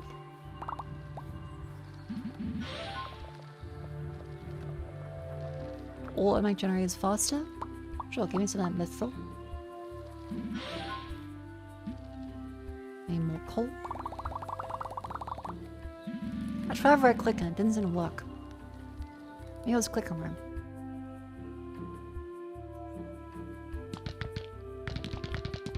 I was probably clicking wrong, let's see real.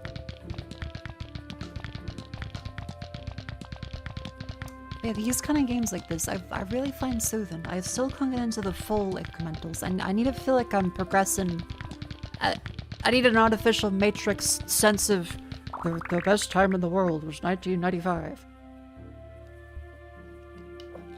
I gotta feel like there's something pushing back on me. I can't just be like, I click the menu and then it all goes. I gotta be setting it up, I gotta be experiencing hardship, I gotta be making decisions.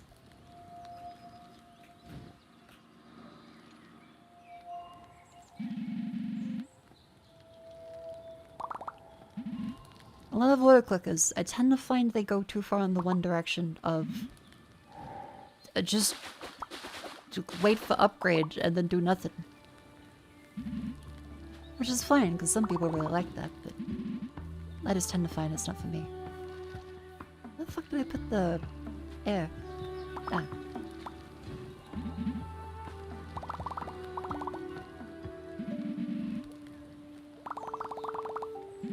Just put a bunch of that junk in there.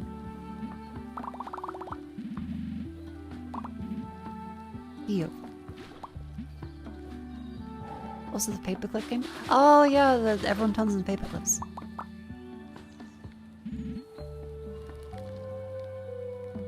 Yeah, I like feeling the tangible progress sense of here's all my machinery and shit I'm doing. A special 5 gold, 53 air, that sucks. I'll take the water deal.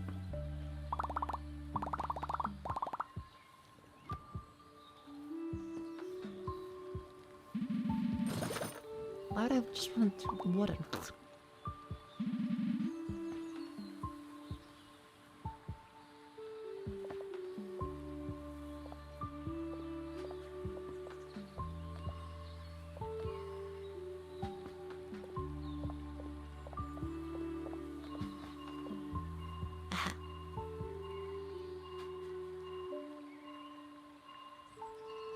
For some reason, I didn't think I would teleport these into the chest, but I think maybe I forgot that I can just click them.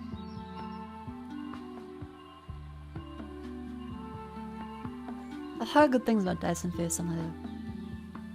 Not sure it's for me though. Let's see, you don't have the perfect sphere thing there.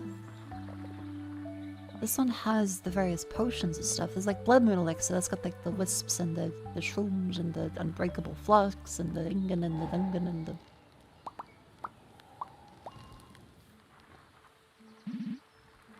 Let's kill mushrooms.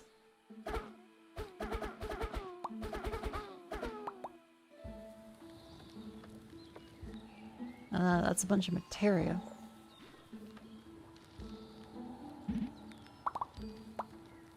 It's better than enchanted too. And then this is a Mistral. A runic tablet and then shroomland patches. I may as well get the shroomland patches, pretty cheap.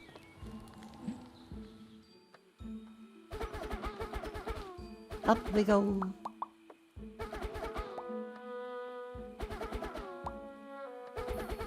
They are very cute, so I feel like a little guilty, but not that guilty. They are mushrooms.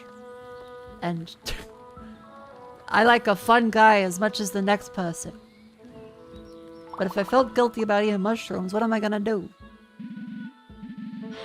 I can call up the mycelium network, run different carriers. Ba-da-ba.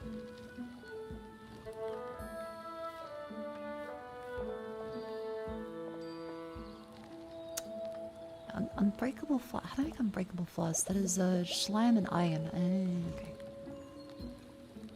How to make more iron?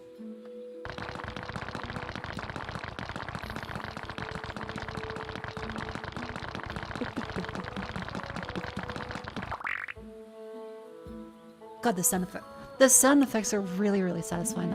I love them.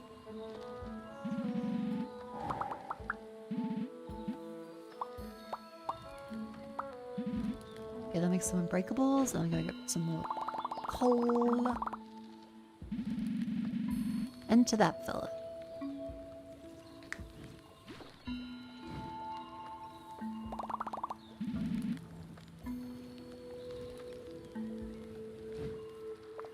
Let's see, upgrades, mining engines faster. Upgrades pylon range? Sure. I don't think I really need pylons that much anymore, but I mean, I can take it.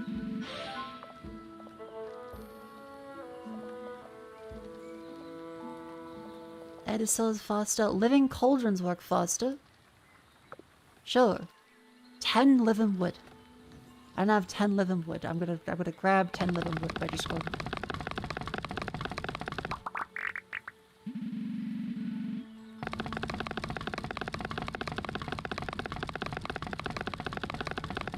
Come on!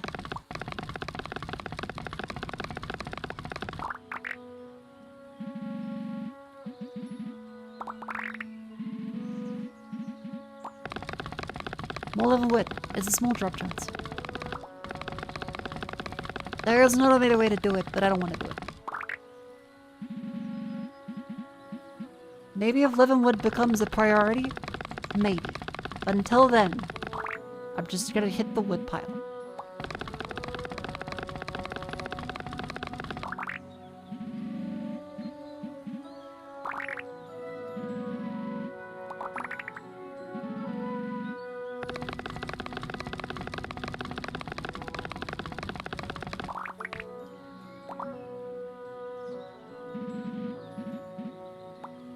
Wonderful. Now the living wood goes there. Let me just jump to the stuff here. That makes these potion. That one, that one, that one. Slime.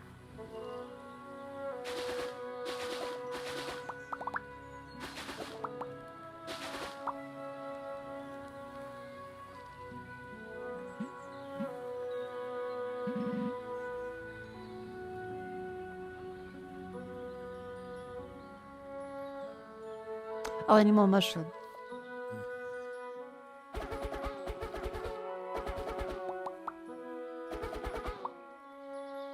Back over we go.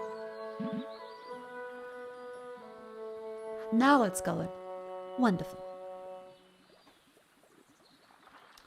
Alright, so other stuff we can do in the meantime. There's more of the forbidden-y things.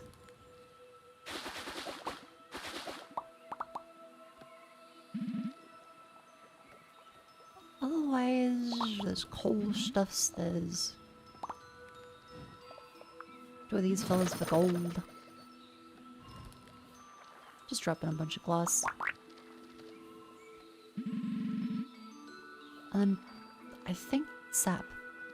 Yeah, sap.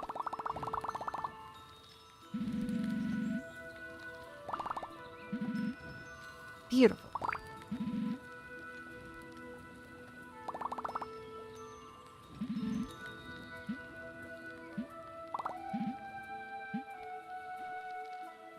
hole down there. Drop each of these ones in. Wonderful. Make more mithril because I'm gonna need more mithril all the time.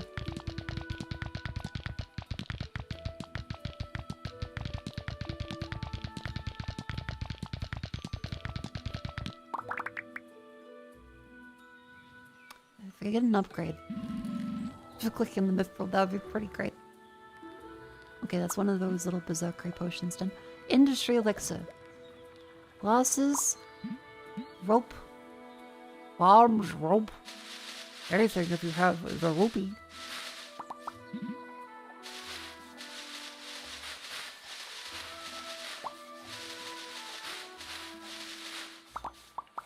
I'm not sure if I've seen a way to actually automate this yet.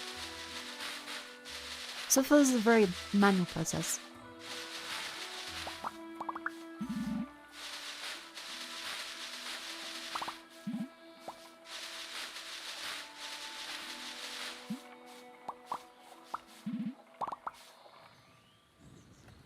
This one takes in 3 rope and then gears and stone block.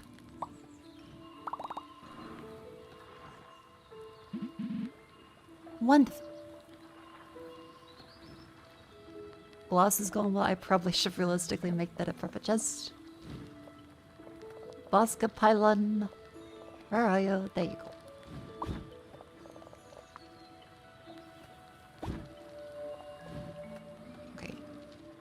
Stone.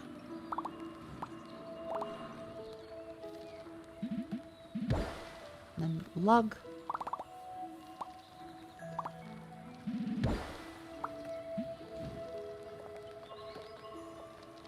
Beautiful.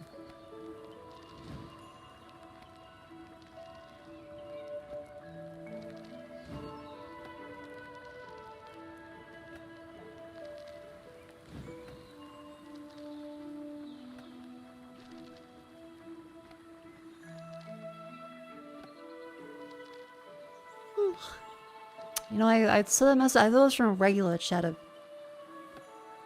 So I was like, what's the auto mod court? Oh. Look, they got nothing else to do all day.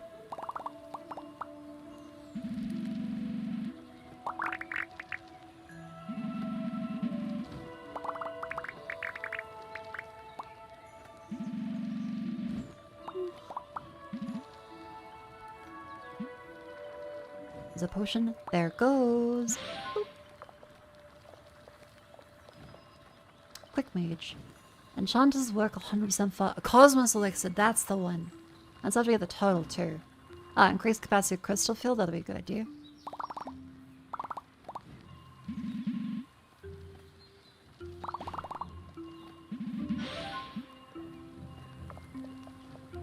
And then cotton plant clicks. Sanjan, nor treasure elixir. Mage flat, that's no.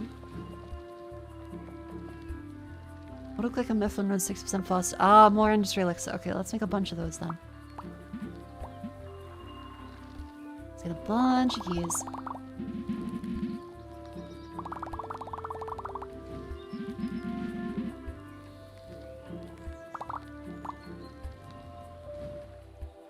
Bunch of gears and grab a bunch of stone.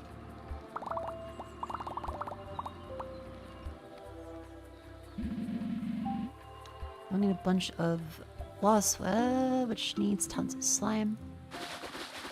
Beautiful.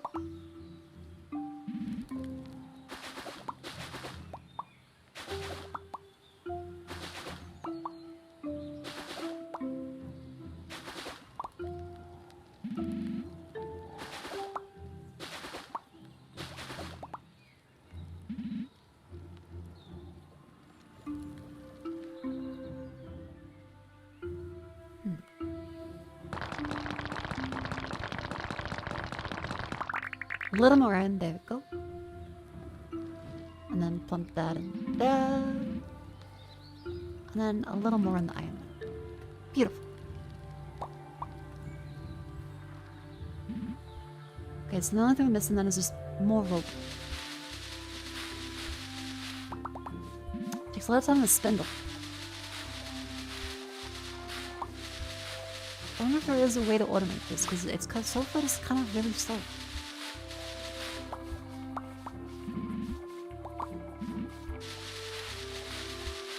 I'm just cutting my wheat.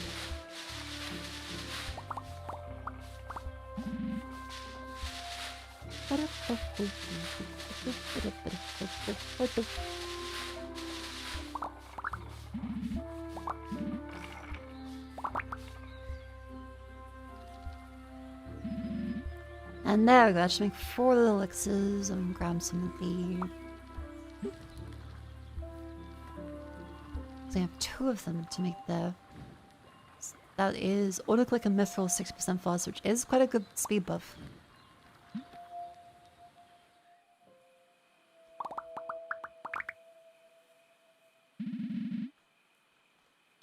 It's currently a little slow.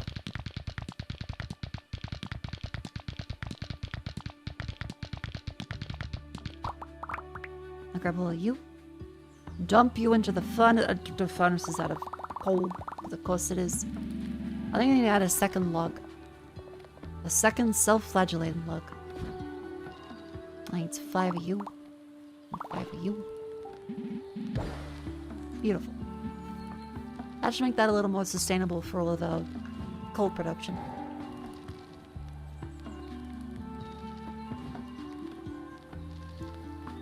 Wonderful.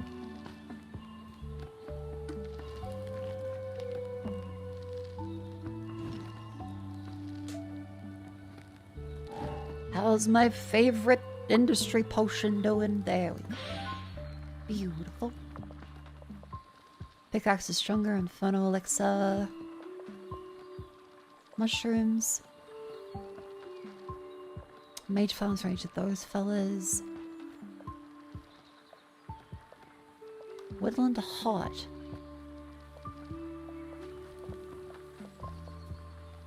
Science spawn faster, a bunch of mandrake.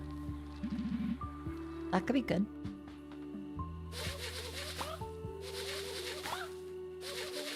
I still can't believe you just have 4 of them. Because mandrakes, those are the ones that scream really loudly, right? They just go. All attacks 20% stronger. That seems like a good plan. What's the magic steel? I got only like 1 magic steel. Okay. Then you, I'll take some dying. It'll go here. It'll go there. There. Yeah. Gotta go. Thank you for stopping by. Have a lovely day.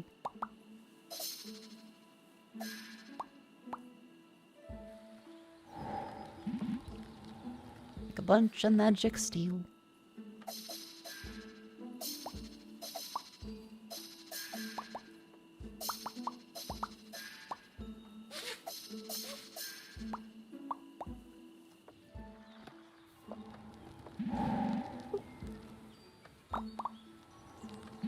Hey, what are the good sales on here? We got 12 coal, 7 glasses, 12 coin. That's really good. Give me my coal.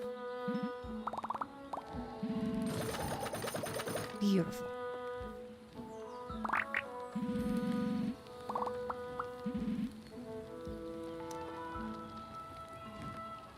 Okay, well, that's 5. 5 magic steel.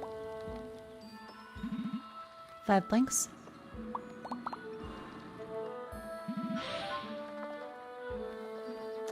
And then 10 mithril bars for that one.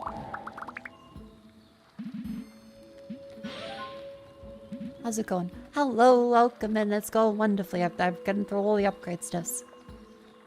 Increased capacity of crafters by 5. Ooh, that's not bad. Increased transfer speed by 75%. Not sure if that's really what I need, but... Money engines faster? Sure thing.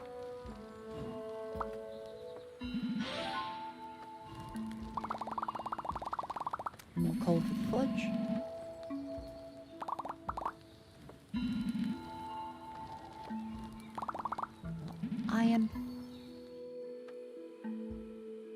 then we need myth. Getting faster.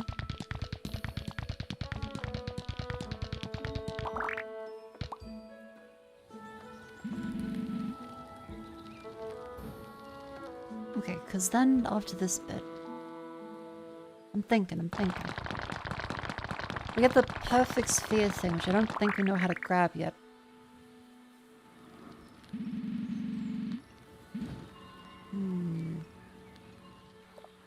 Building lines, you got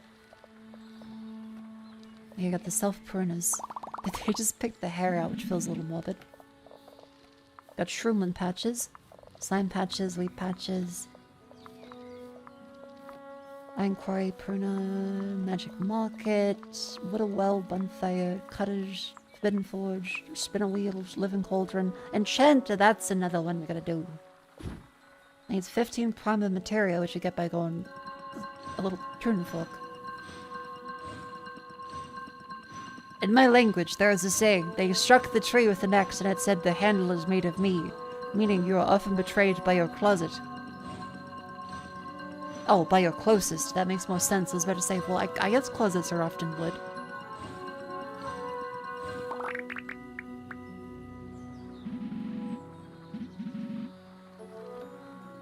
Ten magic steel, 15 mithril, and a cos. How the fuck do I make cosmos? Mage flower. Oh, and you make the mage flowers. Okay, the mage flowers are up here, which is a treasure elixir. And treasure elixir is mithril and crystals and money. Okay, that's not too bad. Make a bunch of those. Crystals, and then flask. We are onto you, closets. We have you figured out.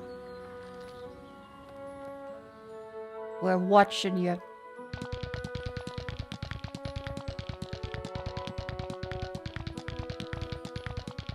I mean, I swear my closet betrays me every time I step out the fucking door. I look like shit. The shed look good in the rack. I can only see my closet's up to no good.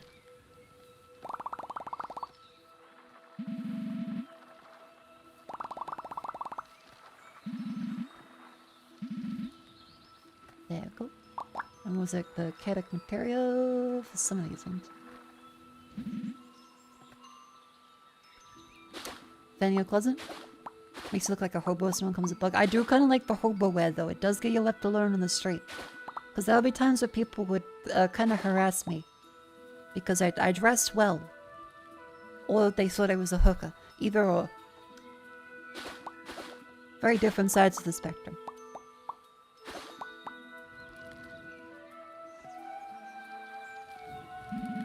So I'm quite happy dressing like a hobo now because I get left the fuck alone. It's great.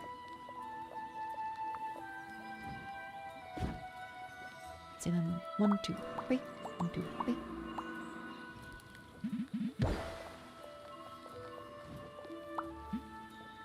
Beautiful.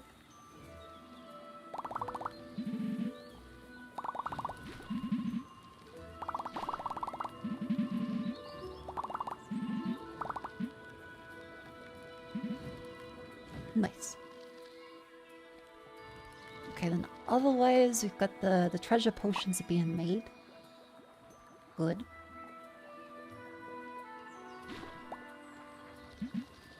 And then needs 5 of you.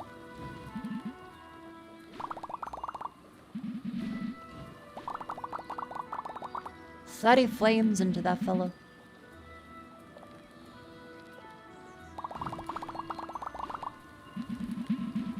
So you sap into that fellow. I need 10 of those, 5 of the magic mulch.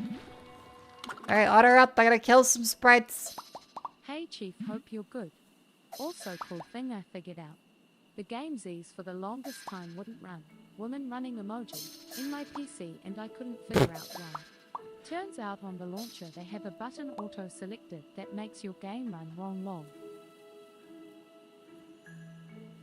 Zenless Zone Zero, woman running on your PC. What's the button that makes your game not run well? Like, oh fuck, I guess I should have checked the setting that says make game run bad.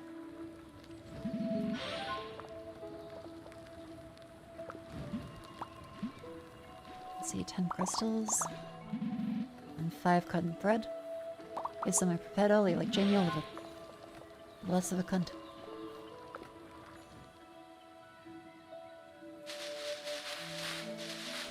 Really, let's speed up that wheat production.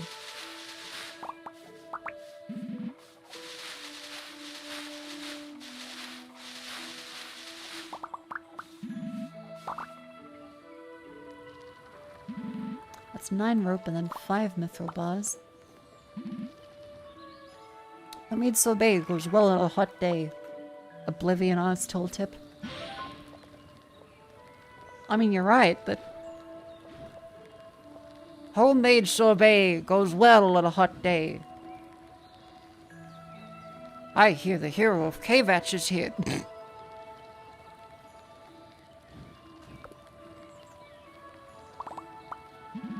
Let's see then, 5 iron. You have some. Do you go to the Cloud District often? Oh wait, not down Sky. Have some. It's Majo. Mango. Small typo. I pointed to the screen. I'm not in 3D today.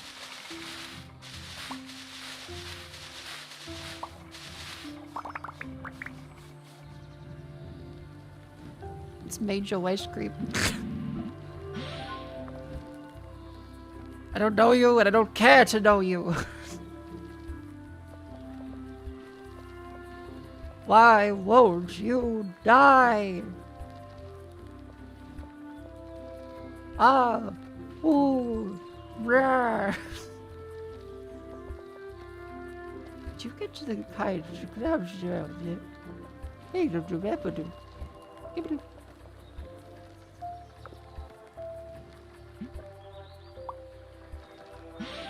You heard of the high elves?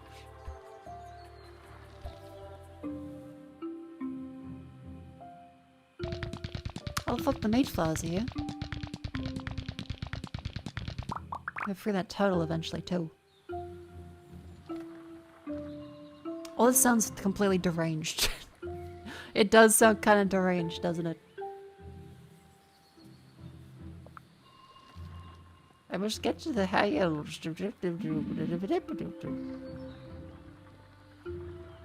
Those crystal stuff's there, and that gets that one. Let's pull 20 mandrakes.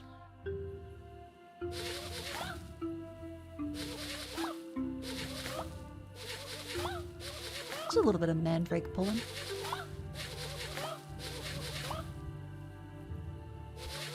Oh, what's up, Joke and they Drake?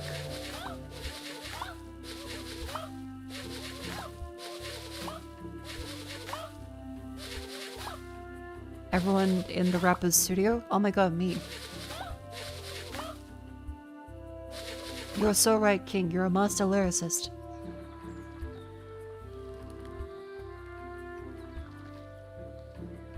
Was it sending 20 mandrakes too? I'm sundowning. What do I need 20 mandrakes for? What the fuck? Oh, the market.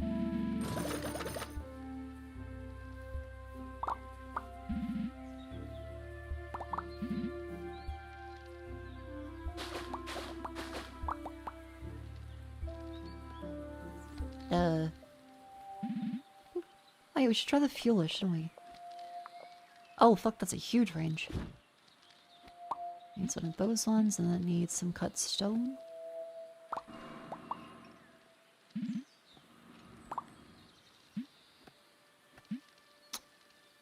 I'm gonna make the living eternal coal, which actually is quite easy. It's just the prime materia and coal.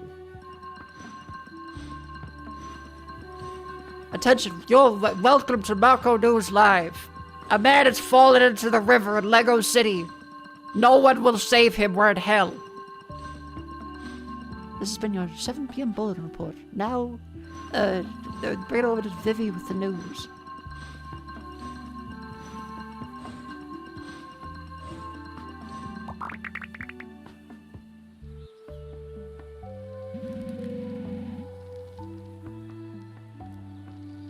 Able to save them, they float. It's the principle. It's the principle of the thing.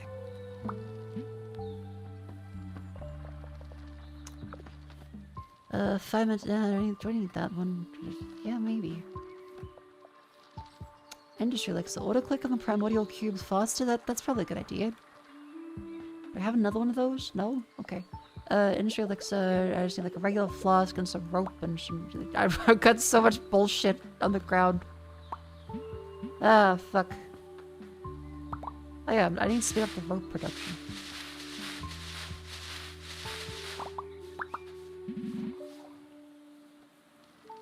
Why is there sand? Where the fuck did the sand come from? Where did I drop my rope?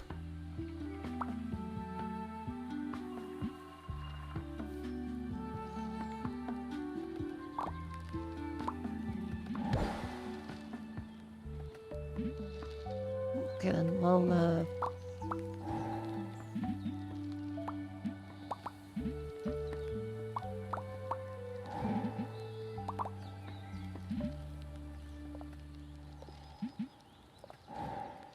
does it say like... Oh, that one's done in the range? Damn.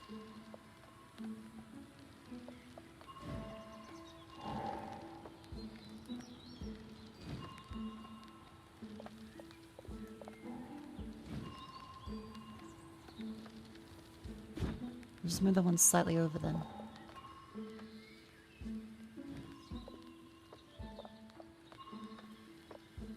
Oh, it's a maximum number of connections?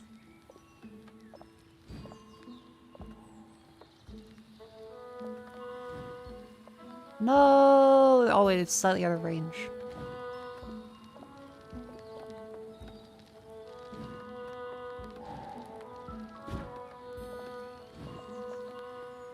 Yeah, there we go.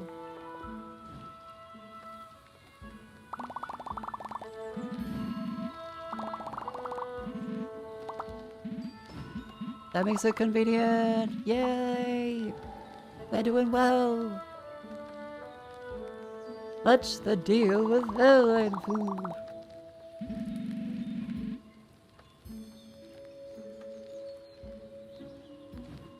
Alright, we're gonna grab some more of the prime materia. 23 to that. That's a special. That's not a special. It's a bad deal.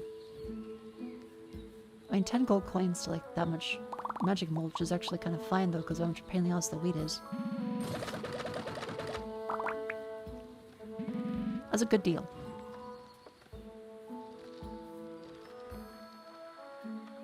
That's an industry potion. I need fucking. Ugh. Make unbreakable glass in my potions.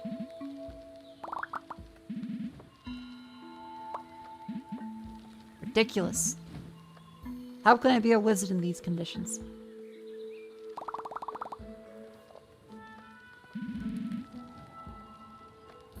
I should really just make some, just like a bunch of them.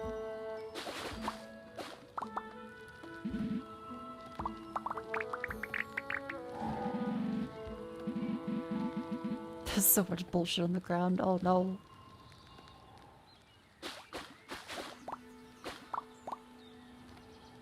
Outbreak is starting soon? Oh.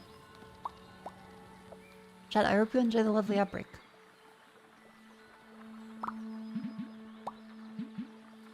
I've got so much bullshit on the ground. Okay, that's one down. Gravity level 2. Good.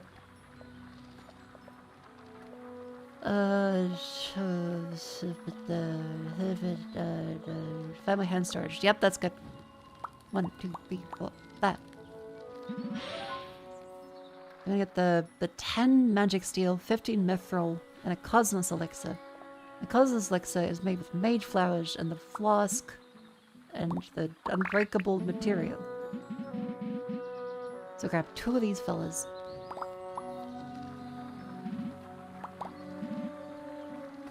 Then grab some flowers. Oh, like mandrakes, okay.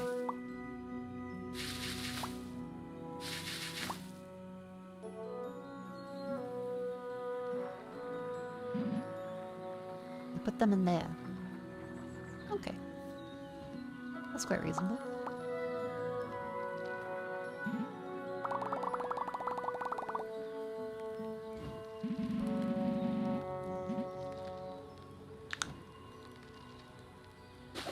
Chat, it's the ad break. It's time to stand up and stretch. That's right, up you go.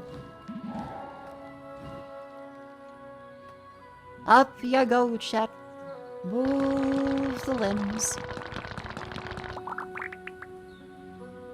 I mean, I'm still sitting.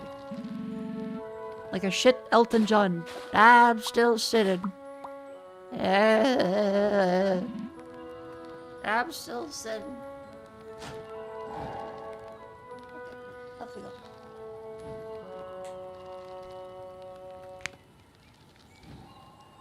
And knee, and up they go. Cause you got to get up and move your leg.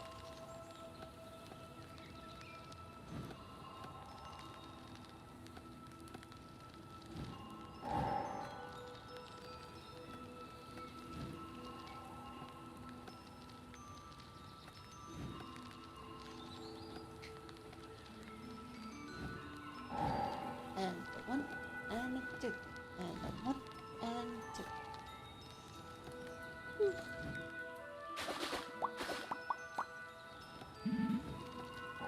Keep those going, because they take quite a while.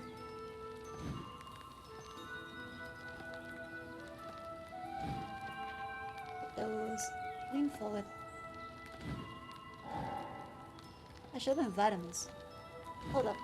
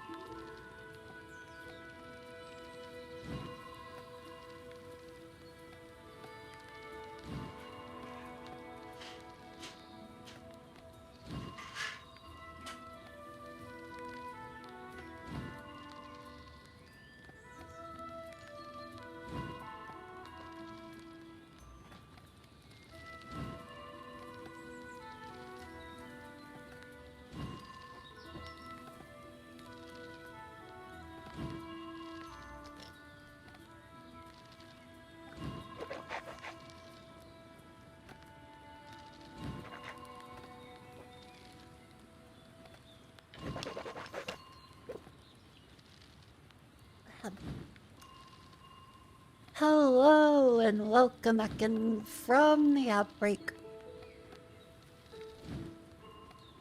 Hello. How's everyone doing? Did you ever get outbreak? Did you stand up and stretch? Did you? Hey? You better have. Your legs are gonna be fucking jelly.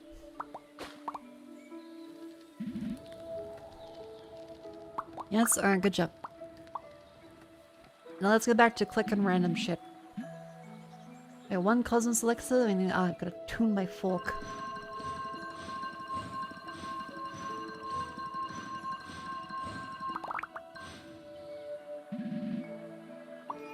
Cosmos, let's do, what was the fucking... It's one of them. One of these fucking things is like Cosmos Flask.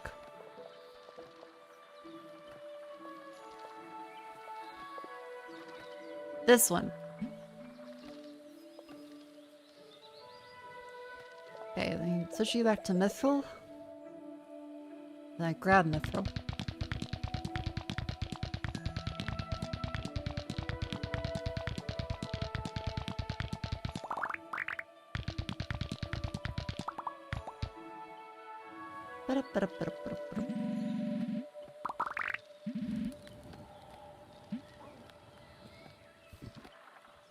Pardon me.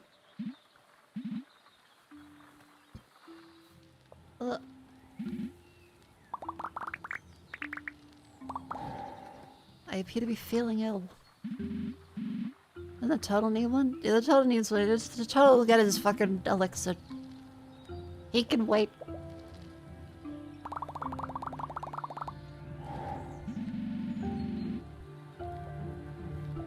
For a tunnel coal. Ooh, that's quite a good deal. It's very cheap.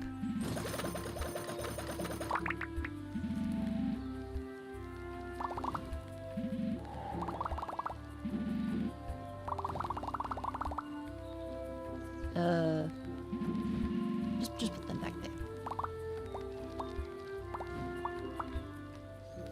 I need, what is it for the sun? And the gold. Beautiful. Oh my god, the eternal coal is such a good moneymaker. Wonderful. I have the free treasure elixirs. Hold on, that's there, because the Cosmos one is then like another mage flower.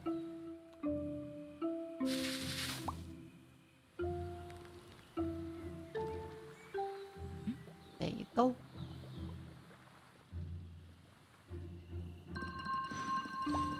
Should make a couple of these because some upgrades need them.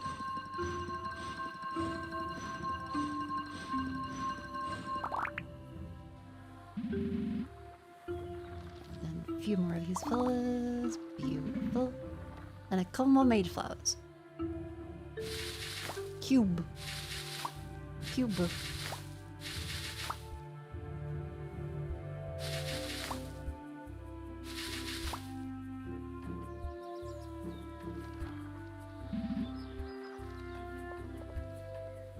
Let's see, 5 to 35, that's a bad deal. 16 materia to 5 gold isn't bad.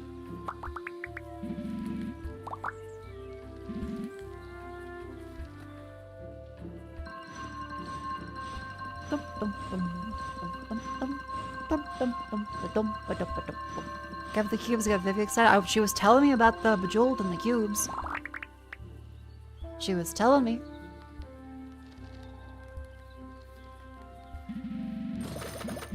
How's Vivi doing with the cubes, chat? I heard some people beat a score or something and she got upset.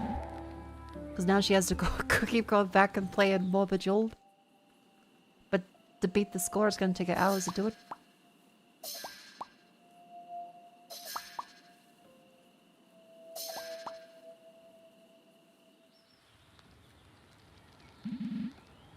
Alrighty, put you back in there, you up there. Sure claimed that place? Hell yeah. Oh yeah, colon is fun. Yeah. The organizational system here is much like my home. Gradually failing. So I probably should start to reorganize some chests and stuff. I should really redo that. Be a score and push down the 5th. Then she get your and Mako score back to 3rd. Ah, okay. Gotcha.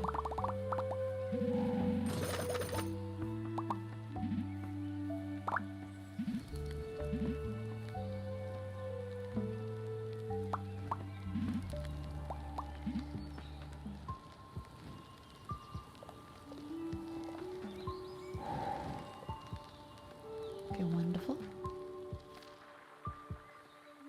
That's a couple Cosmos elixirs, and then I'm gonna make a treasure elixir, which is gold and mithril and that, which I need to get 15.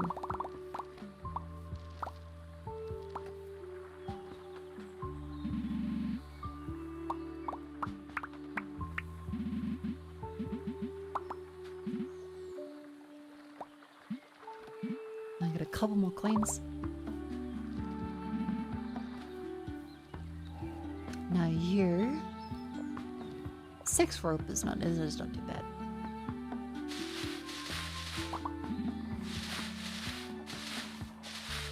Shows the games with a plus around.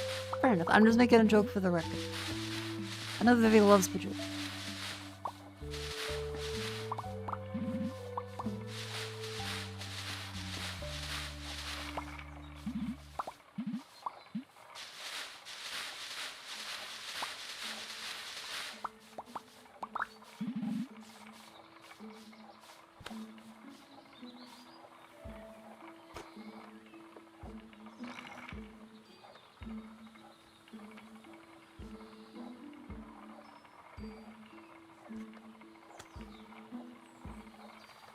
Excuse me while I blow my nose and I mute the mic so it doesn't blow your ears.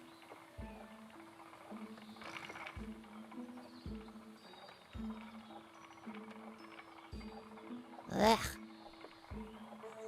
I'm good, I'm good. Do not concern yourself with my well-being. I'm completely fine. It just happens. It just happens. Can't my throat being a little better though. That's kind of annoying. Wow. Why are you showing this one? I'll be fucking more mithril.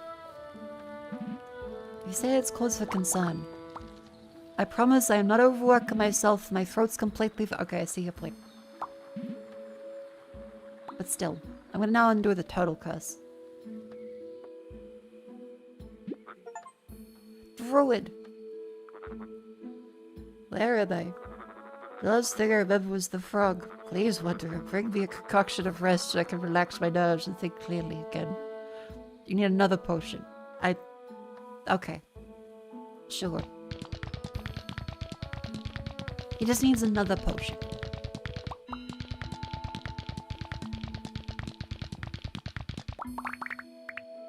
Because it's never easy. Never just like, yeah, sure, just fucking, I'm completely healed. It's always some more bullshit.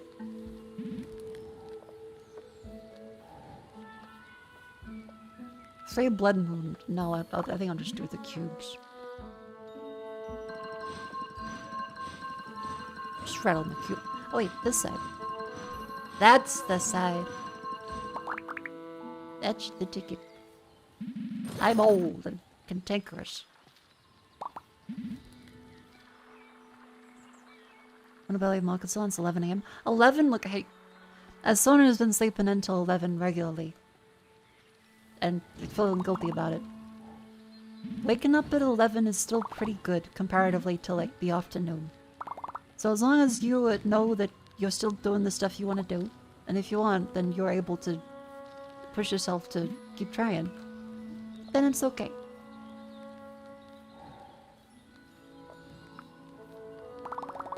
As long as you keep trying. Because I definitely struggle with staying too late. My schedule's all kinds of fucked all the time. But you keep trying, and eventually you get that. I need more mithril and magic stuff. There we go. What the fuck is this? Runic Tablet, Sun Core, Woodland Heart, Growth Engine, Perfect Sphere. Perfect Sphere, that's the fellow we need. 10 cubes. 3 treasure elixirs.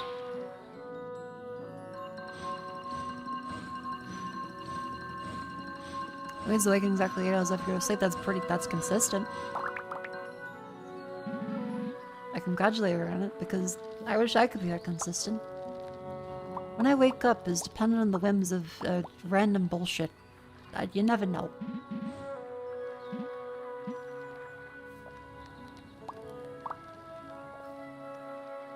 Okay, well that's the perfect sphere stuff.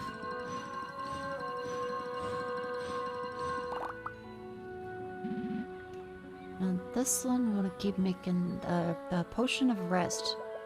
Let's put a flask in. I put a magic mulch and sap.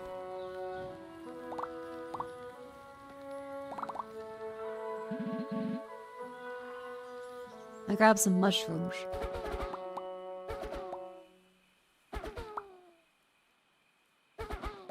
Get applying for that new job? Hell yeah. Best of luck with it. I hope you find something. Job hunting is hard.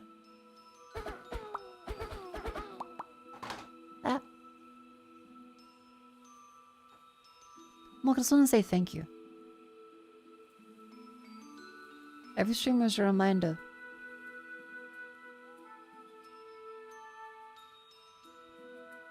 Every stream is a reminder the curious human kindness one is the same place. Feel something makes people day a little better. I hope you never lose sight of that. Wish you continue success playing as a spot. I think you're being kind. But I do see those messages on Twitch. I'm like, are you real? Quiet_presence. Thank you for your kind words. Say something a real person would say. Just so I know that I'm like, aw, instead of... Is this like a robot? Thank you very much for the kind message if you're all real. I'm glad you're enjoying the stream.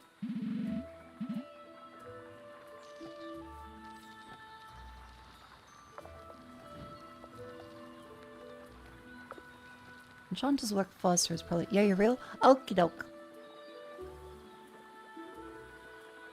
Well, welcome in. Thank you for the kind words.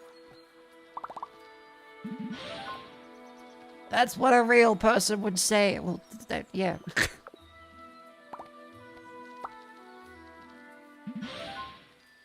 Enchanted tip.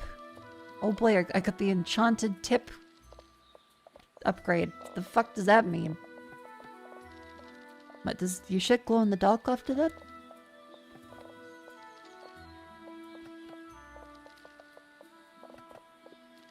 Oh, probably need to buy it from the fella. Myth drill, that's the one. Got the runic tablet too. Which needs a Cosmos Elixir. Motherfucker, of course it does. Cosmos Elixir. Which needs some cubes and some splatty bits and some shit. Always with the cubes.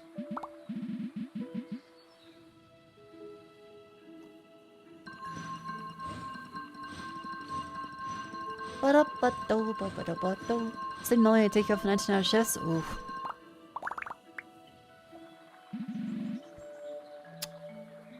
After doing all the editing stuff the other day, I was a complete fucking zombie.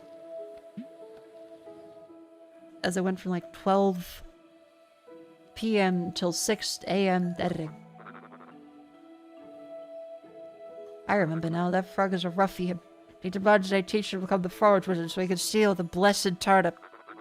But only the blessed turnip can choose the next forage wizard. So he attacked me and froze me into a stone. I feel my powers have waned. The turnip has transferred its blessing to you. You must defeat the frog to retrieve the amalgamation recipe hidden in our tower. Beware of his tricks. Here's a blueprint for a weapon. I'm tired now. Let me rest. Good night. The fuck? Okay. Mako, when you play in Xenosaga, what is Xenosaga? Yeah, also, why is the turnip deciding, like, who's a wizard? That's no system of government. I didn't elect that wizard. 32 gold coins for 5 Cosmos potions. That's just annoying enough for I think I'll say yes. Oh wait, I can't. I fuck. God damn it.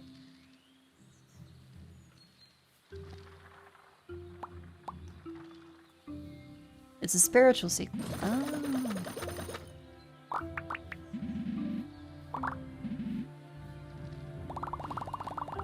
Always with the spirit, never with the real. I don't know what I'm saying. I'm doing, I think, a Seinfeld bit. What's the... Yeah, my index finger is definitely swollen in that one hand. Like, not at the joint, it's like below the joint, at the back of it.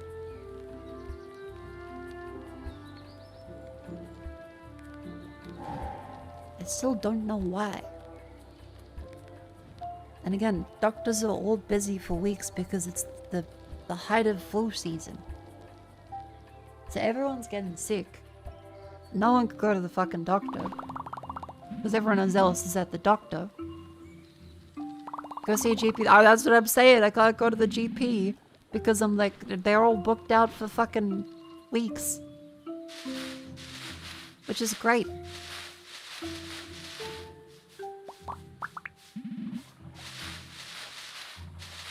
And if you go to just any old GP you don't have like a relationship with, you're like, my finger hurts. And then any doctor's gonna see that and go, okay. Come back in 2 weeks, take some ibuprofen.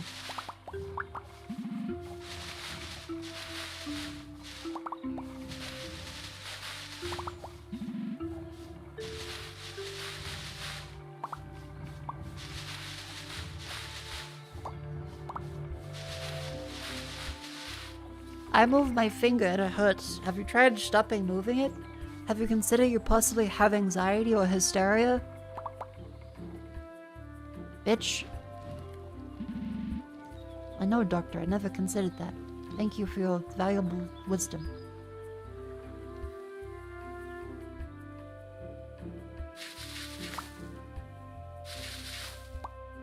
Try placing robot finger? Well, I did see that the creator of the tabletop for Cyberpunk did comment on like medical prosthetic stuff. Because Edgerunners has been popularizing the idea that all cybernetic hardware in Cyberpunk leads to cyberpsychosis. And really, it's more so the mental effects of, oh fuck, I have a bunch of guns inside my skin, and I really, at any moment, I could explode with firepower and like take out half of the state. If I squat a little too hard, I'm gonna evaporate a school bus.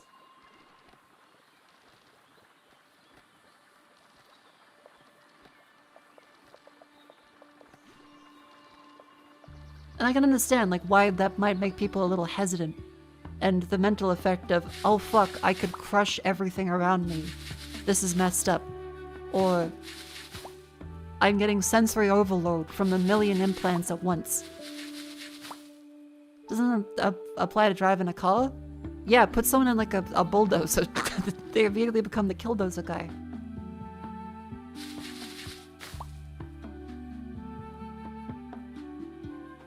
Your OC can delete the whole universe if you wanted to.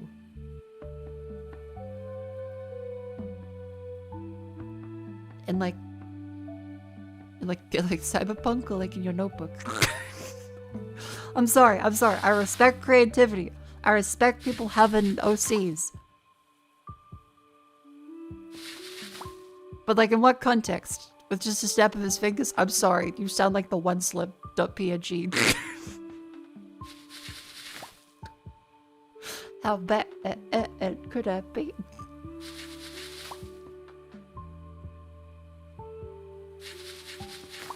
I'll see you, do not steal. Do not steal.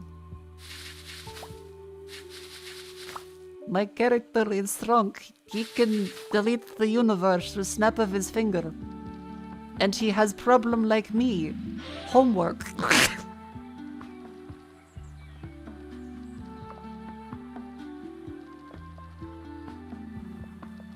He is very realistic.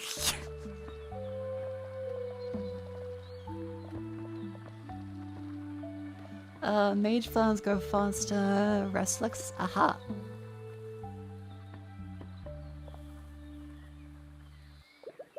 Well, let's not get into Sonichu. That shit still scares me.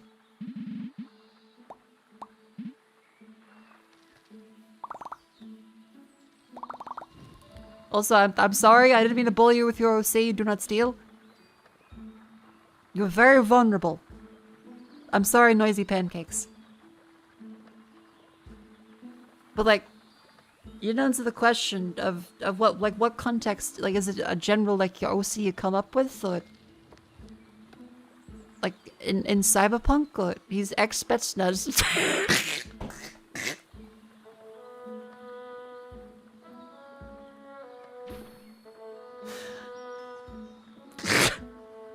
A retired US Marine, retired frogman, Primark and for him 40k.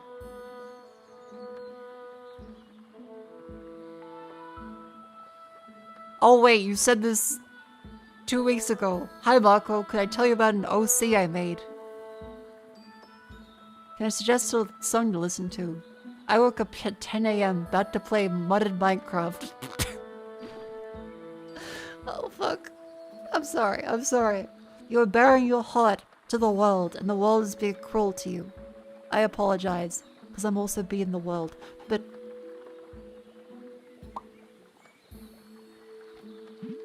I think everyone has to have that moment as the person that does like fan fiction and stuff, right? Where you have to realize,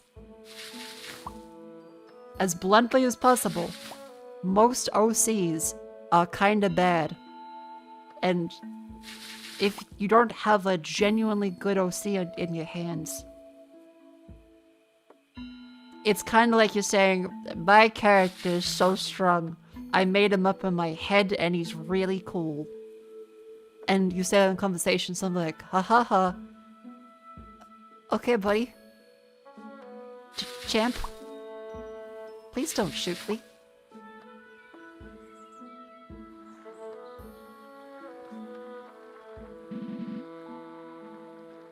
And Cyberpunk 77, he got the Mantis Blades. Which ones have you seen that were compelling? All of them pornographic, I'm gonna be honest.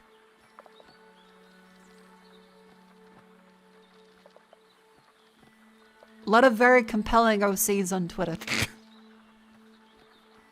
lot of ladies with the breasts and the gooch and sometimes the wings.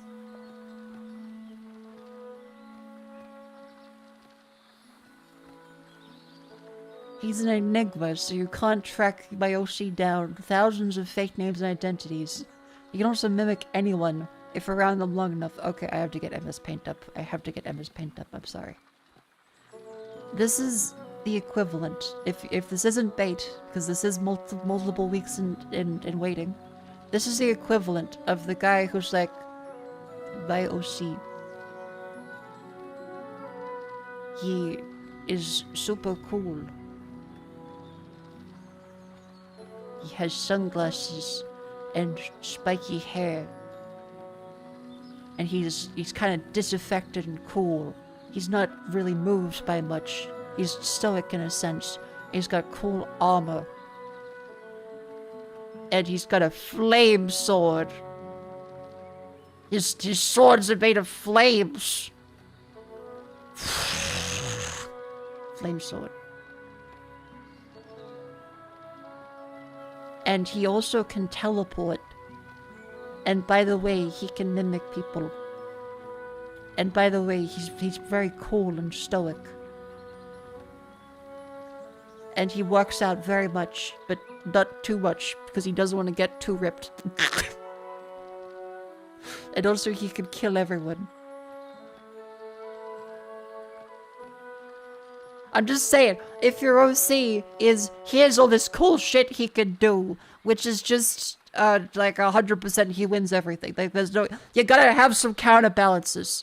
Like, you gotta have, like, those are your positives. If when it's, like, teleportation, you gotta, like, choose the debuff, like Project Zomblade. You gotta be like, fucking shits himself. That is a worthy trade. That's a compelling OC.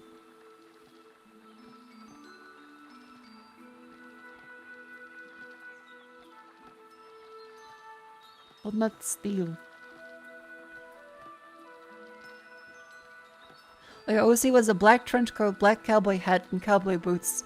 I think it's bait. If it's bait, it's very good bait, because I just imagine a guy like a cowboy hat and boots. He must have survived his guilt. Hallucinations and the Black Rage. I'm sorry, but American Sniper and Spec Ops: The Line ruined a generation of people that would have made Tom Clancy novels. Because now they're like, oh look, he has PTSD, that's a worthy debuff. That's not a debuff, that's a severe mental illness. It doesn't like counteract his powers. That's just a tragic thing. Will you leave Spec Ops: The Line alone? Spec Ops: The Line itself is fine, but it led to the kind of storytelling that's just, oh, but we talk about how bad it is being in the military. And like, yeah, but that doesn't mean like he can teleport now. Because he has PTSD. You can't just be like, and that's his character flaw. PTSD. That's not a character flaw.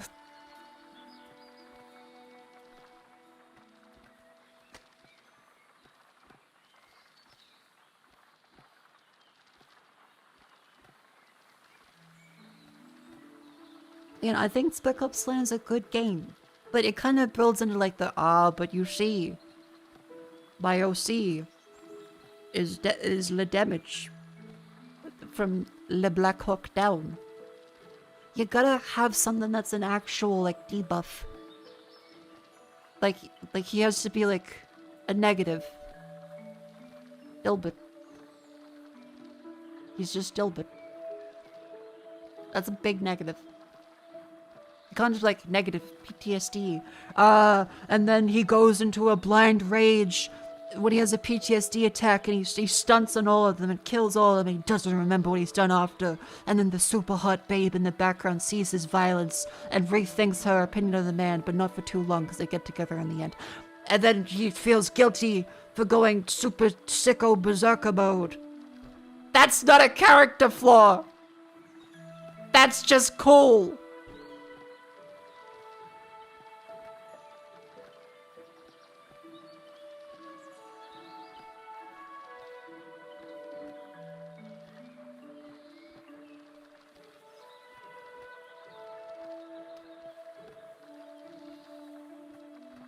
You're just grabbing Jason Bourne? Yeah, it's kind of Jason Bourne.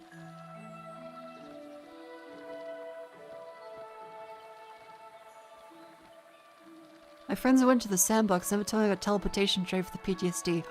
I know what you mean by saying sandbox, but it is very funny imagining you being like, damn, back at the sandbox, it was a tough time for us as 6-year-olds. I know what you mean. I know what you mean, but it's back in the shambles.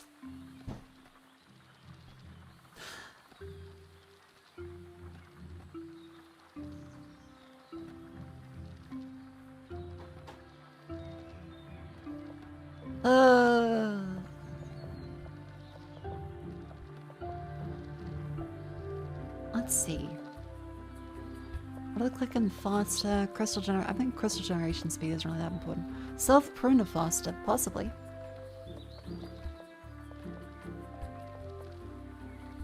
Primordial cube hits is stronger, pickaxes is stronger. I mean, like the magic steel's always quite good.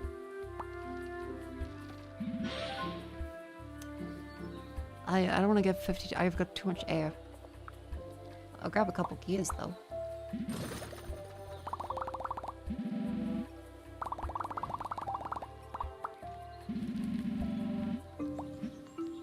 I grab the fire now.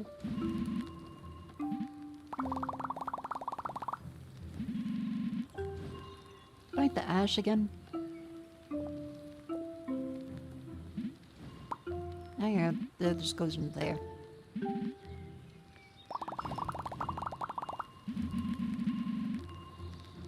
Played Spec Ops of the peak of deployment, good gameplay, but shady story.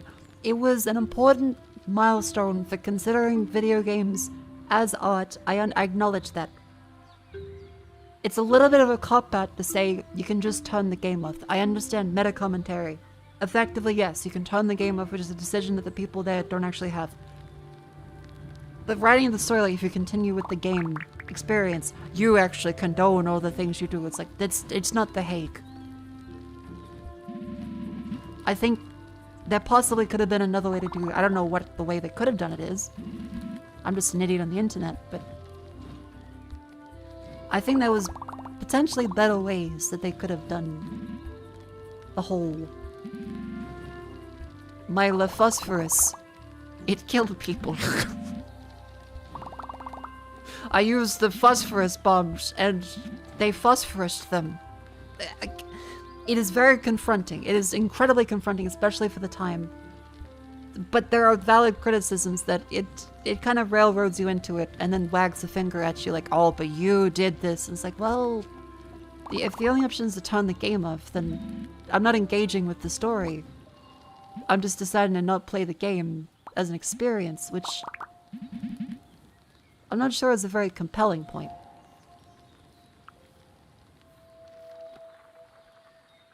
Just grabbing the cubes. No, yeah, I'm grabbing the cubes.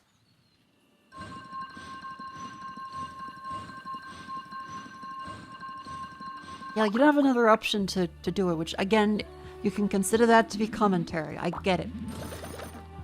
I think it's weak commentary a little bit. Like, past the initial shock value, that's that. Spec Ops The Line has the phosphorus scene, which is incredibly confronting. But there's no other option. Other than just don't play the game.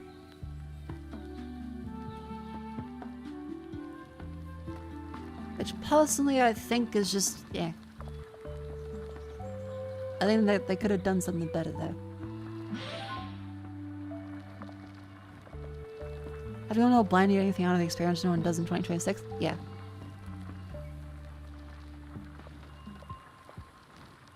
So the fact of only sending 3 Delta operators in the mission, they aren't enemy protagonists. Yeah, like they're just fellas. It's not like they know Kung Fu. They'll out Kung Fu all the people in Saudi Arabia. But just for some reason, that's just what happens in those kind of games. Like, they're special for, but I can understand the whole sending that because it's meant to be a satire about Call of Duty, because it was the height of the Call of Duty games being super gritty. Modern Warfare 4 was convincingly either side of the debate of do they support these things or are they against them? Is it talking about it realistically or is it just kind of just saying shit? But then it throws it out the window with every other Call of Duty afterwards. So Spec Ops Line was at the height of hoorah! Shoot people in name country, but really it doesn't matter because we're kind of running out of new ways to reskin the game. Make it prouder. Yeah, like they've reached the... kind of like how zombie games reached a complete point. World War II reached a complete saturation point. Spec Ops makes sense for being the way it is at the time. It does make sense. Even if like it gets a little much.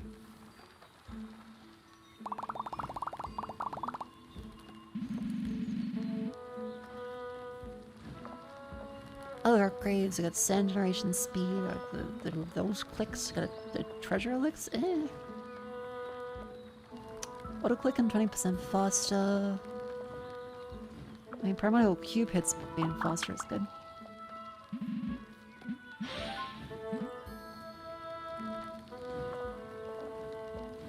But yeah, all that to say, I can still criticize like that and acknowledge that I do like Spec Ops The Line for what it did. Because at the time, that was very unique. But also, we can acknowledge that it kind of just railroads you into it and doesn't add that much to that experience. While it's like the first like shock value time playing it. Which is fine, but it just, yeah. Okay, more mushrooms.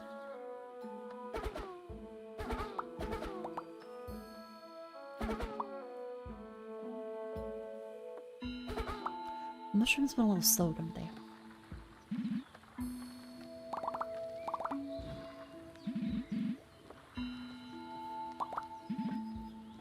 Let's get more wheat. Ooh, Area of Effect Harvester. That's... wait, that's actually huge. Hang on. That's the speed upgrade. Oh, okay.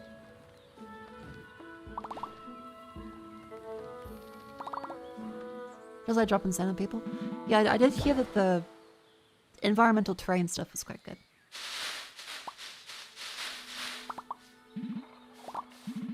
Okay, that is a lot faster for the wheat now.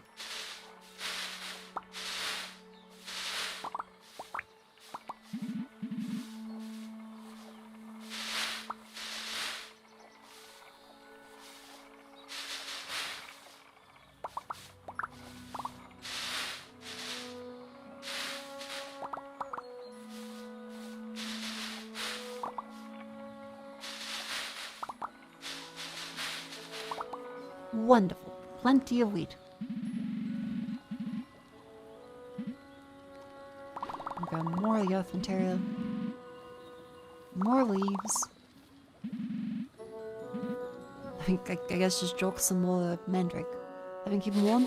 I've been doing my best to. I wear gloves when it's really cold. I got more flannelette sheet stuff today.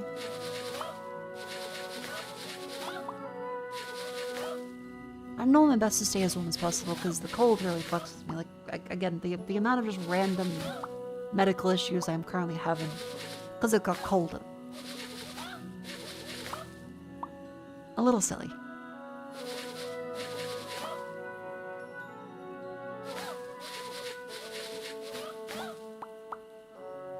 I can say on loan screens one of the phosphorus having gone to play and not just as was a need to kill for yourself as murder, kill for your country's patriotic, to kill for entertainment is harmless. I think they did both as well, yeah. 6 fucking... That's such a good deal. Holy fuck. That's a great deal. You know, is it industry potion? I'll have to get more of the mushroom. Got the mushrooms also.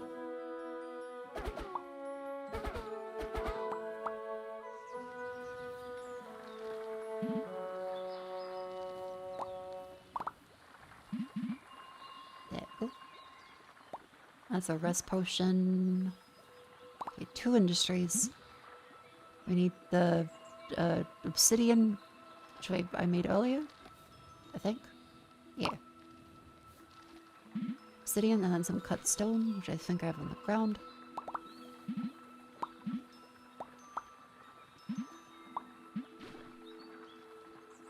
Great, that's gone. Entry potion is then cut stone, some rope, gear.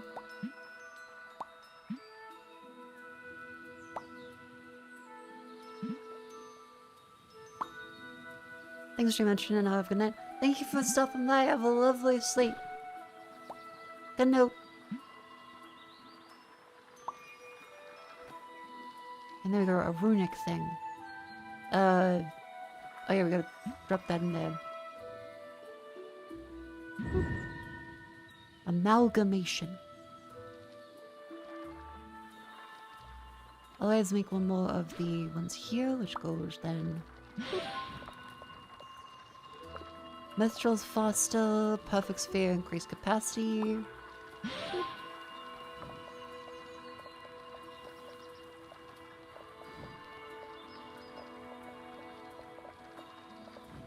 What else is there? There's rest elixirs, and then there's faster mithril orb. Some of this shit. I feel like I need something for the mithril. Ah, the mithril. That's the one.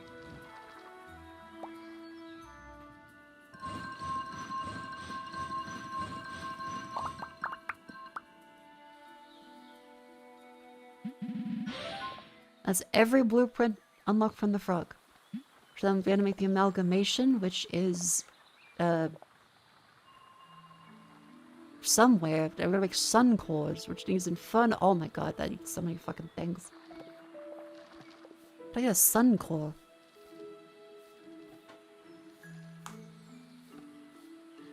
Sun loaf.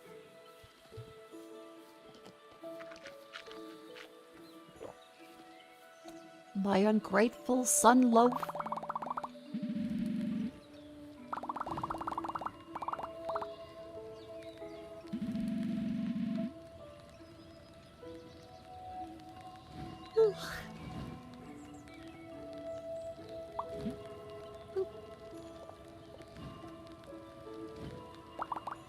These fellas back in there, and put these fellas, the wheat somewhere.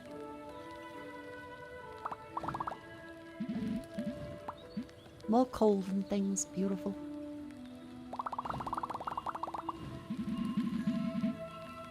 Great. I got so much bullshit on the fucking ground, fuck. Okay, we're gonna need a lot more of the glossy stuff. Just kill a bunch of the slimes. Get some iron.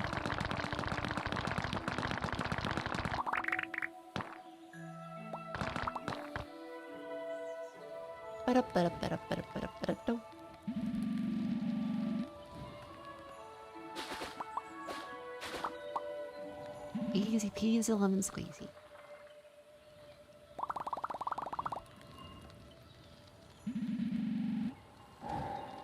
Just keep grabbing all those.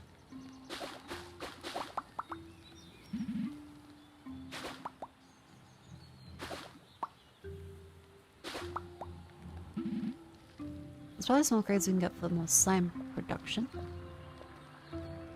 That's an area of effect. No, that actually seems like the fastest we can do that.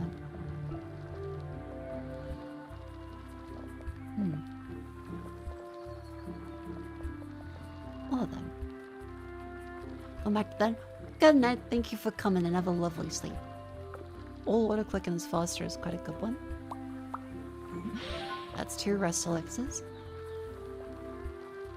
All click action stronger is that's also quite good. 5 more hand storage. If only I had some stuff. Treasure elixirs. The fuck are those for? Treasure elixir. Alexa? I hardly know her.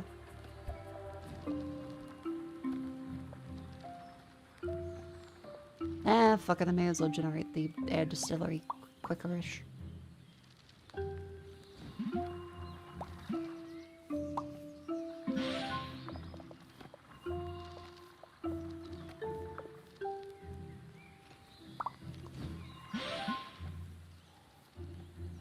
I'll see you later very early. In Australia it is currently, what is 2 AM.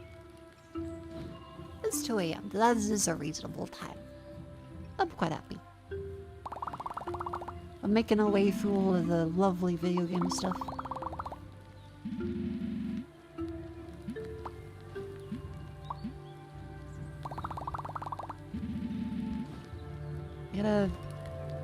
The mining engine's a little slow. That's not bad. How much do each of these ones cost? Like the mining thing. Turret tower defeats Frogel. What the fuck?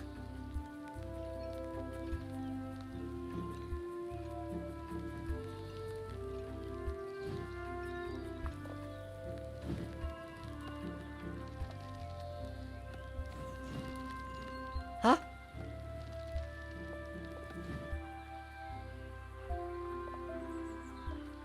A sun core is then Inferno and Cosmos.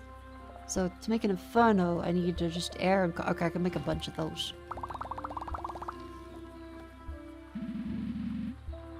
Put some flames and shit in there.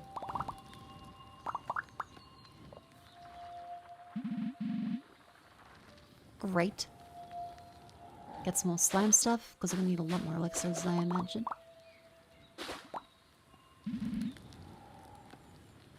Bunch of glass.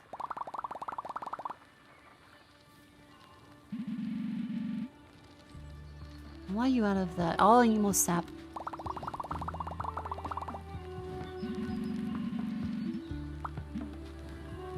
Honestly, we probably would teleport for this one, can't we? Grab an obsidian. And then a tarot. We send this one over to...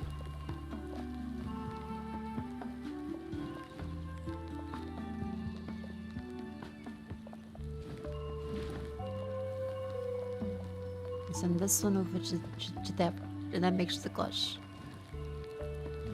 There we go. Wonderful. The factory continues. Thank God you don't actually see the lines for this, though. Be a little cooked.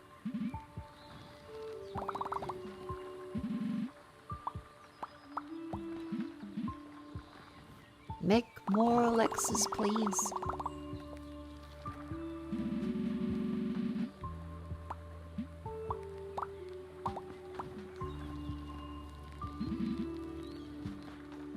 I'm just gradually cleaning up all the fucking junk on the ground. It's not really clean, but you know. Oh dear.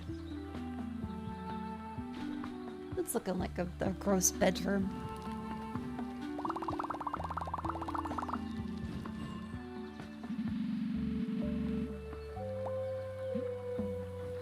Infernal Elixir for that one.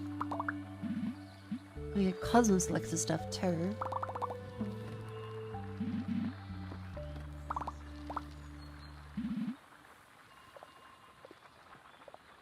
And Woodland Heart. Growth Engine. Do I defeat Frogan immediately, or...?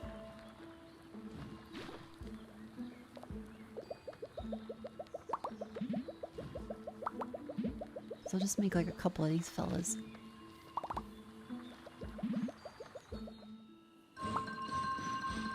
I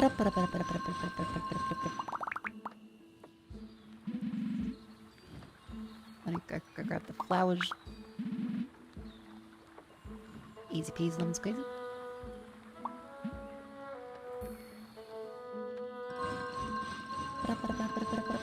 How would shark milk taste?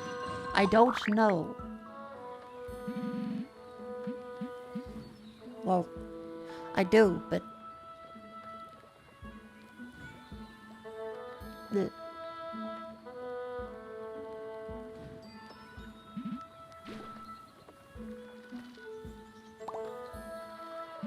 Let's see, this one, I'm gonna grab some... Oh, I'm gonna grab one of these fellas.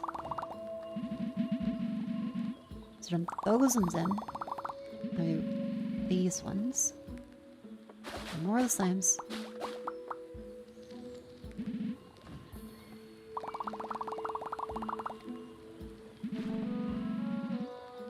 That should last a little while.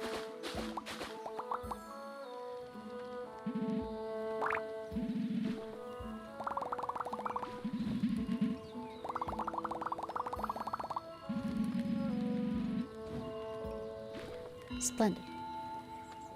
Wonderful. Fucking downright incredible. How do they fucking perfect sphere and fucking infernal elixir and that fucking thing? Yeah. Put the one there, and then I've got these ones. I've got a cosmos, and that's going. Just making a sun core. Suncorn fallacy.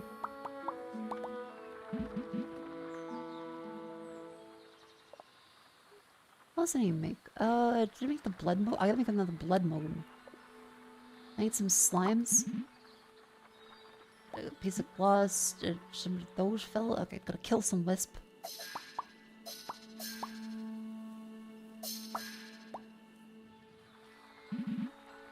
And then some mushroom.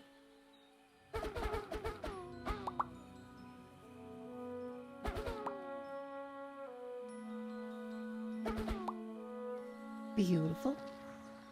Actually, then let's get that sword upgrade. Otherwise, let's see.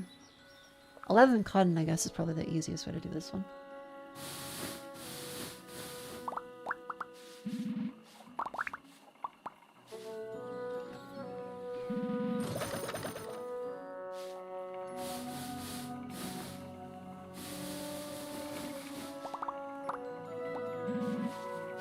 Yeah, the AoE is really good.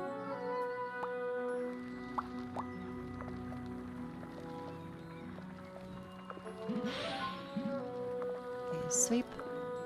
10 mithril bar. That's that full.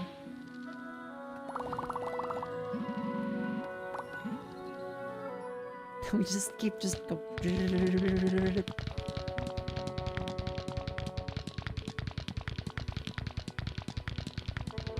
I can do it.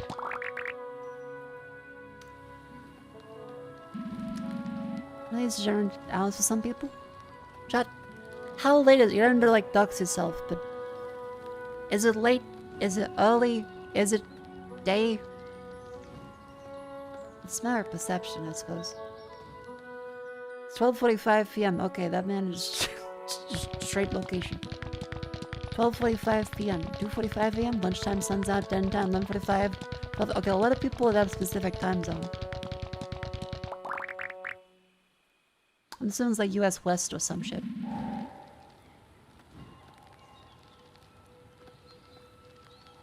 $7:45. Trolling undoxing yourself with your name. What's your name? Finnish Fool.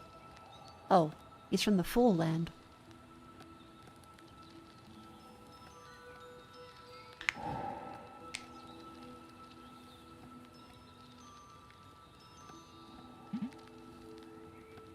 Okay, so let's people at 7:45, at 2:45, at 12:45.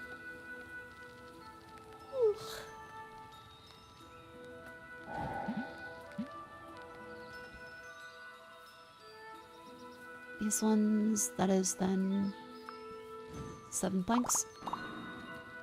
Easy peasy. Portable sun in the palm of my hand.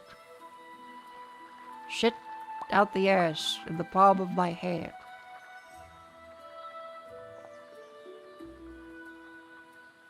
What's the name for upgrades? I got like the... You may as well get the crystal easy upgrade.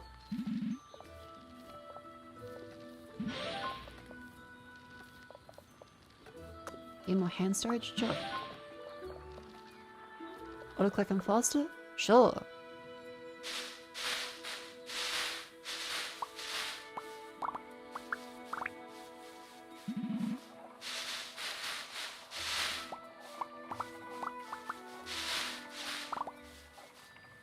$15.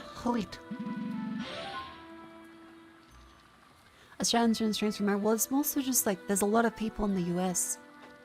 Like relatively to Australia, you guys have like 10 plus times the population. I think close to 15 times. So there's gonna be more people in the US just regularly. So, not that much of a surprise, I suppose.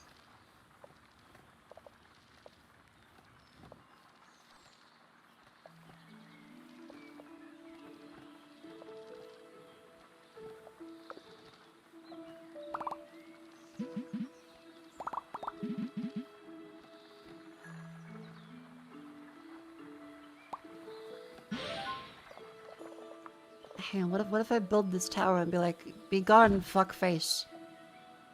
5 blood moon elixir. Eye of Newt. Fuck of you.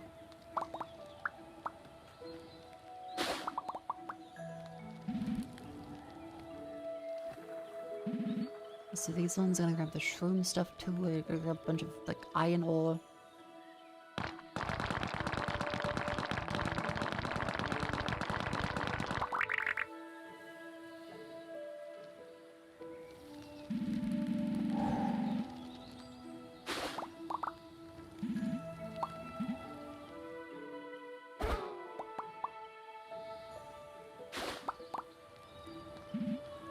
Just keep going. Beautiful. Just a little mushroom, just a couple mushrooms, just a do ba da ba da ba do ba da ba ba da ba da ba do.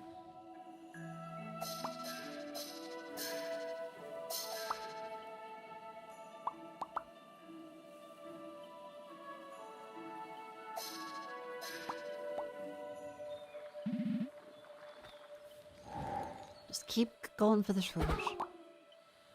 Really gotta get more shroom upgrades. They spawn very fucking slowly. In the max level. Average starting soon, by the way, chat.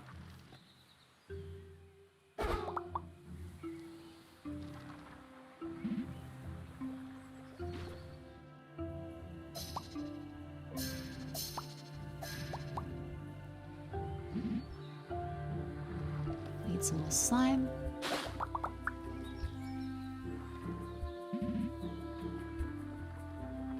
Grab more of these fellas.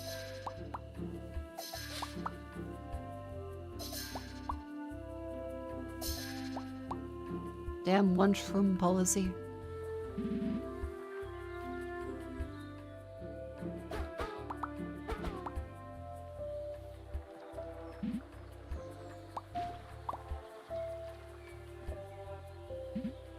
There's that one, so I'm gonna do 20 cut stone.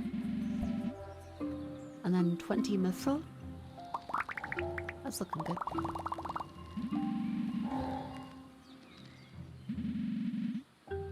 One more.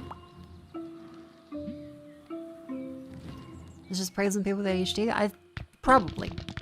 I'm here, so it's a stretch break. Up you go. You gotta move your limbs. compared to a little bit of the ones, I think Forage does a very good job. I really like the interaction in this one.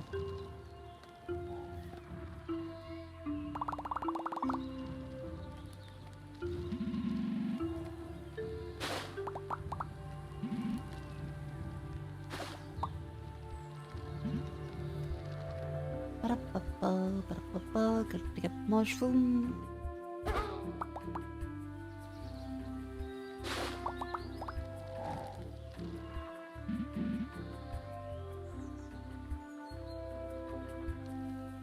Are you stretching if you're playing it? You don't know, I could be standing. I'm not standing up, but I could be. You don't know. Yeah, okay, I'll get up.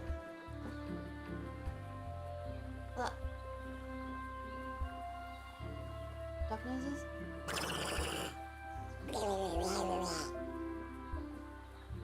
Lean to the side. Lean to the other side. Raise the knees. Gather the shrooms because they take fucking forever. My main bottleneck is a shroom.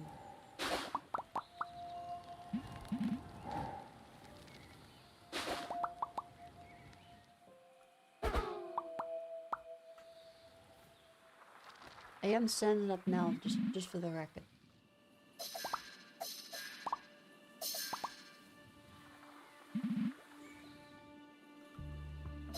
I'm like leaning over, I got my butt up in the air, and I'm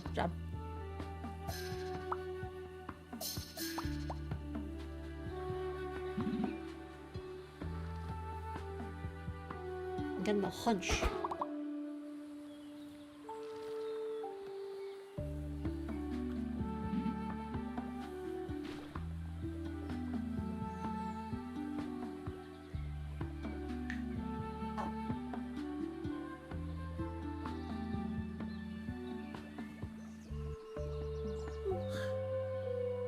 Alright, welcome back in. Stretch break over.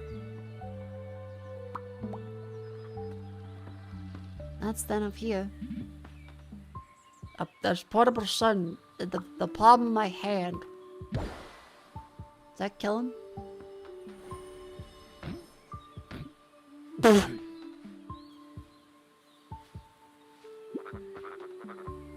Please. Please spare me. I'll run away and never return. Let him run off, he's no threat at all. Time for you to finish your quest and enter the vault of the blessed turnip. The turnip has chosen you to uphold my legacy. That's your own choice to make. No one can choose your path for yourself. Please bring me a woodland heart, I'll teach you your final recipe. Fuck you, Fergan. Amalgamation altar. A woodland heart. Okay.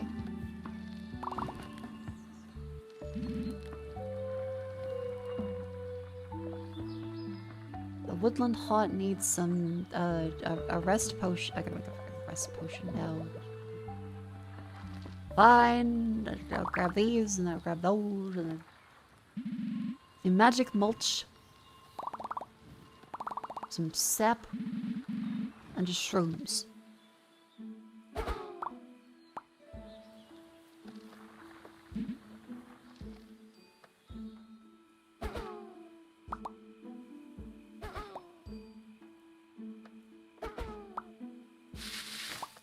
I'm gonna grab the magic mage flowers too.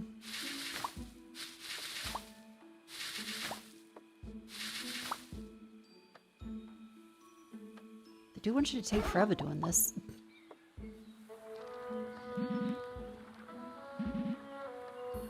Living wood. Got 2 living wood. Okay, it's probably faster to make living wood at some point.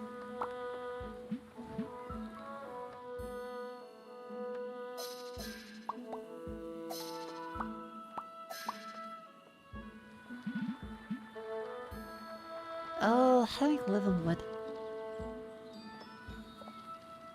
Nope. Nope. Yes. Okay, that's just leaves and slime. That's easy.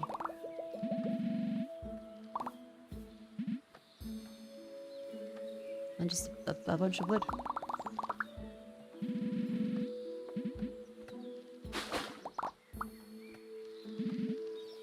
Easy peasy. Lemon squeeze.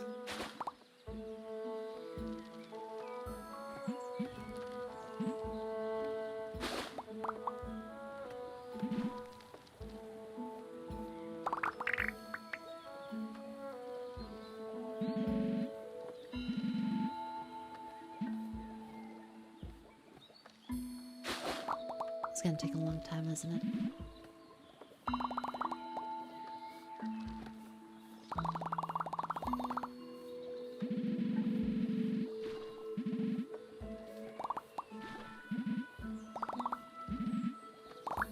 Maybe they have a point. Maybe the fucking... Maybe the tree's pulling the hair out. It takes too long. You can upgrade it with another rest elixir. And some more mage flowers. So we'll help the living wood, I assume I'll need a fuck ton of.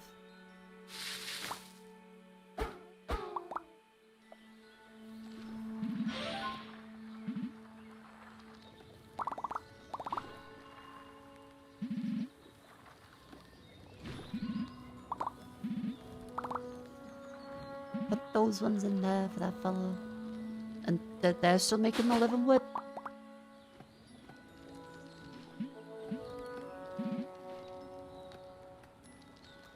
And you, I can just grab that.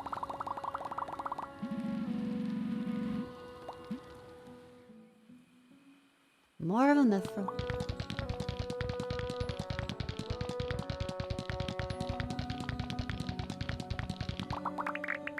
I'm doing so good at it. Chat, tomorrow I'm gonna change out my GPU. I've been saying that for a while, but tomorrow I definitely am gonna try to actually do it. Likely. How long have I been playing to get to this point? I think like 3 ends of streams, like 6 or 7 hours. I know. Genuinely.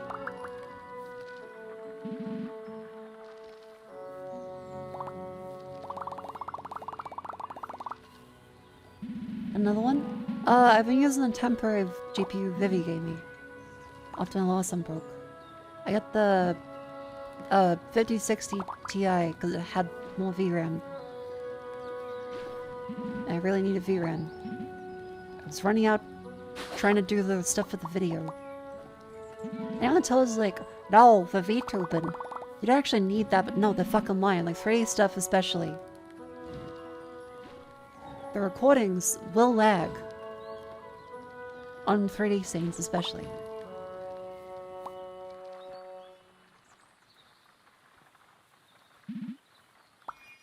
A woodland heart. Now comes the amalgamation altered. I'll just like fucking there. Needs bricks and stone. And a Cosmos potion for some fucking reason.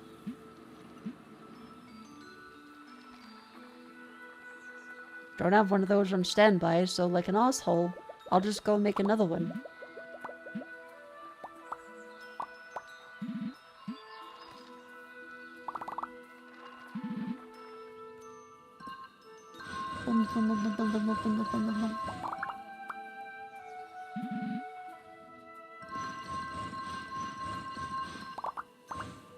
I'm gonna grab more mage flowers and stuff too.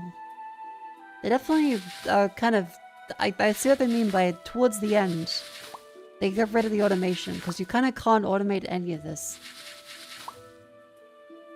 I guess that's being a wizard.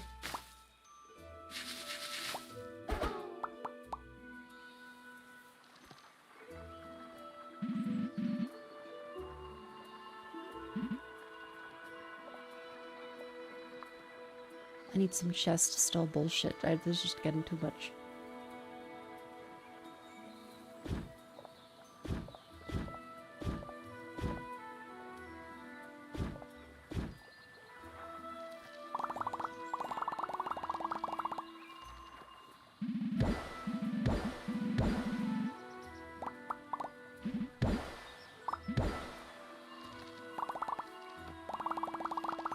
Come on. Every chest on the bottom left of the screen. Hottie ha ha ha.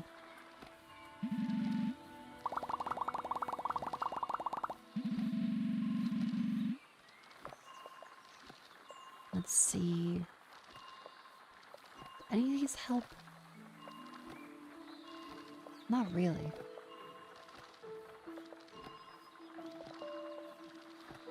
More wisp spawning, I guess, technically?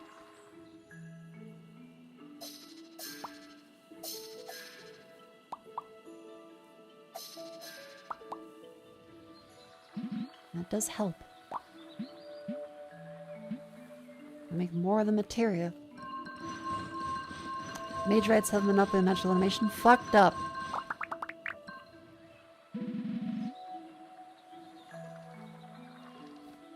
I got more mage flowers.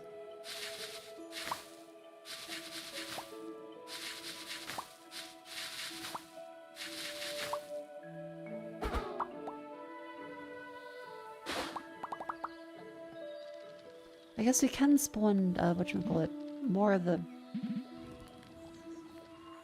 thingies. My mind is going blank.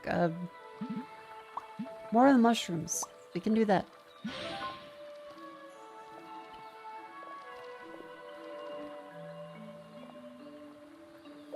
Yeah, perfect sphere, we can make a few of too.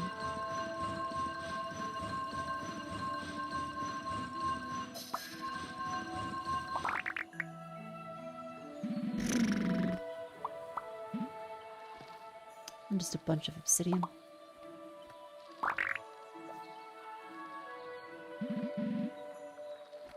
Wonderful.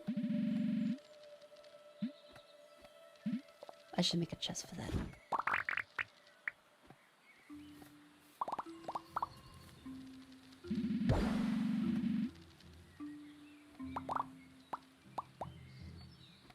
Move these down this way. Oh my god, there's so much bullshit on the ground. Fuck.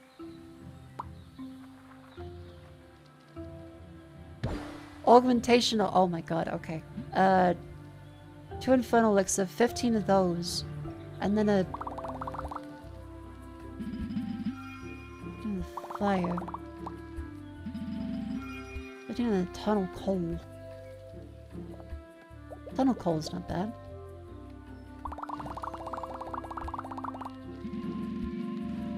Just send a bunch of those in.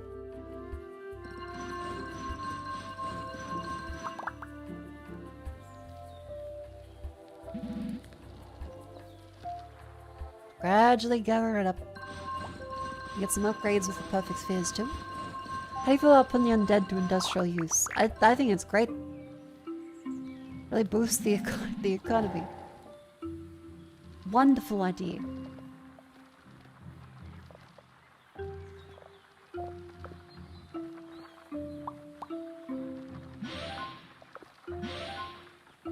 Okay, great. Oh, look how much better that is now. Twice the speed. That's so fucking good.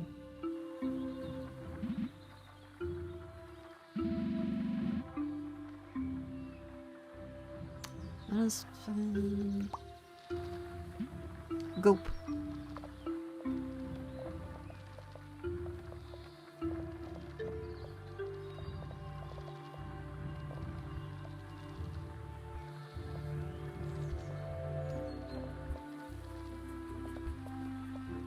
I guess we can grab like the planks and the iron.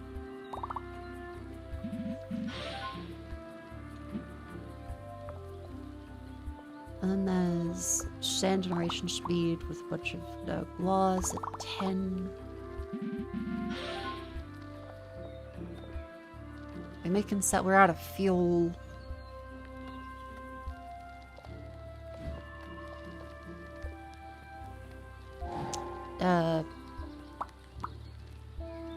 Yeah, just good.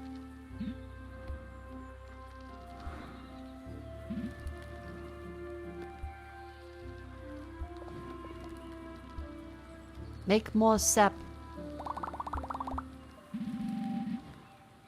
I just need the 15 a tunnel coal. Great.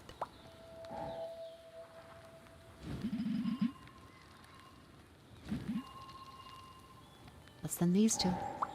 Okay, a tunnel coal condition met. We need 2 infernal potions and a sun. I don't have any inferno, so they're thankfully pretty easy. It's just a bunch of coal, flame shit, air.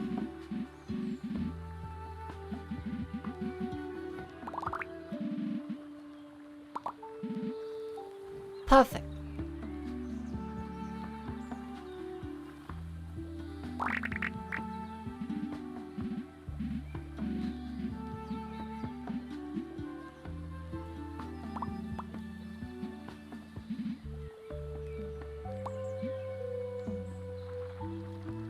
You go in there. Slimes, that's probably useful. Then you can go up here.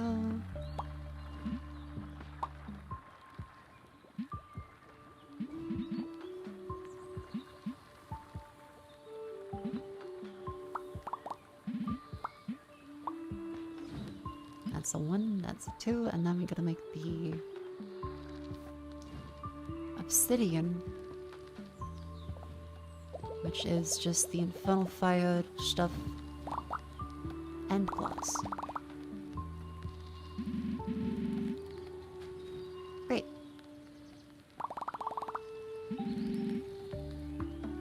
That needs more. There's always more slime. Always with the slime and.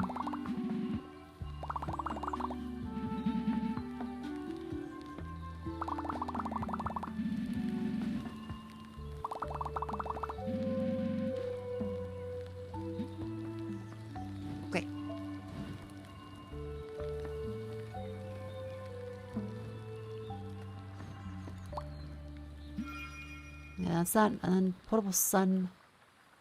I have to go through there for these bits for obsidian. I grab the mithril. I grab from here and there. There goes. Gotta kill more shrooms. And then I kill more slimes.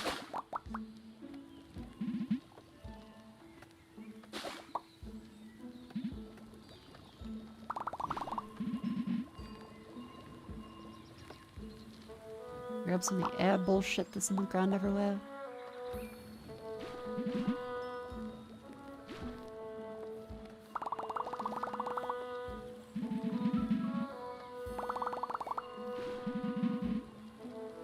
More sands. Oh my god, please just... Is this the end?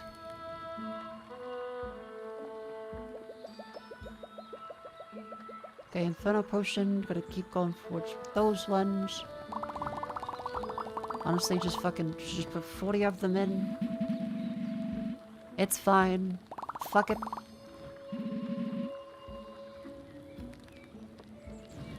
We're doing good. They're making the Inferno.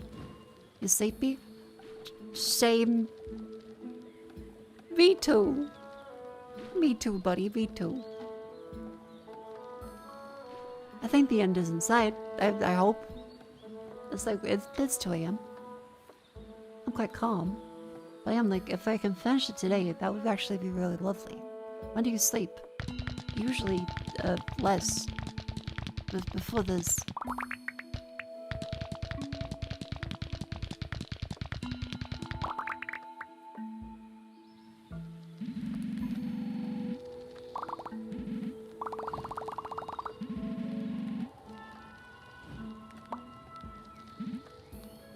Grab more glass.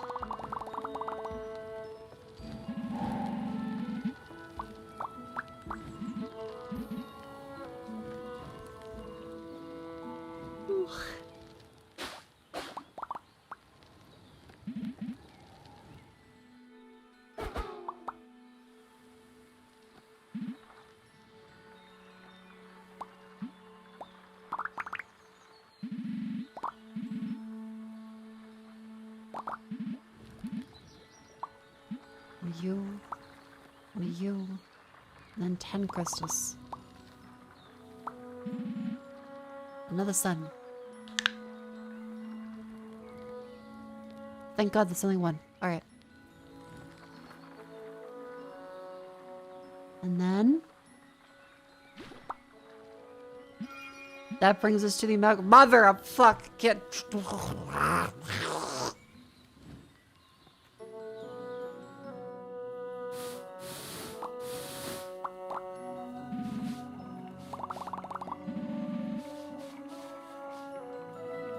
Fucking god damn it.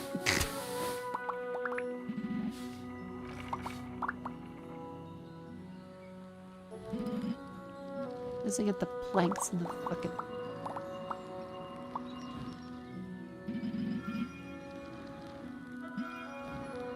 15 bricks.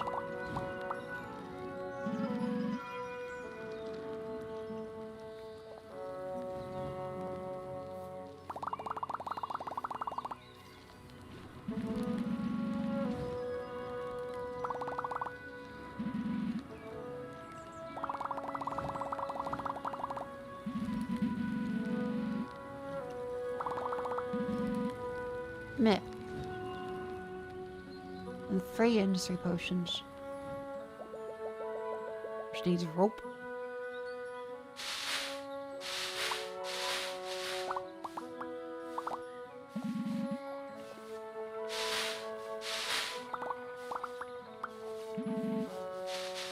Just keep going. I want to finish you. Please. Please let me be finished. Please.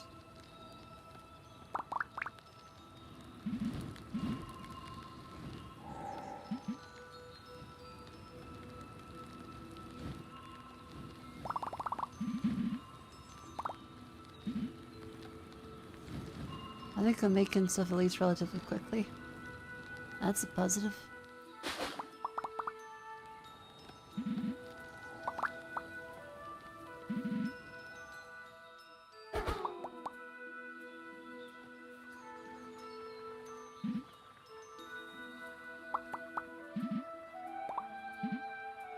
Gears and rope.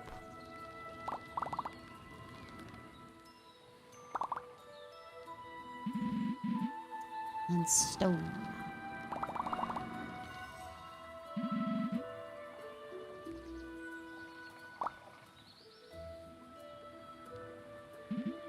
There we go, that's 3 potions there. And then we keep sending just the cotton mill to just keep on spinning. Time is money and I'm fucking tired.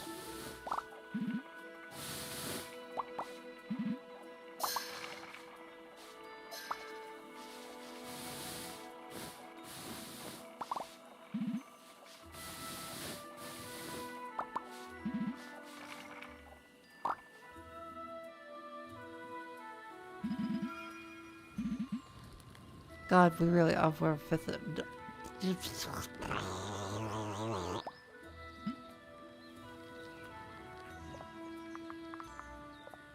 We should continue this another day, otherwise I'll be up and they're gonna give me an impossible thing and I'm gonna be like, what the fuck? Thank you all for coming to stream. I am shocked that people enjoyed that segment. Because I kind of was just going, I love you didn't yap out of the 5 or the 6 hours. Just when I think about they pulled me back in. Thank you all very much for coming to stream. I hope you enjoyed this one. Remember, you can join the wonderful Discord. Follow me on Twitter. Subscribe on YouTube. Give me money, please. Thank you. Exclamation GG. That's code YAP. YAP for gamer subs. I make money off of them. Or you can buy merch at MakoFukaslami.com.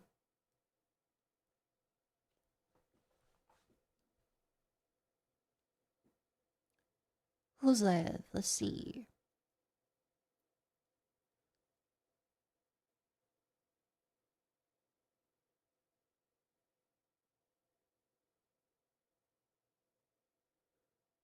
Twitch has messed up their UI. I'm seeing everyone displayed as not a number of viewers.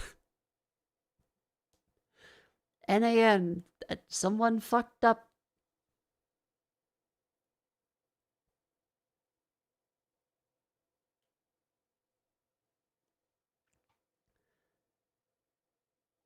Just remember, like, Mako, that's really? Can you see that? It's like not a number of viewers.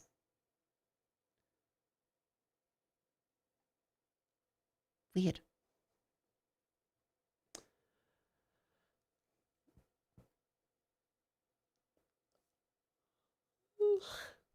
Oh well, they're a busy company. They gotta manage a lot of stuff.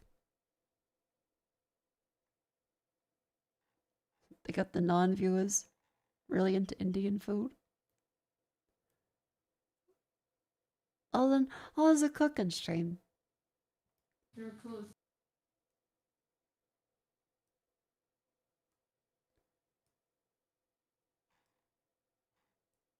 There's a cooking stream. Let's raid. Let's raid Katie.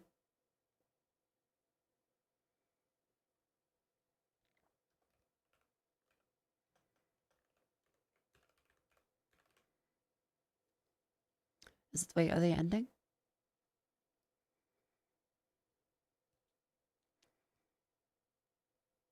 No, they're still going. Alright, chat. Remember, be kind. Just say, clickety click.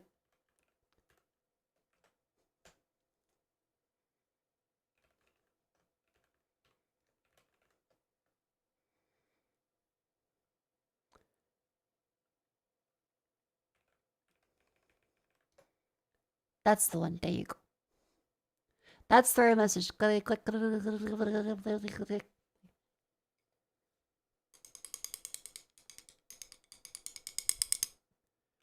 Me as a drummer? A 1, a 2, a 1, 2, 3, 4. Needs more cowbell.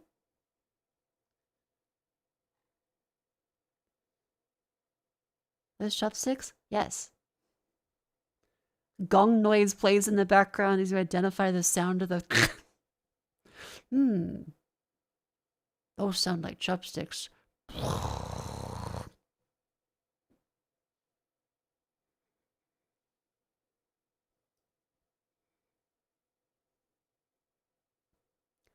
Good night, everyone.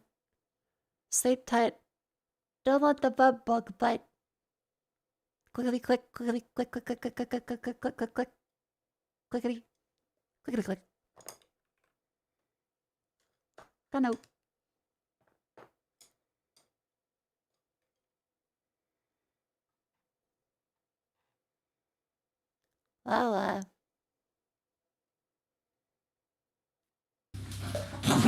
Raid?